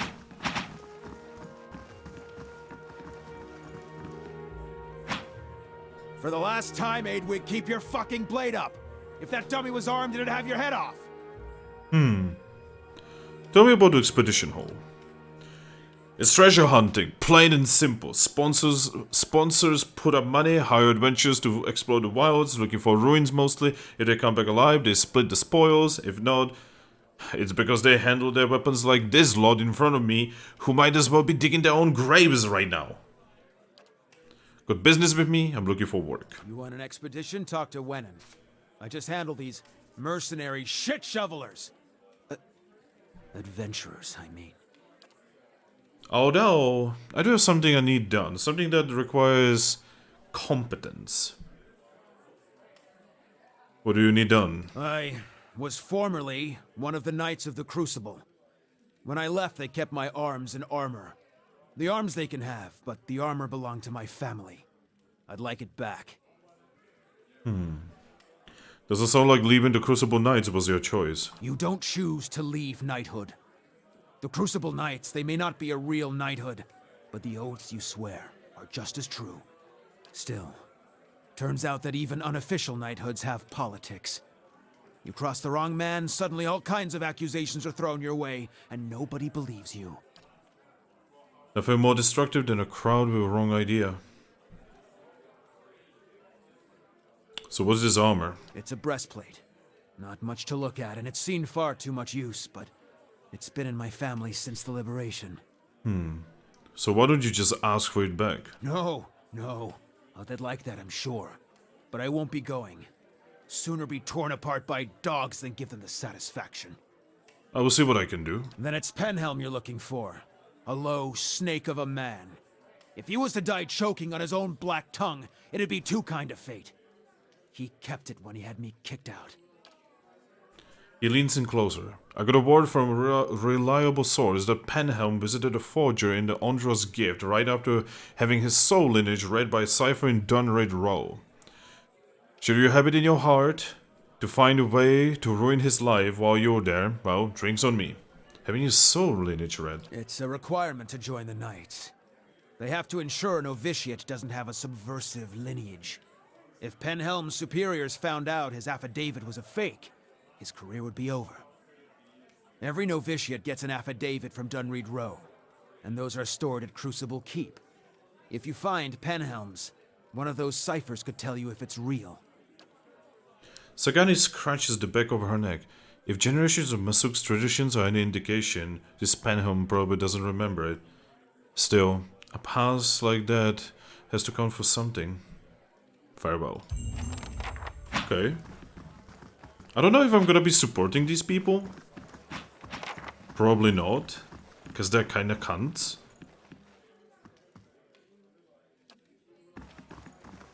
Okay, I'm gonna check out this place now.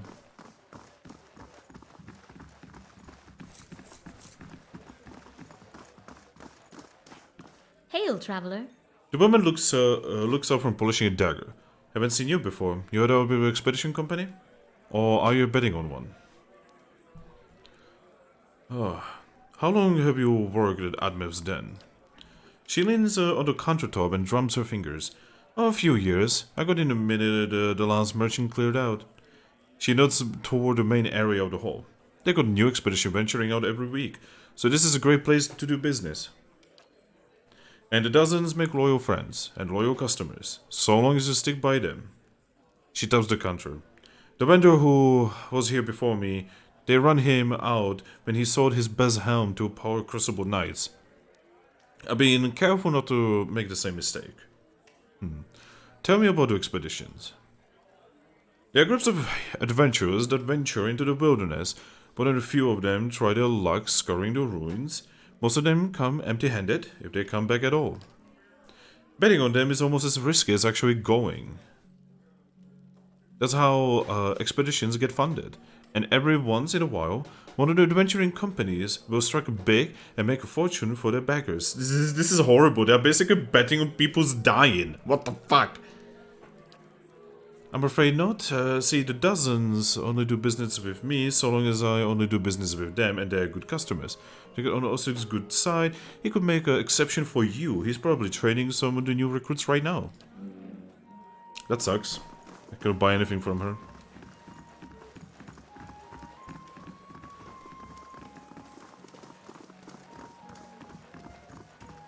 Alright.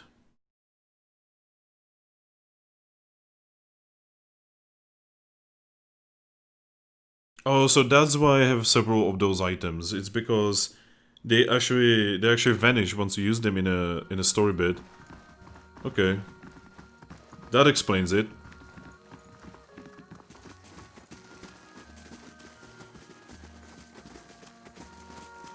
What am I actually building in the stronghold?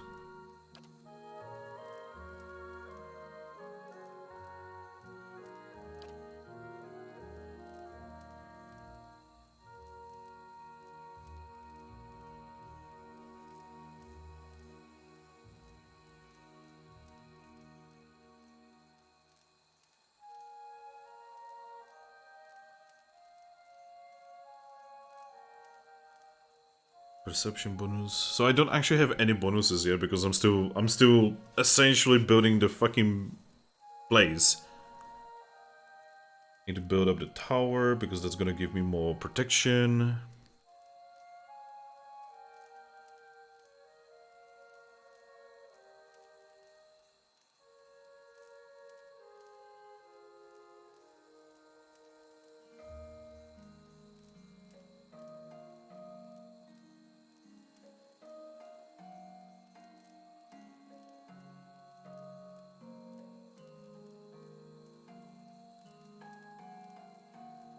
Oh, it's called a forum. Actually, yeah, I can see that actually.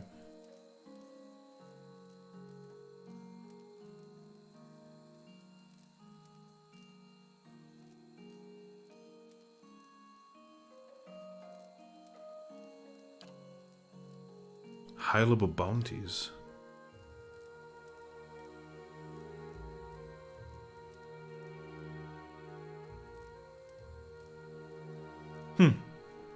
Interesting.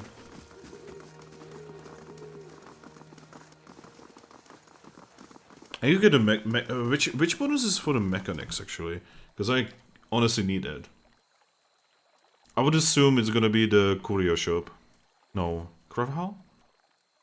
No, dexterity. There we go, artificer. I need to build this as soon as possible because I need a mechanics bonus when resting. Alright, so I think I have done everything here that I can currently do. So I'm gonna go to one of the ends here, and I'm gonna teleport to the next area, and that's gonna be it for today. Wow, we have barely done anything. It's kinda crazy. But that kinda shows just how much content actually is in the city.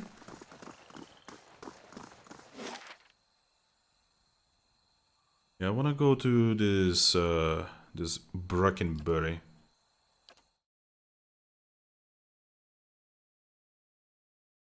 Actually, can I go... I kind of want to go a little longer. I'm enjoying myself way too much. Okay, so this is a new area. It doesn't have many Hey, places. Allah, can I, talk to your, you know, your friend? What is it about Isilmir? I'm right here, you know. No, you're both great. It's just, well, I feel like I don't get to spend as much time with her, and she's just so funny. I mean, some of the things she says are not nearly as funny when you've been hearing them for 50 years.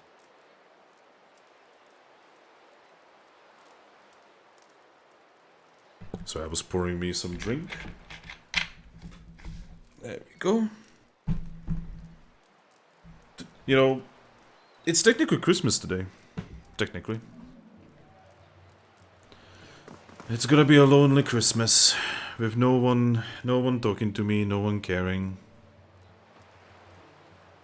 And I'm poor, so I can't even make myself happy with, you know, buying myself some fucking whiskey. Anyway, so what is this place? This is a Raymond Manor. Yep, let's just go into the manor, no problem.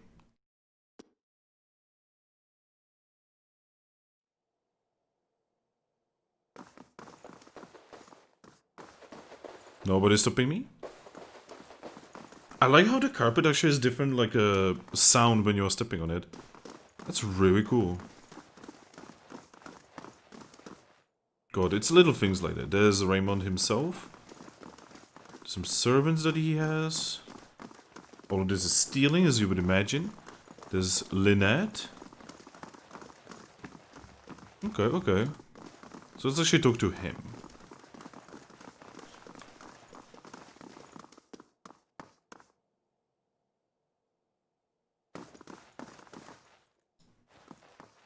Good day to you.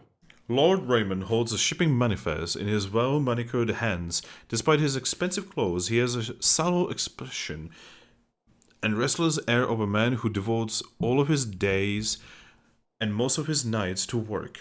If you have business to discuss, make an appointment with my attendant. I don't have time for unexpected visitors.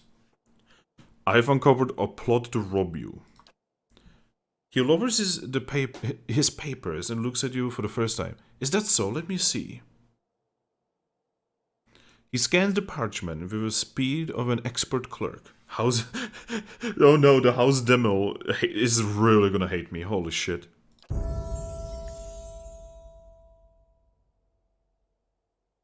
Oh my god.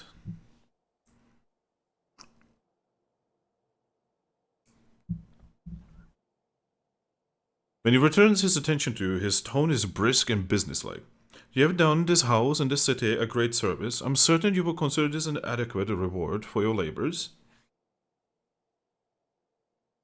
What will you do now? Lord Raymond pinches crisp, sharp creases into the note. Eliminate the competition. Wow!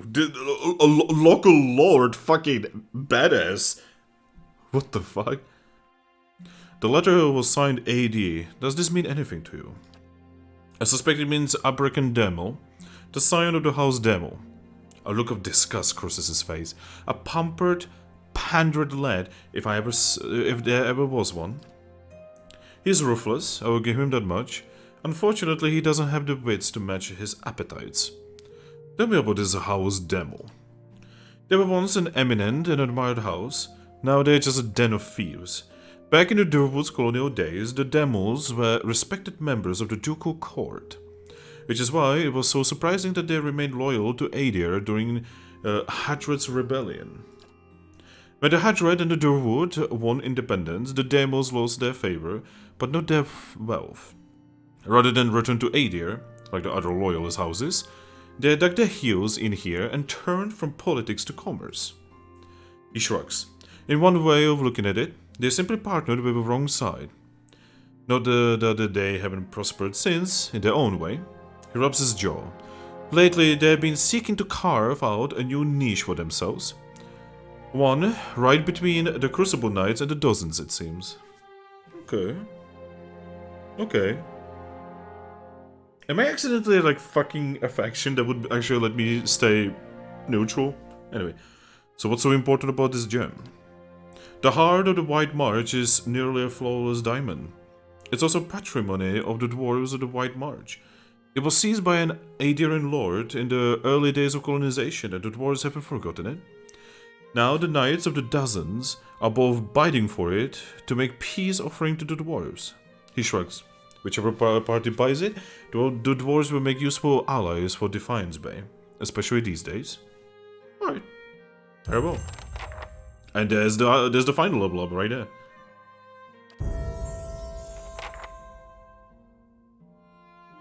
Okay.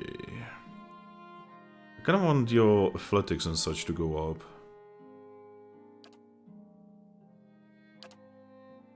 Oh, we have more music here. Freezing. Dizzy. Summon 2 will-o-wisps. Ooh. The lover cried out to the beloved, I am yours. Charmed. Ooh. That could be really useful.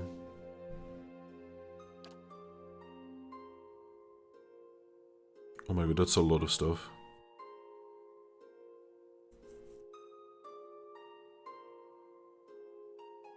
God. Rennie the Ghost spake.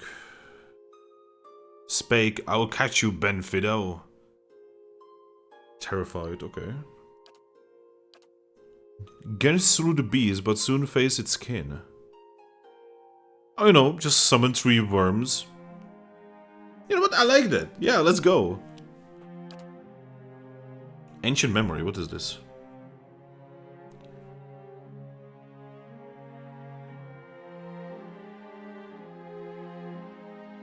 Oh!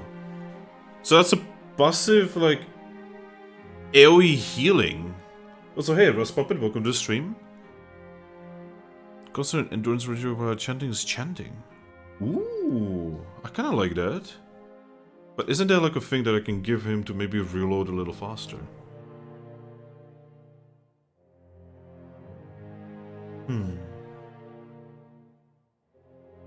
Beast Slayer. Penetrating shot. Yeah, the last thing we want is for his gun to be even less speedy.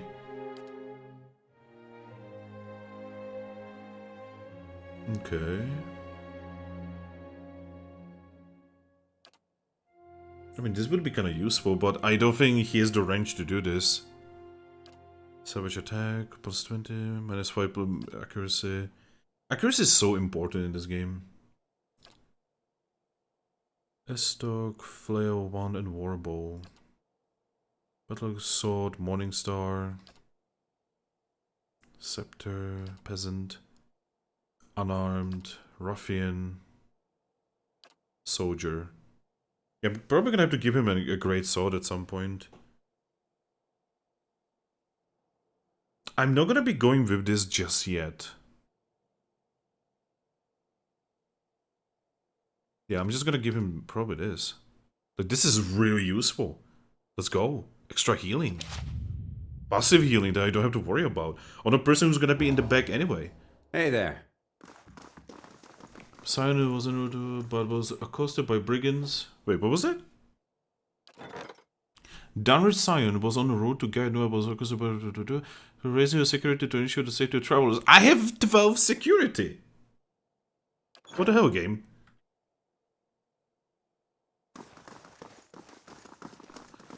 Let's talk to Lynette here. Hello.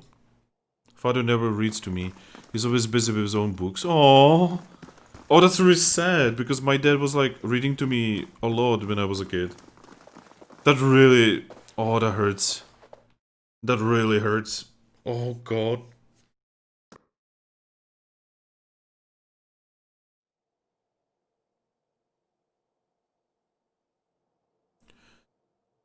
The old serving woman regards you with bleary eyes. Begging your pardon, but I'm afraid I will have to do as justice with design permitted on the upper floor.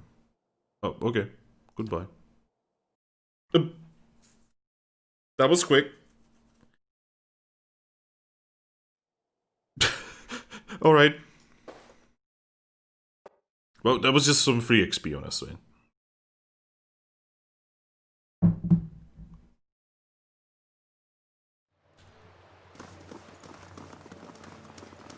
Ooh, that's a lot of Adra. Next time we get the chance, I'm buying you a pint. That means a lot, Adair. Adair? Oh, do you want one too? Sorry, I meant for Isilmir. I'll get you one too. Wait. Wait, is Adair like hitting on Isilmir? But that's weird because Isilmir is inside Alof. Like, it's like two souls connected into one body. What the fuck? The charred barrel. Let's go in. That's so weird.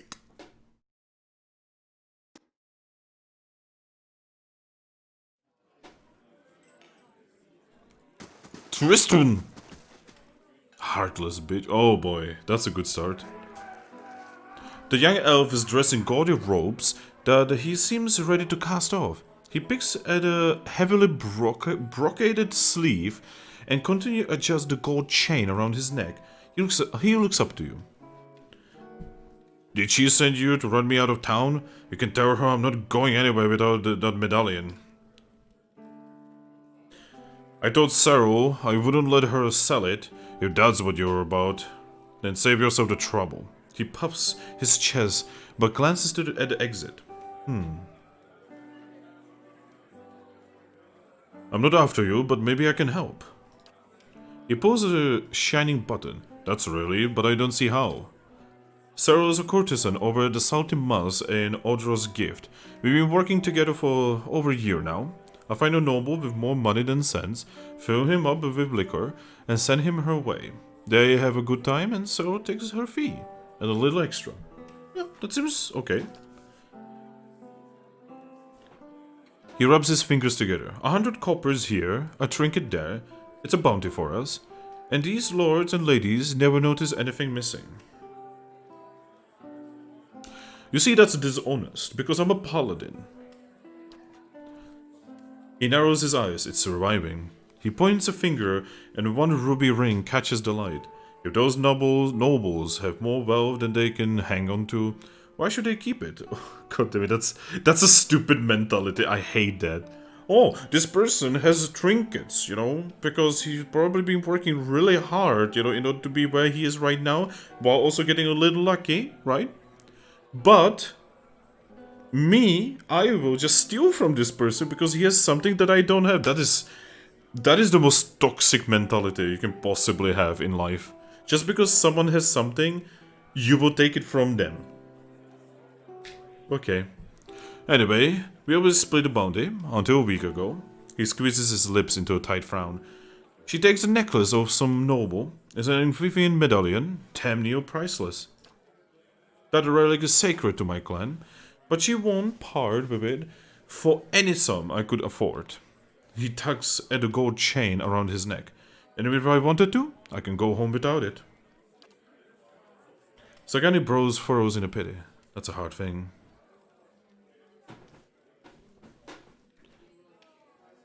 You're both a couple cheats, and you're finally getting what you deserve. Good riddance.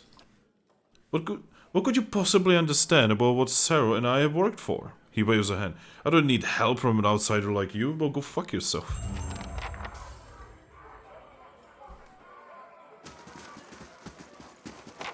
God.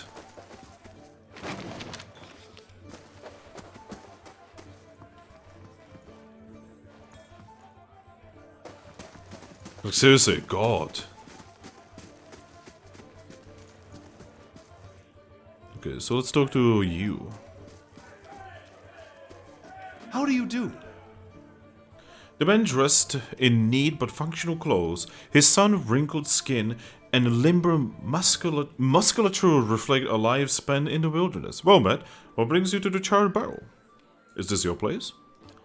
It is my retirement, he thumbs the bar. Used to be a warehouse bag when Brackenbury saw more ship traffic, but it fell out of use when the area became mostly residential. I inherited it from some great uncle who'd never had any luck palming it off on my cousins. Now, it's the most popular spot in Brackenbury. The nobles come to unwind, and the kith from other districts come to mingle. He leans closer. We got a few rough types too, but they behave in here. Besides, their coin is as good as anyone else's. See, that's how you do it, you know? You don't care who you are providing service for, you know? If they might give you money, you know, you fucking go. So who are you? I was a cartographer for the Duke for decades. He rubs his neatly stubbed cheek, crossed the White March half a dozen times, and mapped most of the ruins in Fame Bog. He grins, flashing a good gold tooth. A good career, but one suited for two younger men. When I came back to Defiance Bay for good, Cliver and few other friends in the Knights helped me get the rights to refurbish this place. There's strong ale, quality entertainment, and a fresh sea breeze. He raises a mug. What more could a man want? That's a good point, actually. Show me what's on the menu, mate. Suppress affliction. Interesting.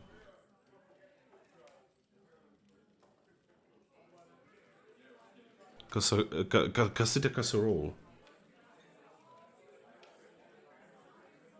Okay. So again, another place we can like sleep in and, you know, eat and stuff. Let's talk to the cook. Hello to cook.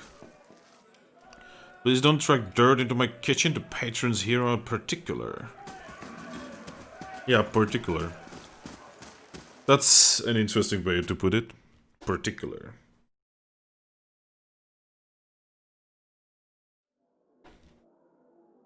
A pirate? Merwith. Merwith watches you through kohl-rimmed eyes. She puts on her hand on the hilt of her blade, jangling the jewels that are at her wrist. We don't know each other, stranger. Best to keep it that way. What brings you to Charred Barrel? Merwith raises an eyebrow. What's it look like? Good wine and a little peace and quiet. She flips a copper coin with her thumb. It's scary and doesn't ask too many questions. He doesn't seem like a Brackenbury local.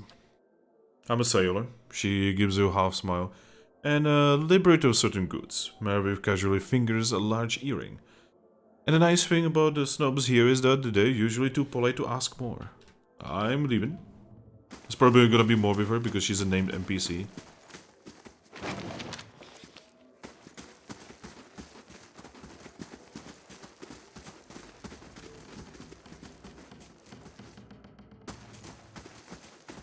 Some nobles. See, these games, I'm always worried that, like, at some point, I'm accidentally gonna, like, miss an NPC that doesn't have a name and you learn the name when you actually talk to them.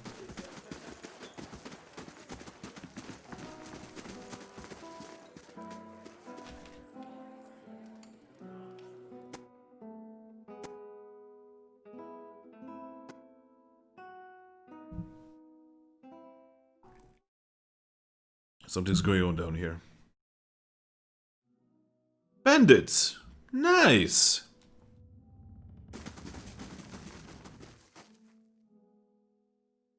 Hello there, bandit leader. With my associates, eh? Uh-huh. Hey. Yes? Ready, Watcher. Ooh, they have very high perception, holy shit. The perception on these guys is absolutely mental.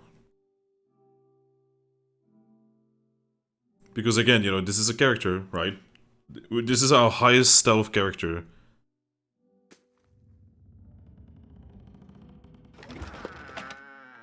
Sponge.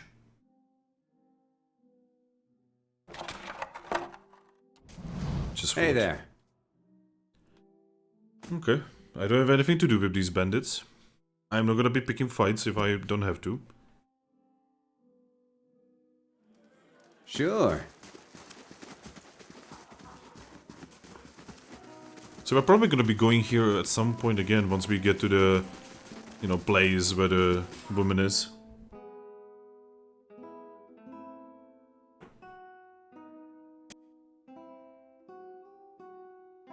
Experience each one's unique story, also known as entirely breaking immersion. Because, you know, that's what you want in a CRPG, to break immersion. Shh.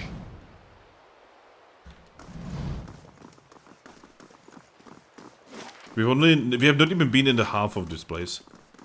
It's okay, it's mostly fake people are here.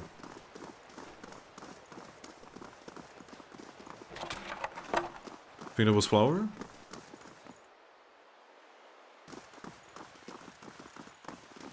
Ooh, that's a nice looking water, actually. That's the kind of shit that you can only say in a game. Ooh, that's a nice looking water. What is this place? The Hadred House.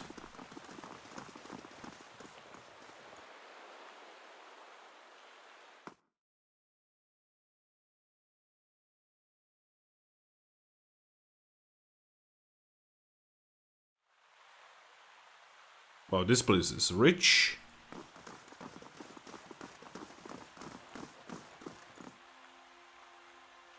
Dunrid agents, okay. We were thought about these people.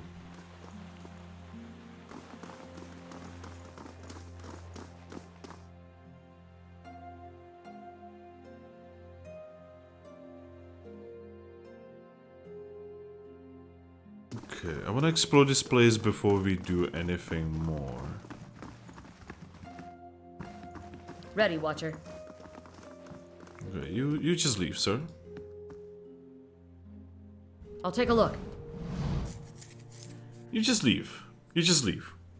Go away. Nah, you can say that about water. Oh, small water is ugly, but crisp water is nice. That's actually a good point. Yeah. I'm on the trail. On the trail. It's another chicken. What's with all the chickens that I've been finding lately? That's a lot of chicken.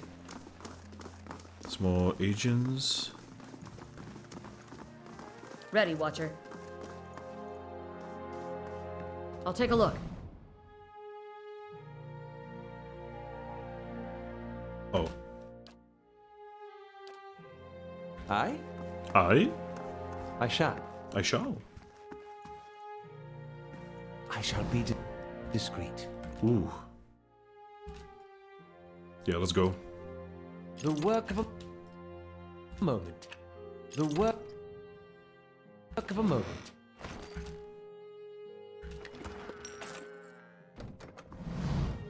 Wow, there was some rapid stealing right there. What the fuck?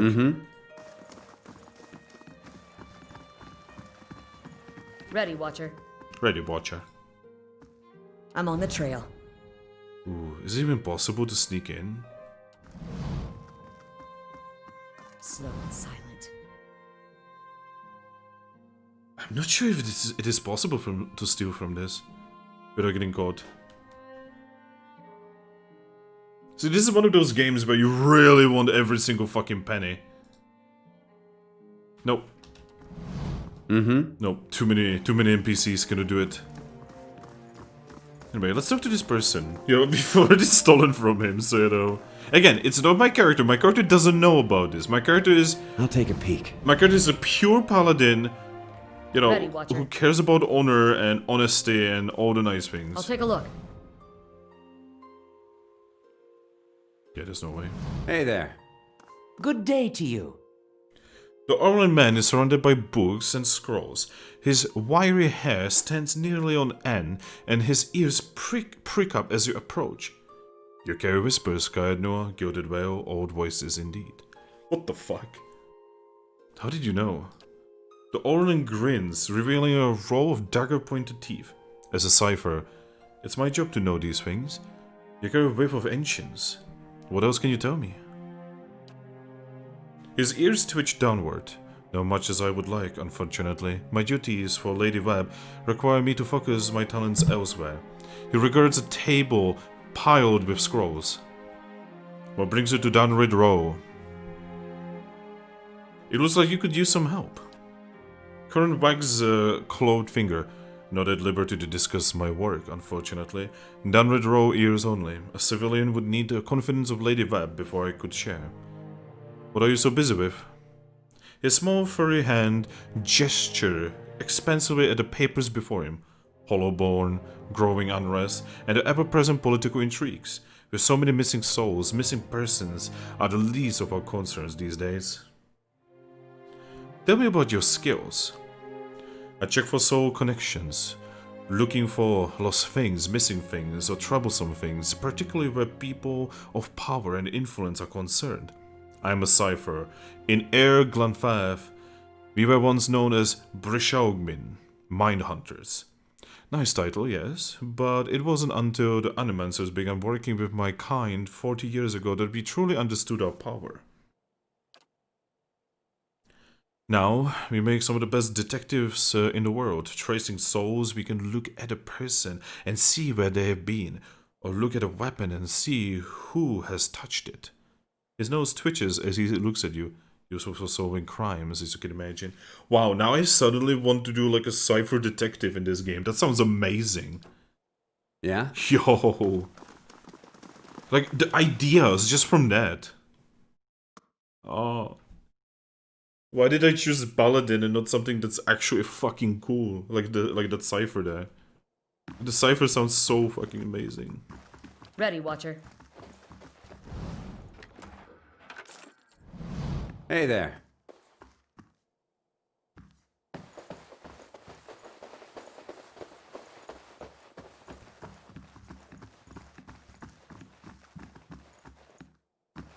God, there's a lot of agents everywhere.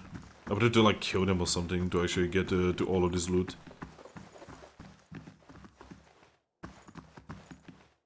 Well, he wants you to see you, she will send for you. Okay. So I definitely cannot go there.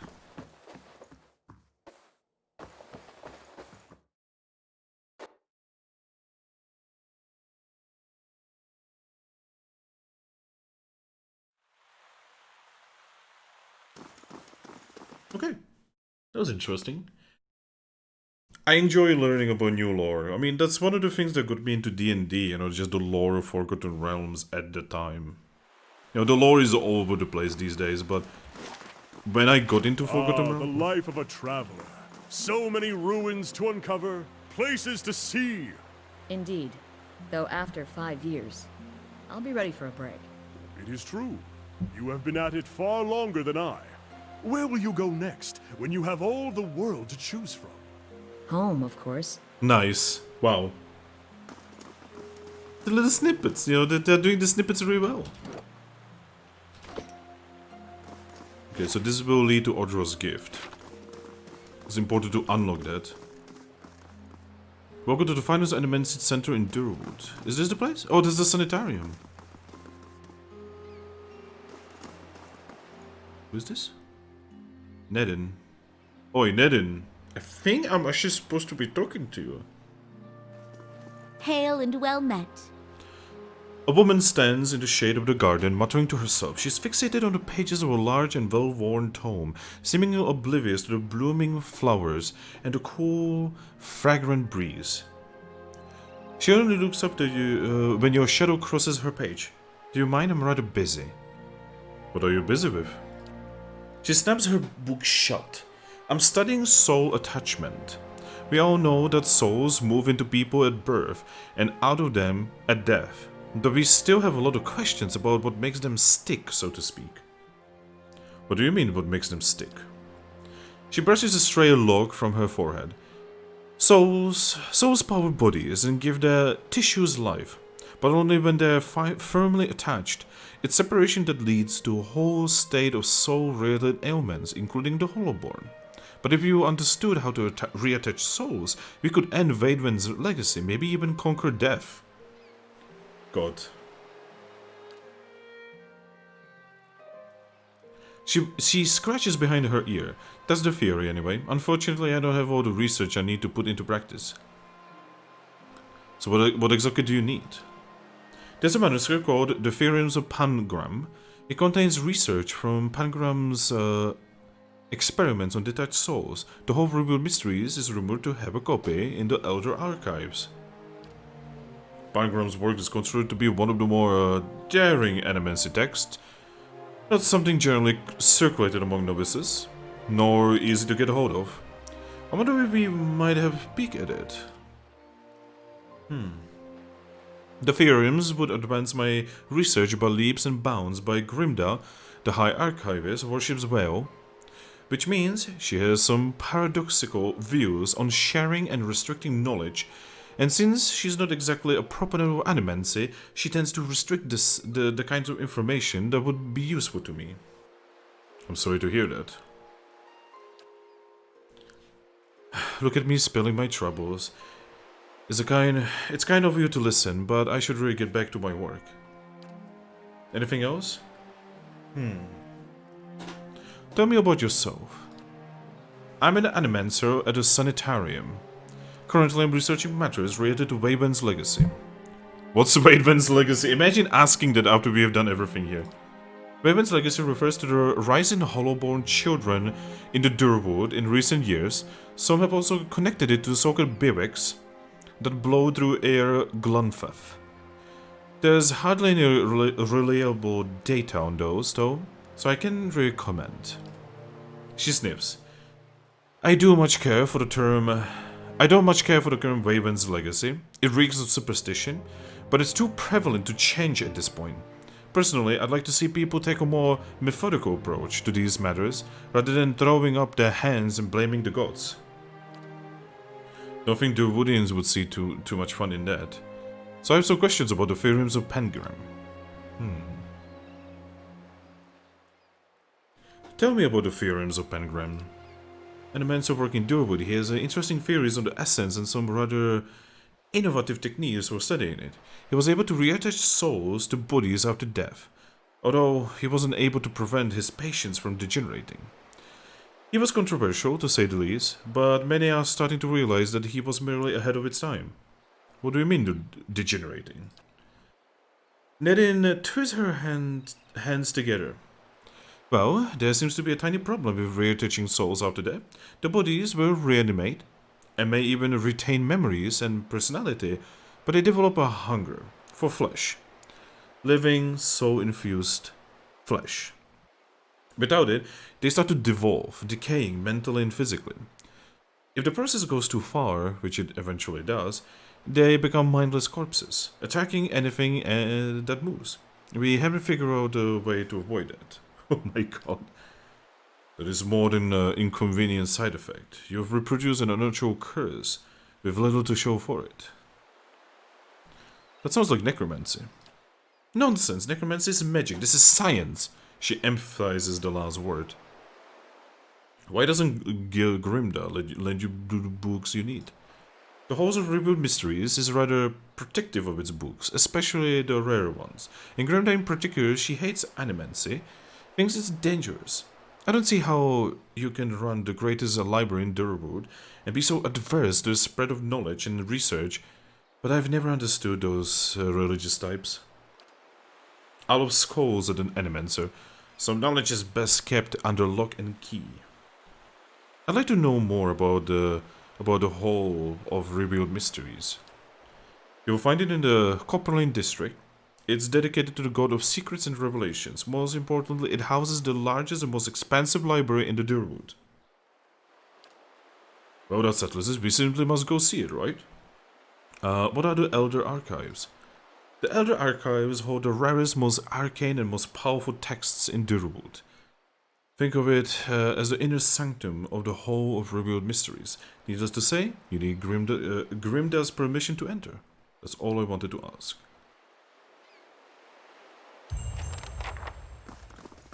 Okay. You know, we might as well try, you know. I'm just going to speed up the game. Ooh, ooh, ooh. See, I saw it. I saw it.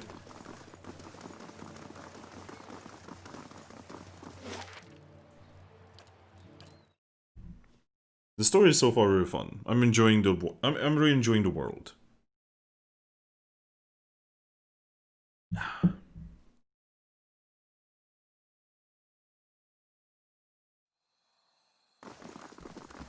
so we want to go over to here.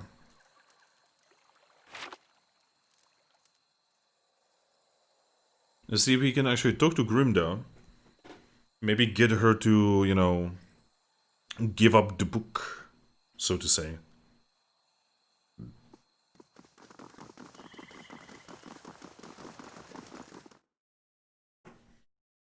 Maybe we can even get her to give up the book before we do the thing that she wants. Okay. Okay, so the Elder Archives are right here.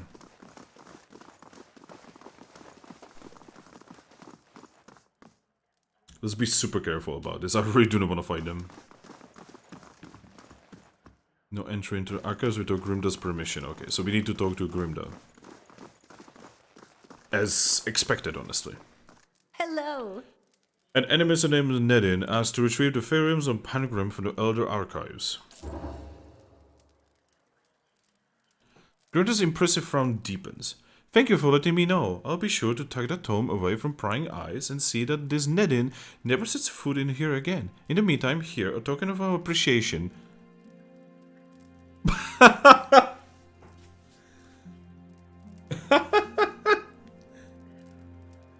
Wow. Wow. Is this what we wanted? To see a bard entirely? It seems a fearsome price to pay. Knowledge dangled. Wow. Okay, what a bitch. Like a holy guacamole. What a bitch.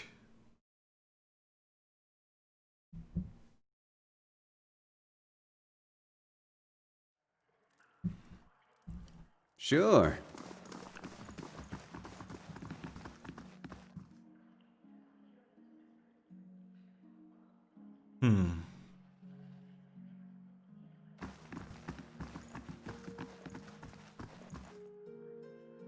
Aye? I wish we had invisibility.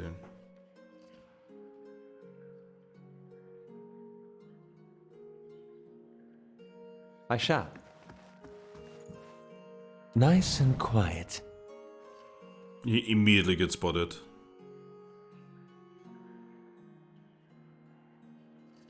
She's specifically standing here just to make sure. Yeah?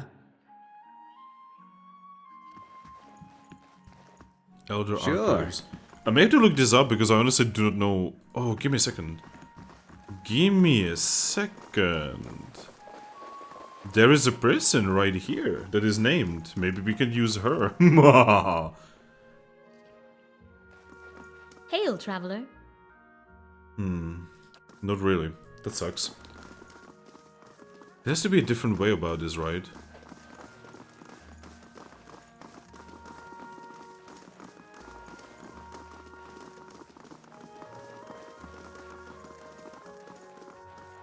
Give me a second. I will look this up. I will use the power of internet. Pillars of Eternity, Elder Archives. How to get in there?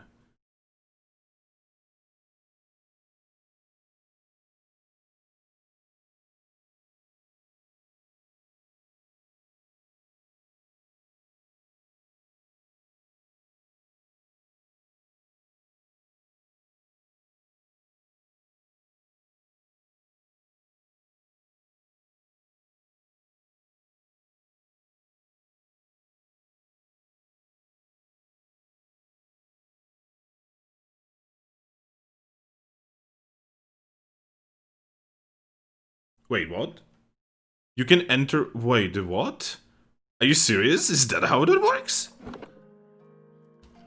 Yes? Give me a second. Give me a second. Okay, so I checked the wiki, Nice right? and quiet. And the wiki says, and you're gonna shit yourself when I tell you. I'm actually gonna make a hard save for this. There's no way. There's no way.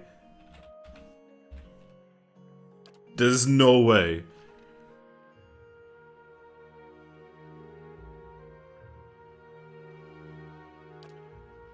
The work of a moment. What the fuck?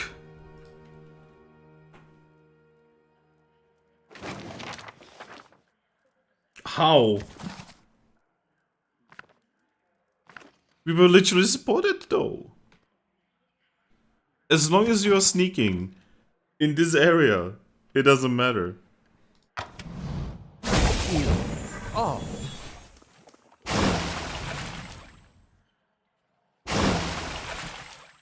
Oh, come on.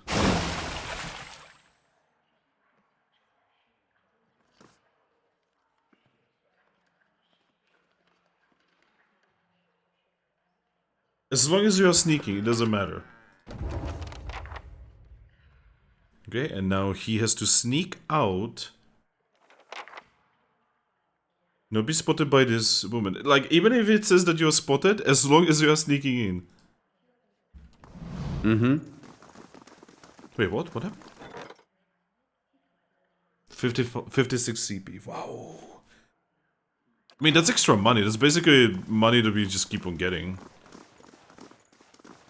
God, that was a good meme, though. What is... See, that right there is like some Obsidian shit right there. Like, what the fuck? Like, they write these amazing worlds, amazing stories, right? And then you have a quest like that, which is like, what? Like, what? She's probably not gonna be very happy about me taking this book, by the way.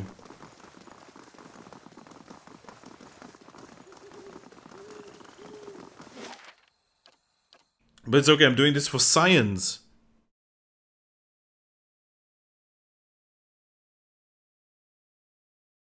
I'm doing this for science. Damn it.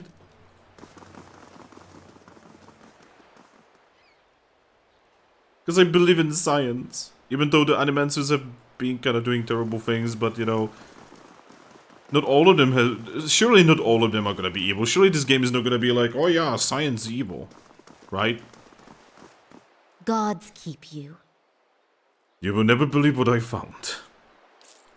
You... Lady of Lament, you've really found it. It encradles the musty tome like a newborn. I can believe it, it really exists. She looks back at you.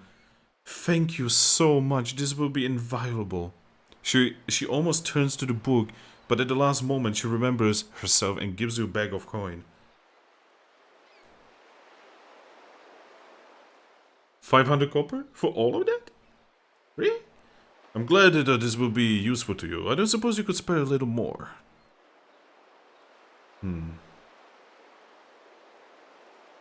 Yeah, let's go with diplomatic. Ah, of course. She pulls a ring from her finger. It may not look like much, but it's always been able to use this ring to generate a little extra money when I was between stipends. It's critical for someone doing research without the benefit of a wealthy patron. She smiles weakly and hands it to you. Please take it. You've certainly given me a resource I couldn't have found on my own. Well, goodbye. Yay! We have science! Eternal funding. What?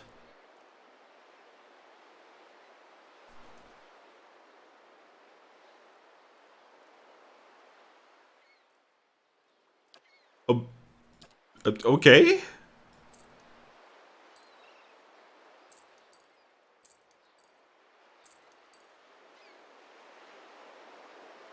Huh? Hey there. Yes?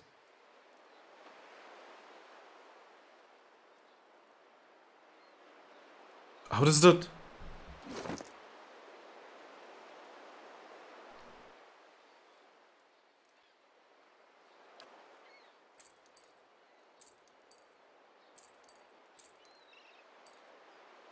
I have no idea how this ring works. Hey there. I have no idea how that ring even works. Like, what? It just... Does it like make money over time or something?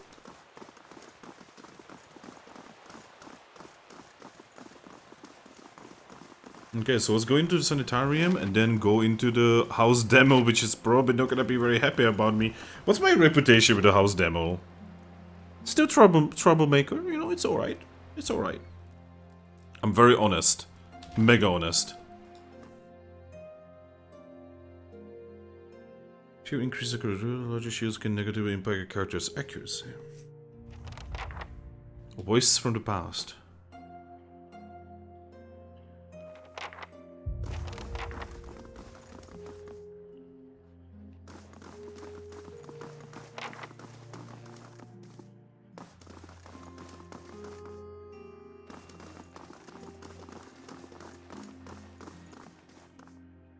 Biwick.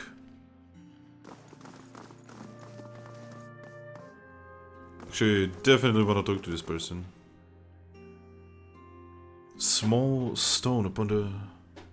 Okay.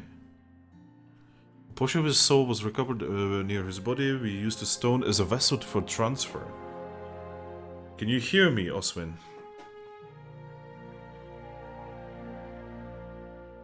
Slowly open before a panic-vowed expression washes over him. Whoa, what the fuck? Unfortunately, the extent of his dissociation has permanent side effects. Becomes more agitated, grunting and moaning as he tugs at his bonds. We're confident we will be able to rehabilitate patients like Oswin. Yo! How'd you do? A bald man with crooked nose gestures in demonstration over the still body of a patient before a small gathering of interested onlookers. Feeling your gaze, he pauses his discussion. Have you come to sit in? I'd like to know more about the sanitarium. He gives you an eager note. It's a mission that attracted me here. The treatment of the disturbed. No one else seems to care about them. Here, they've worked wonders for them. I've seen people cured of insatiable hungers and uncontrollable urges. I've seen the crippled walk and the dysphonic smile, all within these walls. The thought that the Duke could put an end to it with a single order, it keeps me up at nights. Fascinating. Very fascinating, actually.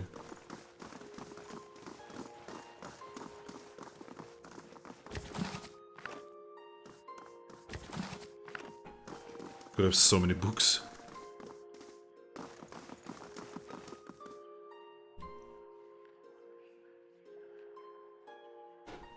A well-maintained statue of a middle-aged man presides over the room, looking down unblinking over the bustle of harried academics pestered by the hopeful desperate. A strong warmth emanates from it that you could sense from across the room.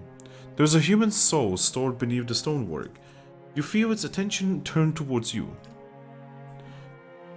It has been some time since a watcher graced these halls. His voice echoes deeply, rumbling the floor beneath you. I am envious of your natural insight, traveler. I can only imagine how it might have helped my work in life. Now, what is it that you have brought you to my sanitarium? You may have a member of Leaden Key in your midst. Edelmore groans, and the stone around him shudders. I could have done without hearing that today. Many have their intrusions been into our affairs. Of course, one can seldom be certain whether they've meddled or whether calamity has struck on its own. But a few of their less skilled infiltrators have been exposed from time to time. They are a perpetual nuisance. Once again, I am reminded of how envious I am of your gifts. I suspect that they would be of some use in verifying one's identity. You're at odds with the Leaden Key as well, I take it?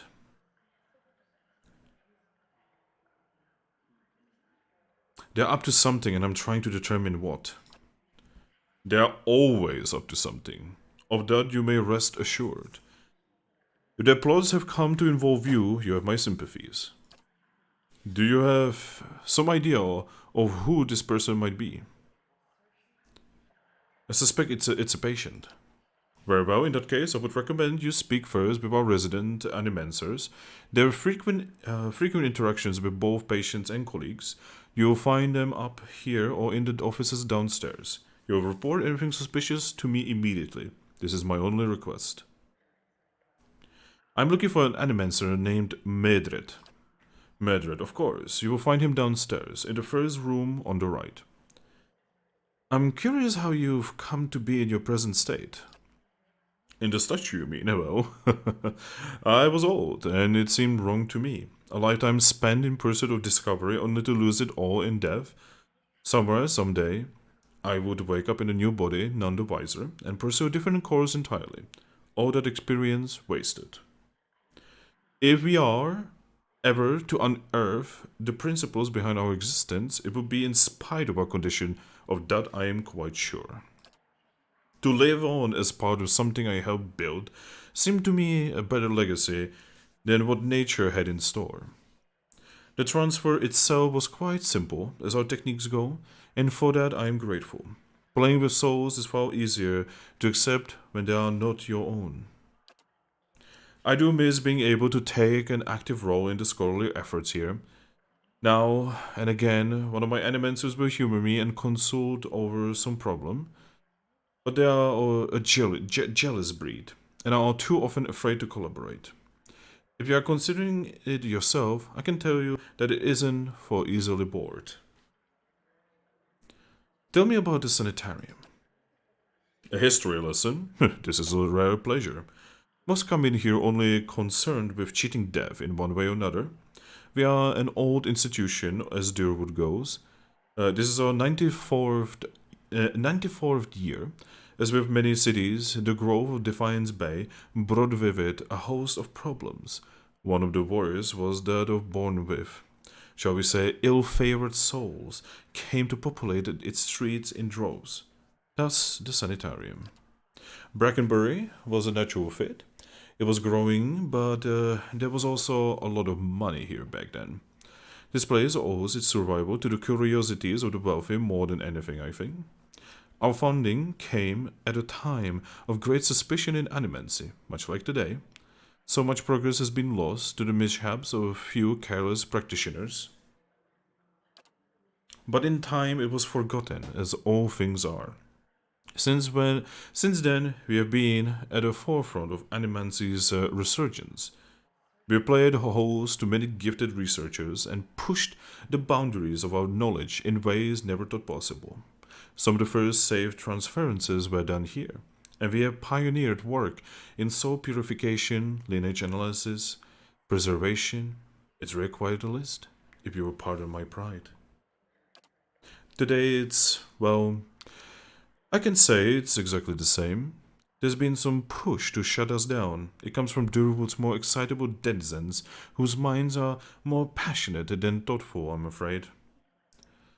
People see this legacy as they see it involves something they don't understand, so it's natural for them to suspect people whose understanding exceeds theirs. It looks to them like we're hiding something. We have a representative in the palace this very moment defending this entire science of animancy at a hearing before the Duke. Absurd as it sounds. If it does not go well, it could be the end of animancy in Durwood. I feel Avar may be swayed by all this unrest, irrational though as it may be. We shall see. Man, this is sad. Does anyone here know anything about awakenings? There's an animancer on the lower floor who came all the way from Rewa to study them. Take the stairs down and look for Belisage.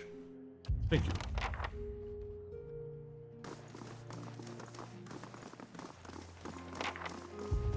Greetings. What is it that you do? Actually, not this one, I guess.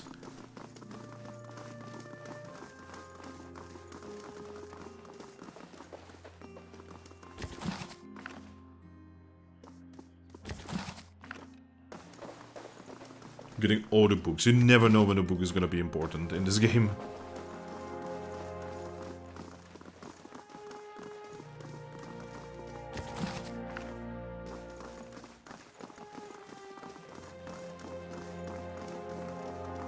This painting is a rolling forest glen with strangely soothing effect.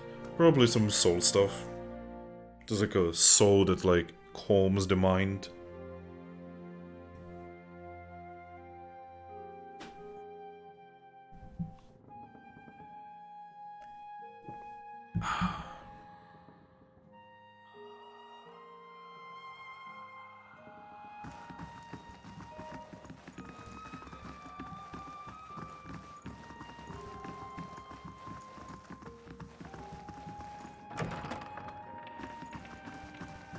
There's Bella Sage. Okay, I'm gonna talk to you last, honestly. There's Medred. Let's talk to you first before I, attempt to steal the thing from you. An Animancer scribbles feverishly on a parchment scroll while his free hand dances through the air, counting on unseen objects. His lips move in silent discourse. As your shadow falls over his scroll, he looks up with mingled perplexity and irritation. Welcome. Can I help you? He forces a polite smile. Does the name Helig mean anything to you? Medred starts. Helig? He was a colleague of mine. He was primarily a necromancer, but he was involved in Animancer too. He worked at the sanitarium for several years. I dare say everyone here has heard of him. He left his post recently. I believe he was seeking new opportunities in the Valian Republics. The advances they are making in Animancy are quite remarkable. Surely we heard? Perhaps you haven't. Do you know a woman named Rowena? No, I don't get out of sanitarium much. So about Helig, I've heard it differently. He slides his spectacles down his nose. Just what are you insinuating? If this is your idea of a joke, I assure you it is in very poor taste.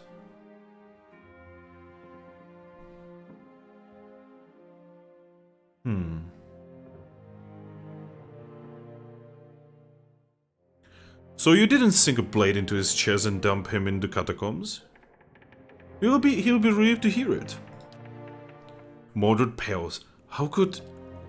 He sighs and runs a hand over his hair. Very well, yes, I killed him. I killed that beast because nobody else had a spine for it. He was a madman. Years of perverse experiments, twisting healthy souls, torturing damaged souls, and for what? He flayed the essence from Gulfan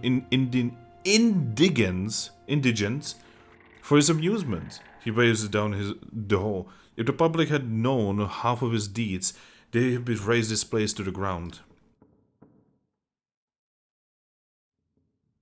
He jabs his finger on the desk. He used a sanitarium to disguise his own sick proclivities. He brought shame on all of us and put an entire discipline at risk. I regret nothing. He calms down and sizes you up. Anyway, now you know the whole grisly story.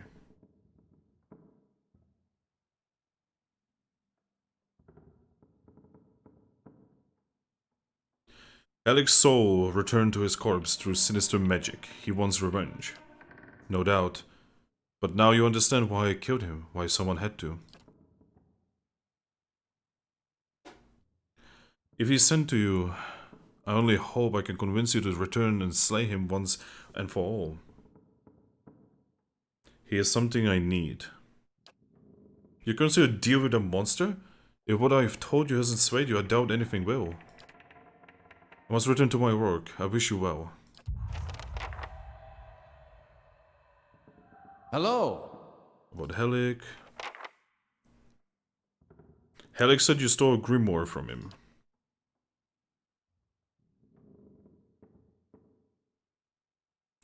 His grimoire? What's that madman been telling you? He said you kept it in the trunk over there.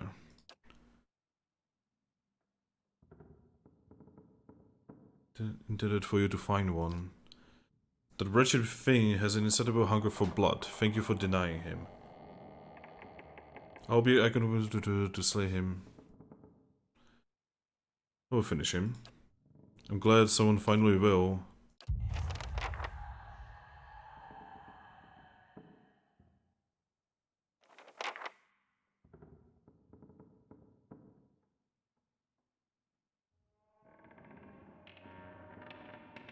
Give me a second. I actually want to know, with my future knowledge, I want to know. Because this seems fishy. This seems very fishy. This seems mega fishy. This seems ultra fishy. Because he just said that there's no grimoire in there. So what the fuck are we talking about here? Is this like actually a much deeper conflict? In a corner of Mildred's lab rests a large, weathered trunk. It seems likely to contain something important, if only by virtue of its size. Examine. Nothing grabs your attention except for the large padlock on the front. Whatever this animancer keeps in there, he does not want anyone else to have or see. Unlock. You take the key you acquired from Helic and place it into the lock. It fits perfectly and turns with a solid clunk. Oh shit. What the fuck is going on here? The trunk holds no grimoires or treasures. Instead, you find yourself staring into the feral gaze of a toothy maw, a twisted monstrous creature. Its humanoid form has been overwhelmed by bony angles and terrible claws. With a start, you recognize the vague shape of a young girl beneath the elongated, malformed bones and greyish skin. It grows and leaps from the drawing, not towards you, but towards Medred. Medred has no time to scream before his throat is torn out. Brave.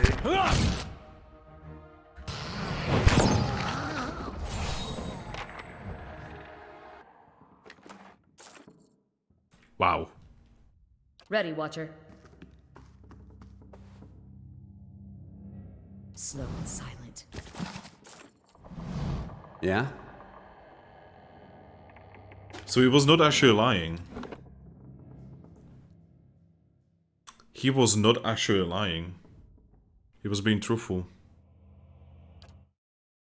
But what the fuck was inside that thing?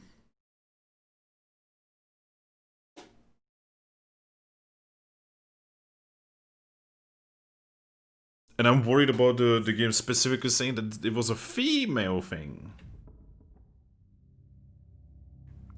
Hail, traveler.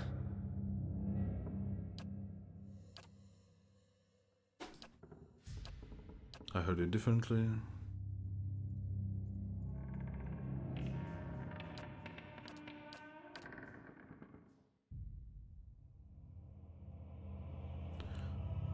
Hardly brave, stabbing a man in his sleep. Brave enough for my taste, I heard a rumor. So you killed him to save your own reputation. Trouble the whole discipline, rather.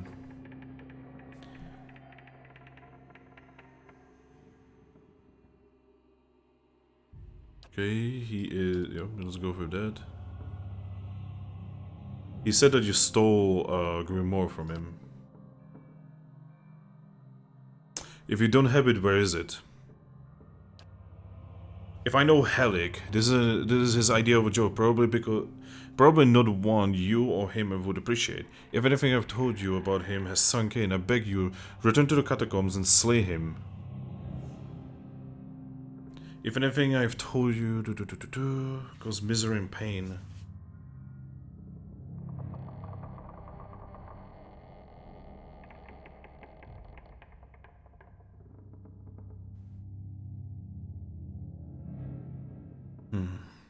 Yeah, I will finish him.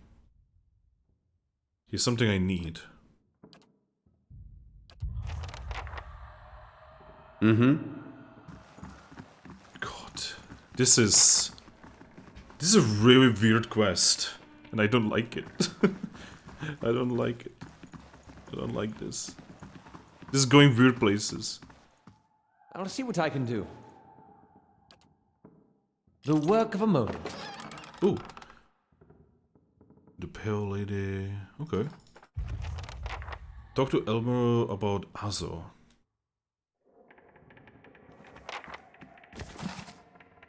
Who's this? Note from Azor. Ripley, I require more copper tubing for my next experiment. Do not requisition it from the sanitarium stores. I don't have the time to deal with the head warden's inevitable questions. I'm not even gonna talk to Ripley. Fuck him. Anyway, before I do that, something's mega wrong in this place. I hate it. I cannot go to bed now. I need to know. How do you do? A woman paces back and forth, her feet crunching on the soft red carpet. She gestures and mumbles to herself, shaking her head as she pores over pages of notes. She almost walks into Ecosi. Here I am, looking so hard for answers in my research that I do not see the cave standing in front of me. What can I do? Okay, I'll be right back. I need to go on the toilet.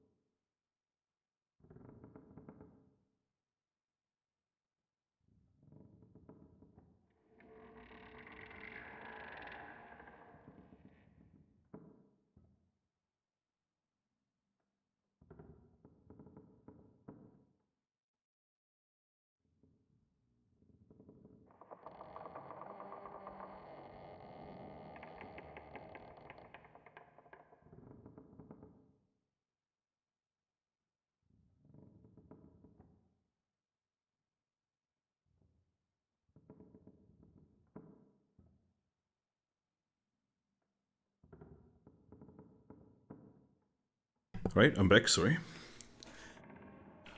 So, I'm looking for an expert on awakenings. She laughs bitterly. Heck, that would be me. Though the lack of research subjects has made me more of an expert on counting floorboards. I would like to transfer Animance's success in a buttressing pre-awakened soul to soothing those whose soul have already awakened. But I need subjects, and most of the patients here are too broken to produce reliable results. It is a tragedy to have come so far for nothing. You're in luck. I have a volunteer. Oh, Gilarde, who is it? Alob's lips curl into a frown. I don't know about this. She grins more broadly. Don't be silly. The process is perfectly harmless. All you must do is stand in that cage. Oh god. I beg your pardon? I jest. You Adrians are so uptight. I do not even know what the thing is used for. It belonged to the last occupant of this office, I think. Now they upgrade him to a cell. I jest. She rubs her hands together, getting down to business. So, I need you to sit here. She takes Alo by the shoulders and steer him to the couch. And try to relax. But don't try too hard, then you will not be relaxing. Indeed. His eyes are humorless. And you must also wear these. A little cold, but the copper will help conduct your essence. The Animancer fastens thick copper bands on Alob's forehead and wrists. As she ratchets them tighter, his face twitches with suppressed irritation. Oh no. Now, I will examine your soul through my scope. She reaches into her desk and produces a long chambered tube. Knobs, dials, and small tube wheel run along the side of the device. It is fitted with Adra lenses cut to different thicknesses and concavities. By manipulating them, I find the angles and densities that will allow me to track the anomalies in your soul. How exciting! I've never seen this sort of thing performed. Kind of peers at the device with interest. It seems suitably complicated. Does this mean we will get to talk to Isabel more? I like that lady. God damn it, Idir! She raises a finger. But first, you must find this cunning interloper. You will answer some personal questions while I make adjustments. Sagani pats his arm. Don't worry, I'm sure we won't hear any of it. Very well. She holds the scope to her eye and flicks a knob. To begin, tell me something personal. Something from the time before your awakening. There's nothing to tell. I was just a normal child living in Civilwood. He looks to you. His face is set to frown, but the rigid edges of apprehension show through nevertheless. What do you remember about your home? As you speak to Alof, you feel your voice like a bell in your chest. It rolls softly, luring him into the mists of his own memory. Belasage. God, I don't... These names! Belasage doesn't seem to notice anything, but you feel as if your words are smoothing his essence, untangling its many threads. He closes his eyes, comfortable, modest, quiet when Mother is away, which is most of the time, quiet enough to hear the clink of glass on wood. This is when I know to be most careful. Father is good about hiding the bottles. Mother, when she's home, is good at pretending not to notice them. Rip. This is good. I'm starting to see something. Continue. Tell us about the time you awakened. She bites her tongue as she twists one of the dials. I am in my 5th year of training. Mother is home. I can let my guard down a little, because when she's around, he is usually only angry with her. But he has heard that I have had trouble casting missiles, that my flame shields are unstable. He is furious that I have failed, and Mother's presence reminds him that he has failed too. God. The first blow takes me by surprise. One moment I'm sweeping the kitchen, the next I'm sprawled on the floor, stupidly looking at flecks of my own blood on the tile. His boots, glistening with fresh polish, thud across the floor. He kicks me into the stomach and I curl up to shield my vitals, but it's pointless. Protecting one thing only leaves something else exposed. Still huddled on the floor, I retreat as fast as I can. I retreat until the vision of the kitchen and my own trembling knees is nothing but pinpricks against the field of black. His jaw locks and his eyes twitch beneath their lids. Madicho! Okay. Belasage furiously cranks the knobs along her scope. He's hypnotized himself with his old memory. You got to bring him out of it quickly. I almost have it.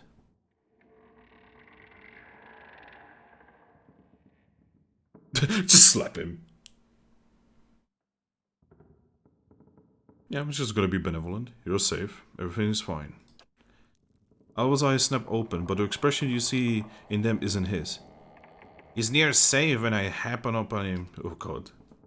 Belasage sucks a deep breath through her teeth. That's it. I'm seeing a shift in his essence. Something spreading and congealating.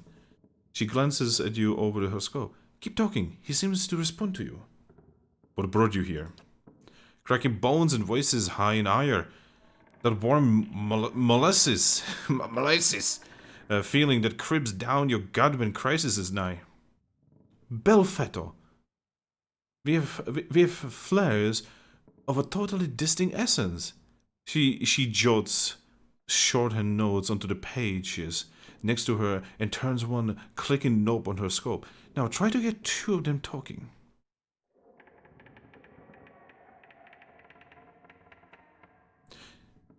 Izumir, ask Alof why you've awakened. Oh, Izumir, tell Alof, goddammit. He's the one he's the one needed me, hiding in his own bone bag like a turtle in his shell. Alof's face twists in a fury, never turned it over to you. Good, yes, very good. She rests from scribbling only to make another adjustments to her scope. I can see 2 separate patterns of essence where he ebbs, the other flows. It's as if the awakened soul fills the spaces that he leaves empty. She prompts you with a circling of her wrist, quill still in hand. Go on. Alof, what's this about setting space to Izumir? He grits his teeth painfully. I've given her nothing. She usurps me in my own body. And I led him a pair too. Yeah, I should ask where I did that old man of his. Oh no. How the last time he laid a hand on us, I break it in 3 pieces. Oh god. Alva's hand jerks to the side. That wasn't your decision. It's never been your decision. Now I was awakening, but now I'm stuck with you. And damned if I let you ninning drag us both through a scupper. What the fuck is this? Ah, very good. She lowers her scope and consults her notes. I think I finally got something we can work with. I've tracked Izomir's essence throughout the exchange. She had particularly high density index during most heated portions of the argument, and her essence seemed to localize most clearly in the lower portion of the subject's left ribcage. Okay. That's right. That's right, around the spleen, which, of course, means that she's triggered by black bile. No doubt the subject's characteristic melancholy is to blame. What the fuck? Alof blinks back at you, and in the midst of perturbation, you're not quite sure who's looking out of his eyes. That's utter horseshit. Black bile, is it? Well, they've certainly spat their share. Kinda studies Alof dubiously. It is a simple explanation and expected, all things considered. She glares at him. Yes, never mind my years of training. I suppose you have a better explanation?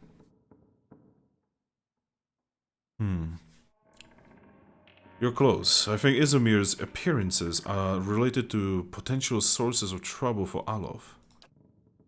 As she carefully scratches her jaw, her gaze darting between you and Alof, I suppose that could be true.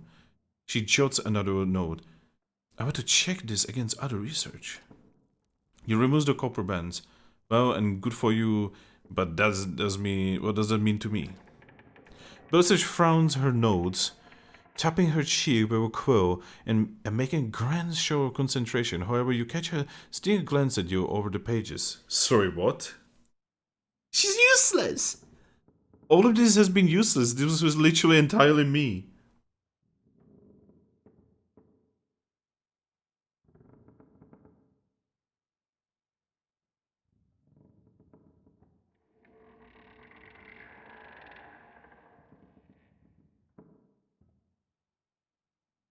It seems that Izomir steps in when she determines that you're in danger. It is not clear yet whether this is a help or hindrance. From my position, I'd say it's pretty clearly a hindrance. Got a lot to process regardless. Thank you for your help, Barlek. He does not look at the Belisage. Yay, XP. She sets her notes on her desk and returns to her scope. Well, I hope this has been as useful to you as it has been to me. I finally have material worth publishing. You will be the total reviewer, Fentry Alof. His grimace melts into a crooked smile. Aye, advancing the right-wise principles of animancy. Just what you've always wanted. God.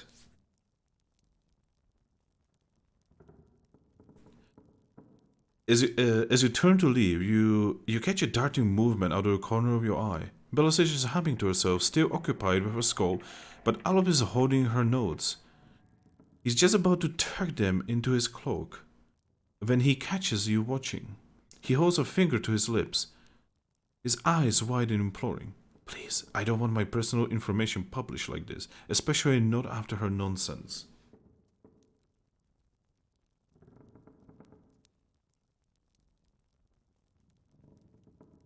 No, you get the explanation, she gets her research. That was the deal. He slides the paper back into the desk, giving you a rueful look. I'm not gonna help you explain this one, Scholar Boy. And there it is. Hey there. And that's the last thing we do today, because I'm actually very tired. I've been going for almost 6 hours. This game is very addicting. Ooh, we have a thing.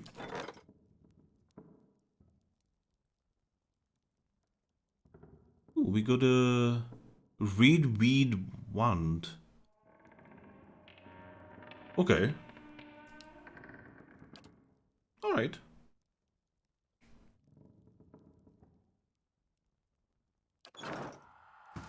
That's weirdly useful. Nowhere near for me to level up, but you know, that was weirdly useful.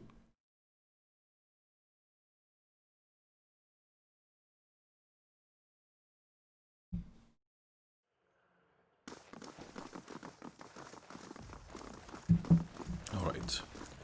So I'm gonna stop right in front of this statue. And that's gonna be where we progress the game next time. Very interesting game, I have to say. Okay, so what was the last? It was... Stream 3.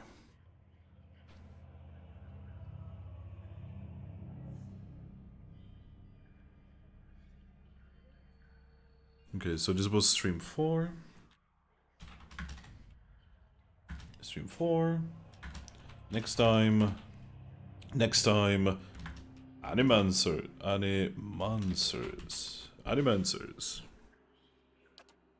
God, I'm so tired. You can probably tell. Like, I'm like mega tired.